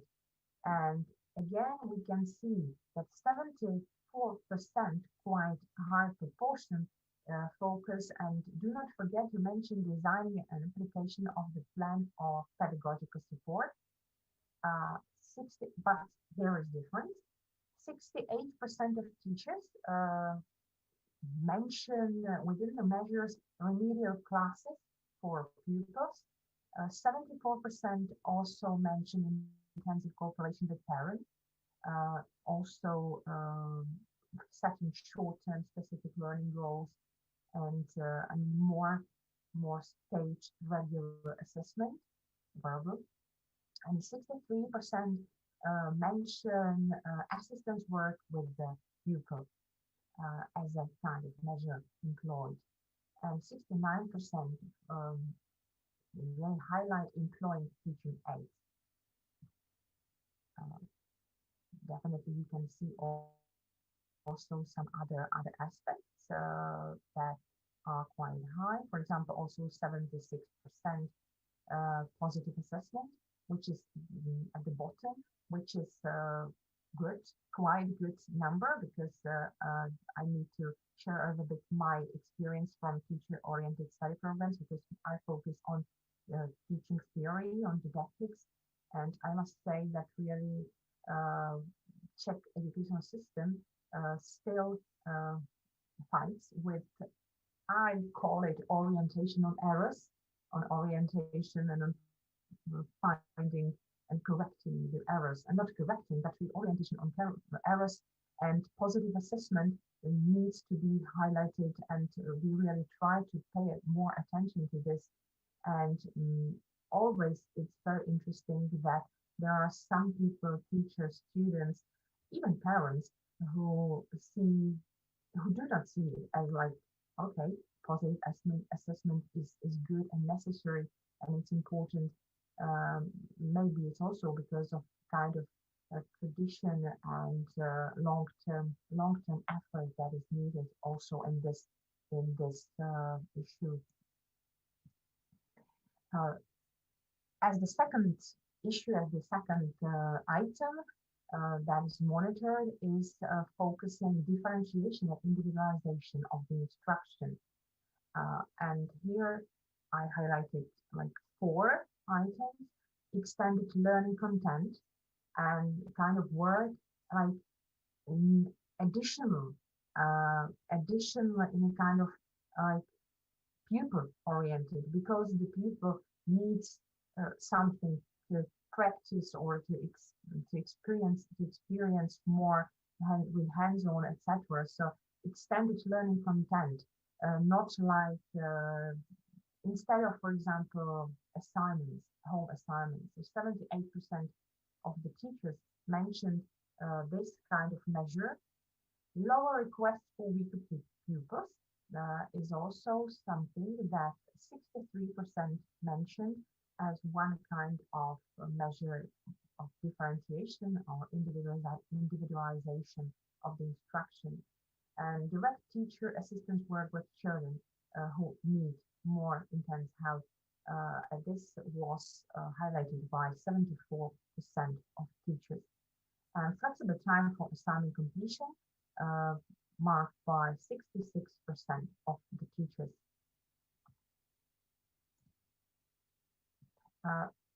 Also, what was interesting that the student used question and tried to employ within the questionnaire question, which is a little bit difficult to translate, but how do you support fast pupils? Terminologically, I'm not totally happy about that, but it was the student's perspective. And here are the answers and the distribution of the answers. Problem-based tasks was marked or selected by 67% of teachers. Let me stop a little bit here because problem-based tasks is something that really we touch in discussions also with teachers, not only in relation to inclusive education. It also is revealed several times, has been revealed within PISA study, and Czech Republic was not that good or that high really at using problem-based tasks. So really, this is quite important also to the international comparisons, and it shows that still really Czech teachers try to work more, and it's still even the didactic teaching theory and teaching approach, it's still need to integrate more the problem-based tasks and approach. Involving pupils as assistants or P teachers was selected by almost 60% of teachers as one of the measures to support the students who have their in-class tasks have finished earlier, more faster, etc. Two more specific questions. How do you support success of every pupil? And teachers. Please sum up, Daniela. Maybe two last slides. And so how do you support success of every pupil was the another of the question. And here we can see that 75% find important like regular verbal assessment and praising positive features of the pupil, which from the perspective of Czech teachers is quite good data, good information. And how do you support schoolmates? Respect for otherness. Also, this question is nicely to hear in relation also to the previous presentation of Professor Barfield, because also the schoolmates make the environment, and it's also related to the one that was mentioned. But here it's about really how they find and how they try, how the teachers try to support the safe climate in the class. And here are the answers. Let me highlight, for example, really one from the red ones, and it's that 60% of them use social and group games. From my point of view, it could be even higher.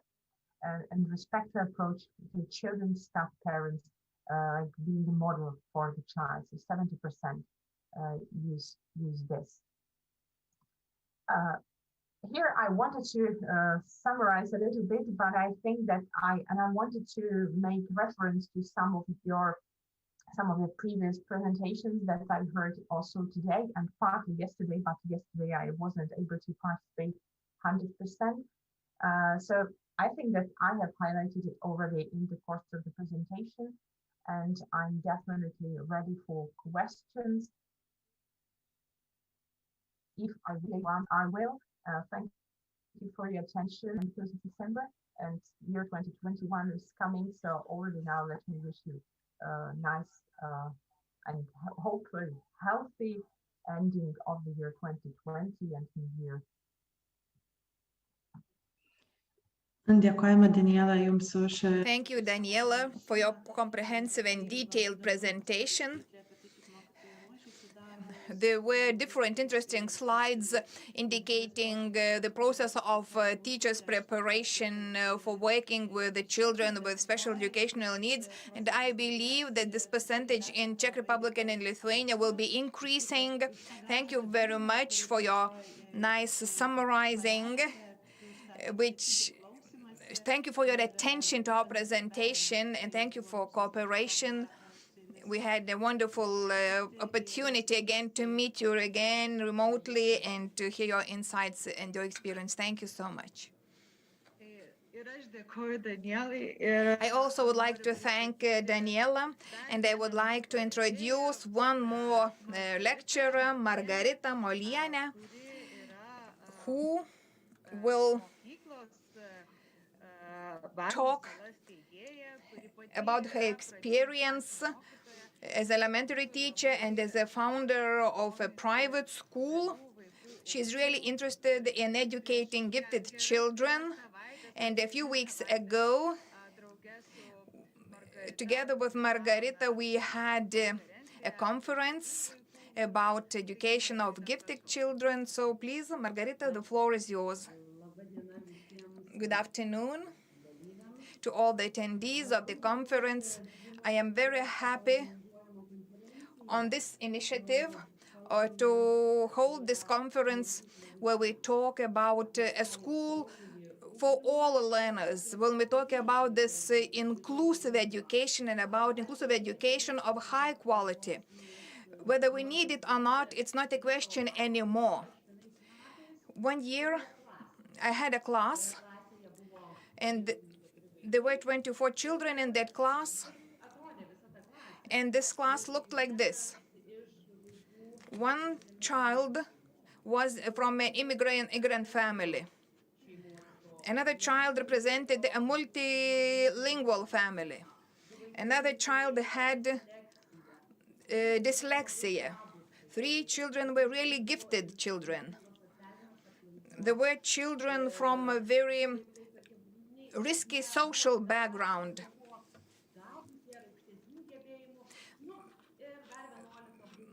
We had 11 children who were performing quite well. So when you have such a diversity in your class, it's very nice. I call them like the bouquet of wildflowers. Each child is different. Each child is very interesting. And you have to work with them daily. And me, as a teacher, I really face this situation daily, and I want to address the challenges and the issues those children face. I wanted to ensure the environment which would lead them to successful education. I'm very happy with the research and scientific work, and we heard a lot of researchers presented at this conference. It was very interesting to see globally what is happening in other countries, and they are also I am sure when the inclusive education will have proper quality, and it will be available for each learner, for each child. And as Vaiva told, recently I've been really focused on the education of the gifted children. Every year I do have children, gifted children, who really cause more challenges than the children with the special educational needs, because gifted children, they do have their needs and the spectrum is really diverse. And you have to know them to identify those needs, to understand them. So today I will share my insight and my practice. What is my journey in educating gifted children? And the title is Sharing a School Desk with a Gifted Child. I believe that a teacher has to be next to the child, to sit next to the child and to know that child in a very close environment, and then to educate that child. If you want to teach and to educate a child, you cannot start with some strategies or methods. Maybe that's my opinion. I believe that you have to take step-by-step journey to your goal. As an example, if I like diving, and when I see in a lake, I think, okay, I will have a nice diving time and it will be okay. But if I will do that right away without knowing what is the bottom, maybe it has some stones, I might have some injuries. The same is with education. If I plunge into the classroom atmosphere without knowing it, without knowing the children and start applying typical strategies and methods, I'm sure the outcome will not be the one I want to. I usually say that a teacher is really almighty, and the teacher can influence the future of each child, can influence for the good or for the worse. It depends upon us, upon our daily behavior, upon our daily way of educating. I have identified 4 steps. At first sight, they look quite simple, and they have been applied for some time already. Other people say they're quite complex. The first step, actually, which starts the puzzle of education, is see me, to see that child. Here you see a bouquet. I talked about flowers previously. And just take a close look. What do you see there? Yes. Some of you would say, I see a rose. Some others would say, I see a small rose, a big, a huge rose. Some of you would say, I see yellow flowers. Some of you would say, I see pink flowers. Who saw?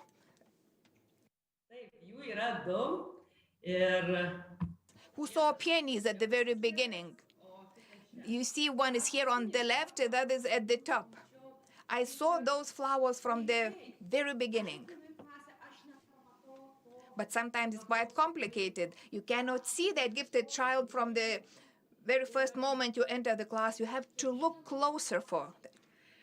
You have to know each child in your class. When I was working at school for the 2nd year, one day I had a meeting with my colleague, and one teacher asked me, what can you say about Giedre today? What was her behavior today? And I could not say anything. I could not say anything special, personal about Giedre because I could not remember.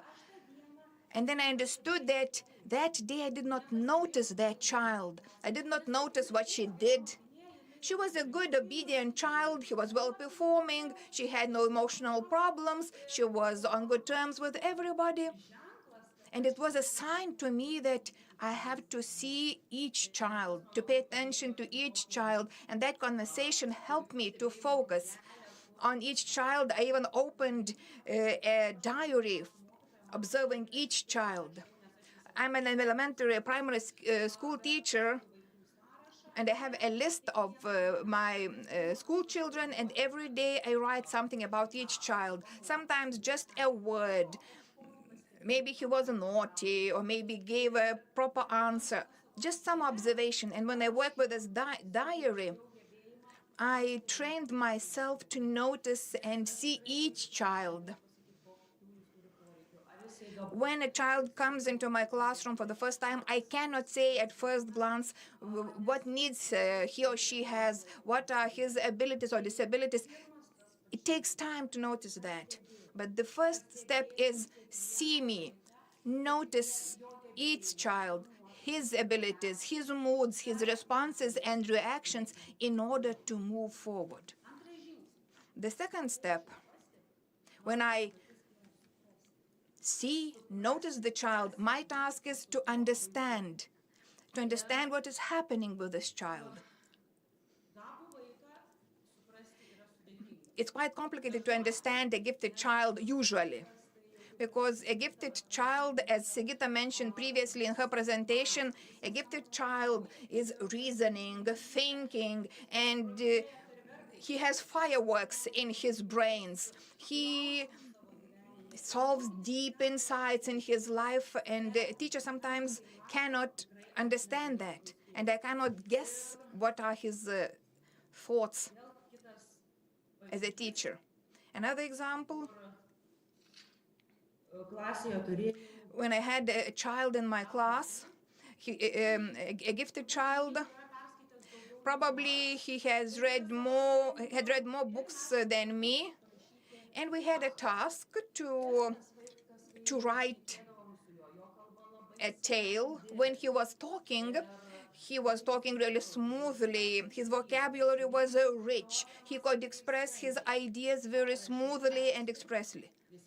But I saw when children had to write, he was the one who wrote the title and he kept sitting.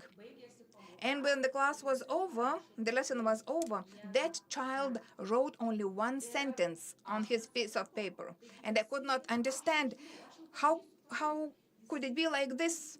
I know that child, he's able, he's well-performing, and now he could not describe his ideas on paper. Of course, the child cried, he was on the second form, and I wanted to understand why it happened like this, why the child who is really capable, well-performing, could not write.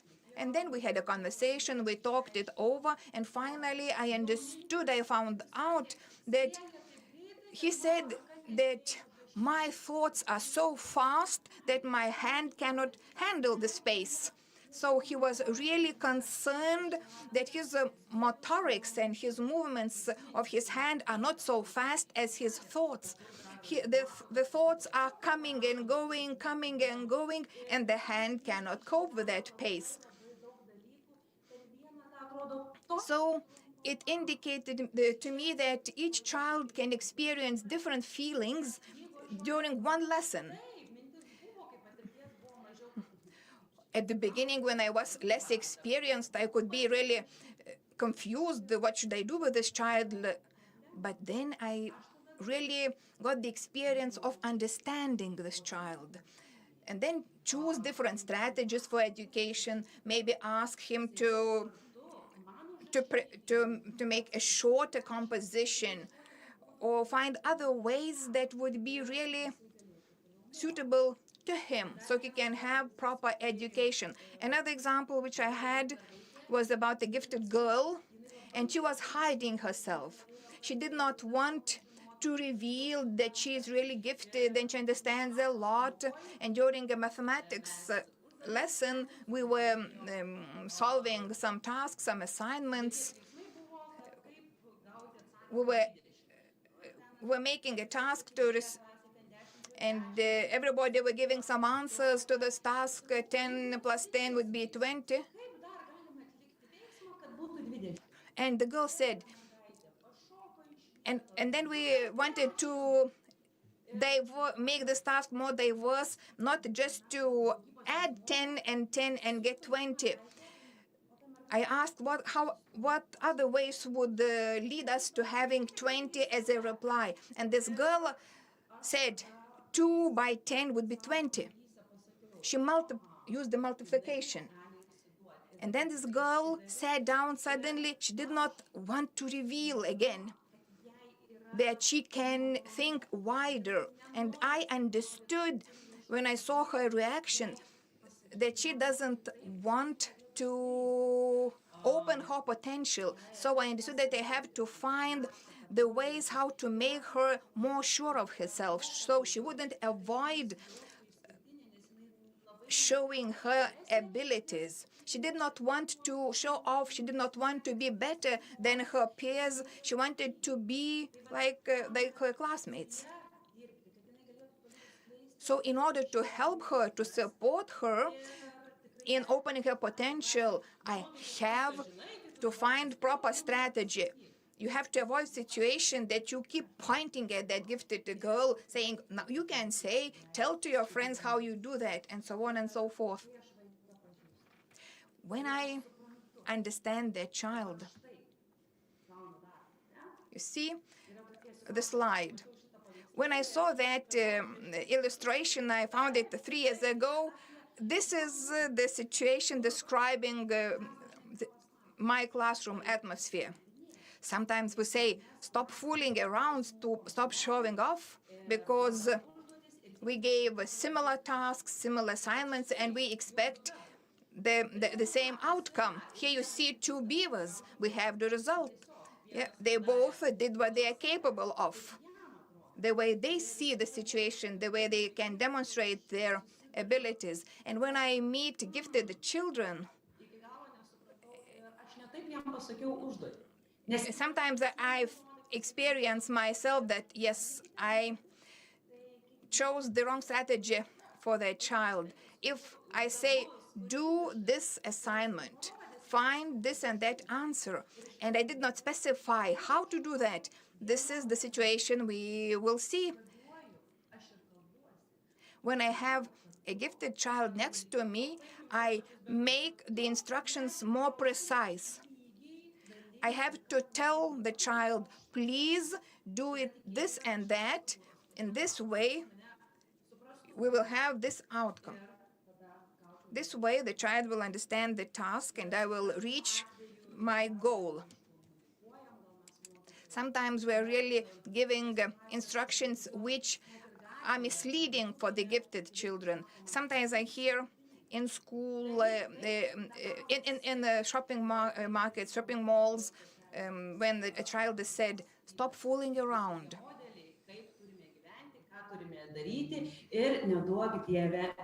And of course, our society is giving certain attitudes regarding some frames, some boundaries as we have to follow. If a child hears 1 or 2 times, stop fooling around,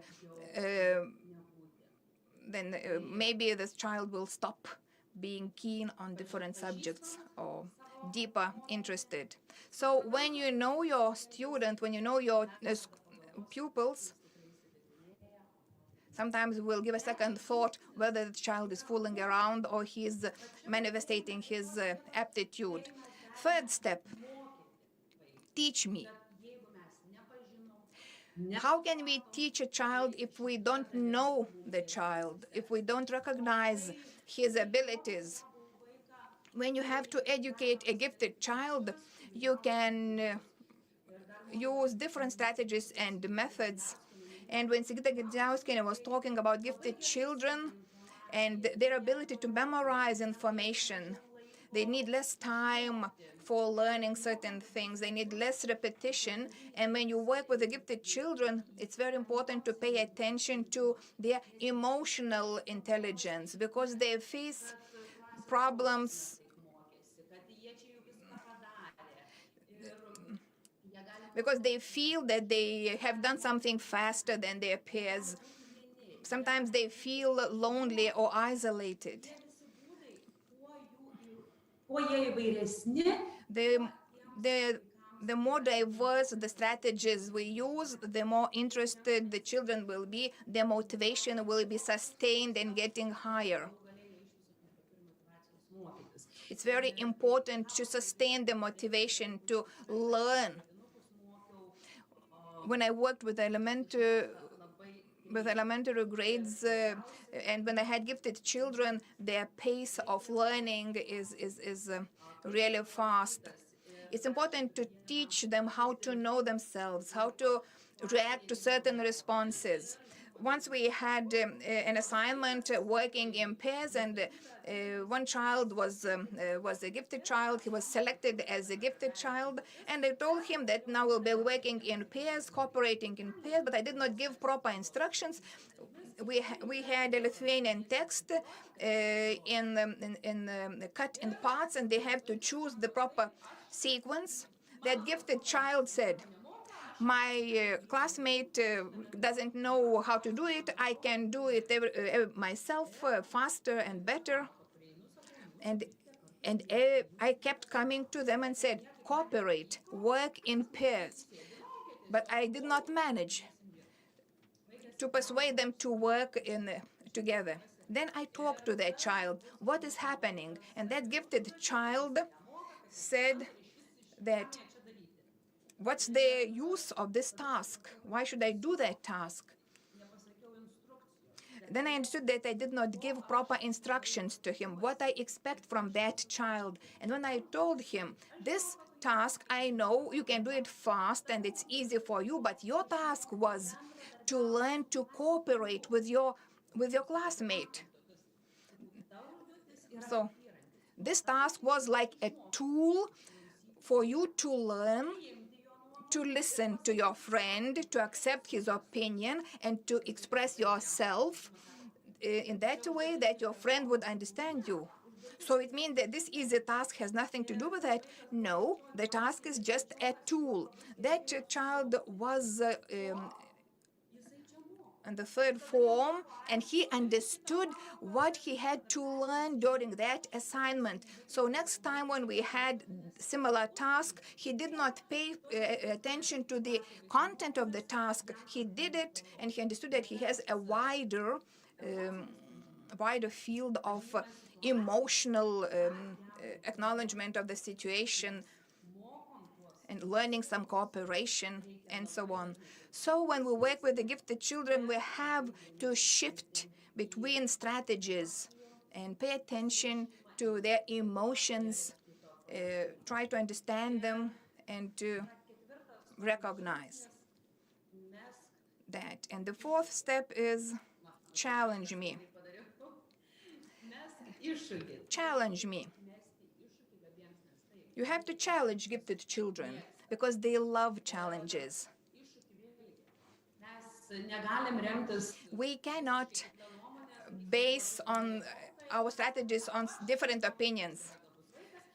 If a new teacher comes and we tell, okay, this child is gifted, this child is less gifted, and I would follow your recommendation.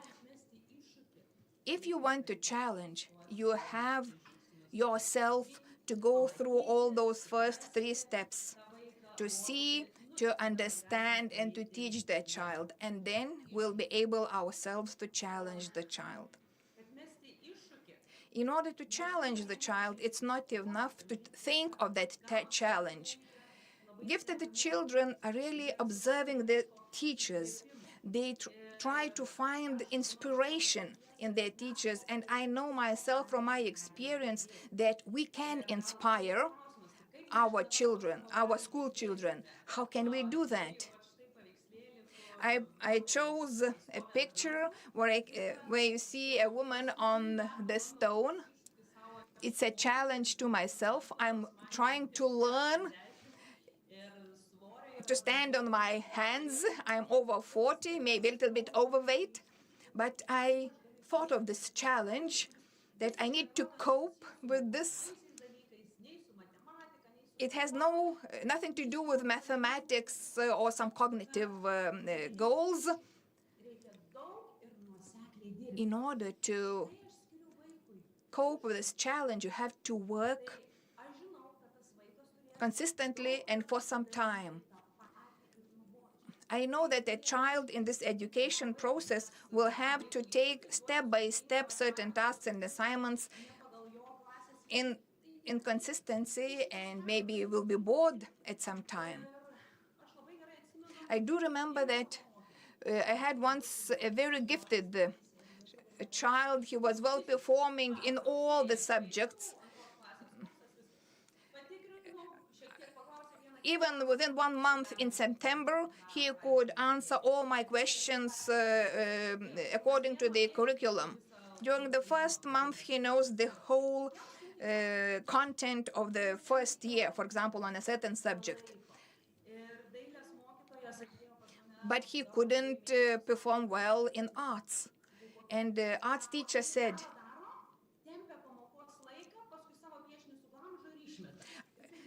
that arts teacher had a problem with a child, that the child could not finish his drawing. He would draw the whole time during one lesson, and then at the end he would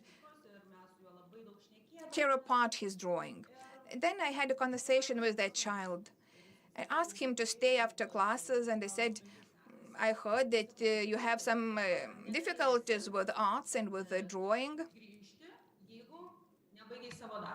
And now I told him, you have to stay with the arts until you finish. I will not give you any assignments, no writing, no mathematics assignments, until you finish your arts lesson. So we started cooperation with my colleague. We talked together. We found the way out how to do that. But at the beginning, we did not succeed. When I asked the child, how was your arts lesson today? But there was no clear response. Then again, but then the arts teacher said, something has changed. He started working. And I was patient. I waited for this process to happen. I kept asking, where is your drawing? Can you show me? There was no response. I did not react. We had an agreement. I will wait until you finish your drawing and show it to me. It took 1 month almost. And once he ran into the classroom after the arts lesson, and he showed me a completed drawing. I remember that case. And now I'm talking about it again, I experience this joy and this patience, this waiting really paid back. I saw how happy was the child when he managed to complete that assignment. And when Christmas came, he drew a card for me. It was very special technique he used, and I still have this card with me as a memory. After he managed to complete that drawing, he conquered that challenge, he overcome that challenge, then he could concentrate on different complex techniques and finish that piece of art. Of course, we can hear pupils talking among about difficulties, about challenges, about successes, and we have to manage to inspire each of them. And to summarize, I again want to talk about those 4 simple steps. To see me, understand me, teach me, and challenge me. And when a child conquers, overcomes the challenge, we have a step forward. And then we try to identify and understand that new quality of a child, and that's how the circle goes on. We can work with gifted children following those steps, but of course, for children with other needs, this 4-step approach could be also applicable. Do you have any questions?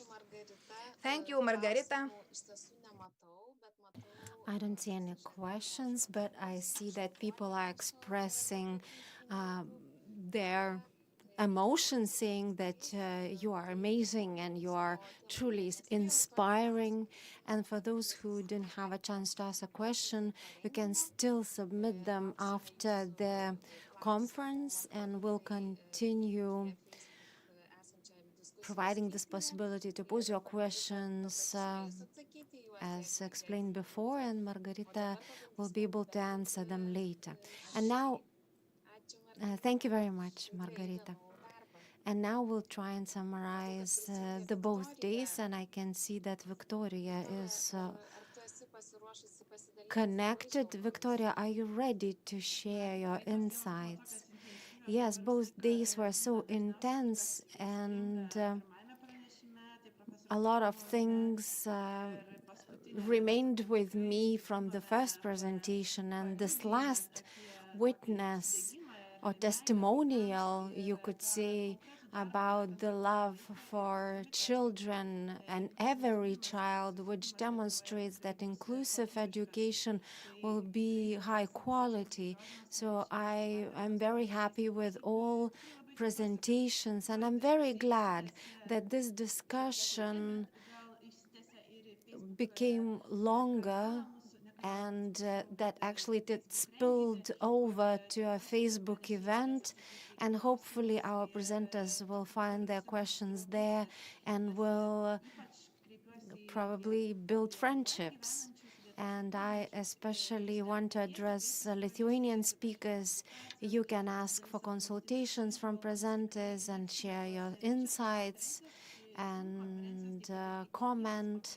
And Zoom conferences as live conferences could be these places of togetherness. And I'm very happy and thankful to our interpreters and to our technicians who have stayed with us, and we felt this high quality of work. And thank you very much for your for everything you've done. Victoria, you also have challenges at your other work, and thank you for spending time with us over these 2 days. And I have similar thoughts that ideas of yesterday and today actually were really harmonious, and we saw how inclusive education in different countries faces similar and different challenges.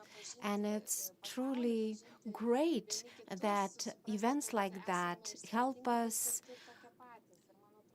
get to know each other better and understand that we are both different and similar, and that, truly speaking, as Mr. Bog said, that inclusive education is a journey. And I wanted to continue listening to every presentation, giving more time and asking more questions. And I'm sorry that we didn't have as much time as we wanted for live questions, because we needed to stick to the agenda so that everybody had their chance to present.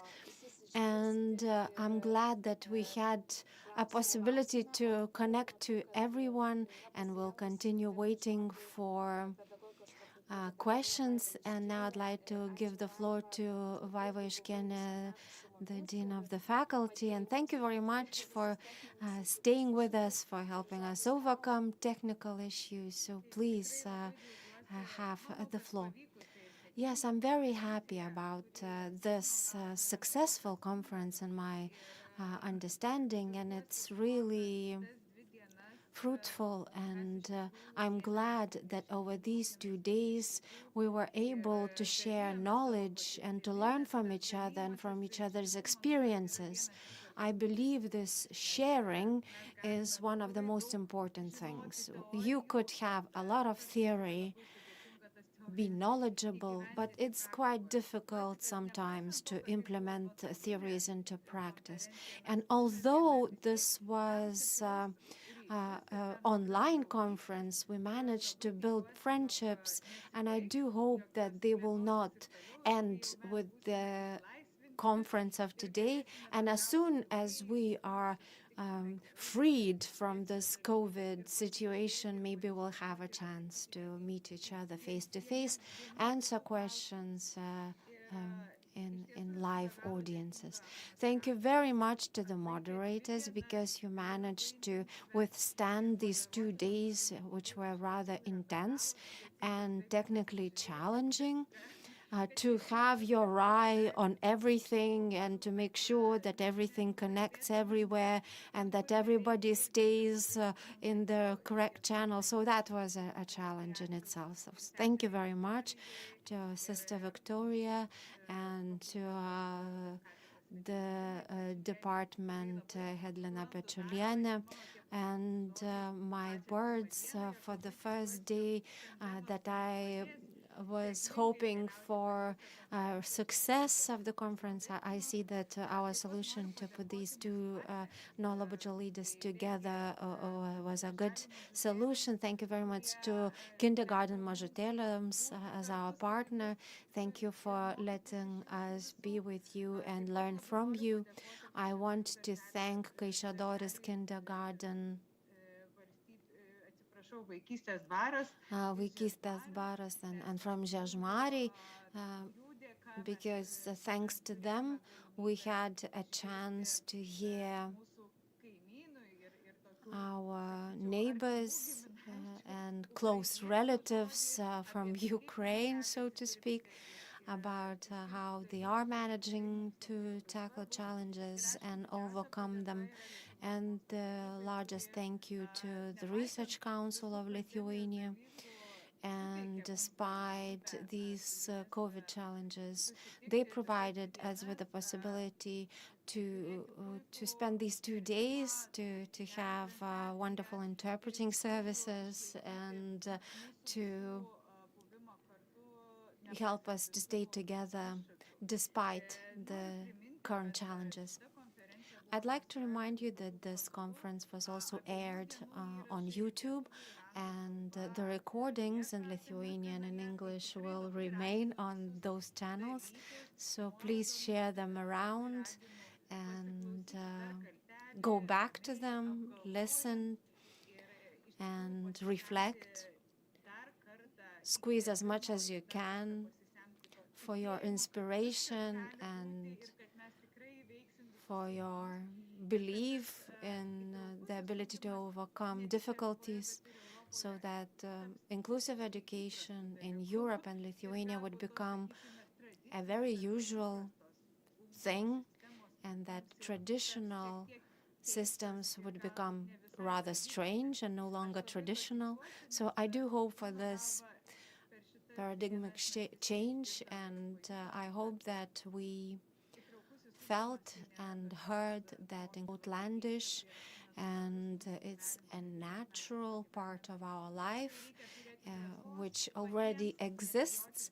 So the only thing that we have to do is to accept challenges and be brave, to be different, and to be ready to overcome difficulties. So thank you very much to everyone. Thank you to our interpreters who helped as much as they could to keep in touch and understand each other. Thank you very much to our technicians, to Darius, and thank you very much to all the presenters for your readiness to present in your times and being flexible and the challenges. And thank you very much to everyone who shared their experience. And I hope that in spring we'll be able to organize yet another conference. We are already trying to put thoughts together. And if you have any ideas and you want to share them, please let us know. We can become your intermediaries. And please come and collaborate with us, become our Facebook friend, and follow our YouTube channel. Our website is there for you. So we have events not only in our faculty, but we have other very important and valuable events and lectures, lessons, meetings, etc., etc. So let's stay together. But for today, it's already time to bid goodbyes, and the day was intensive and very valuable. I would like to wish us all to take at least one thing away from this event, something that you can start applying in your life, because big things start from small things. So thank you very much. I'm not saying goodbye. I'm saying I'll see you soon.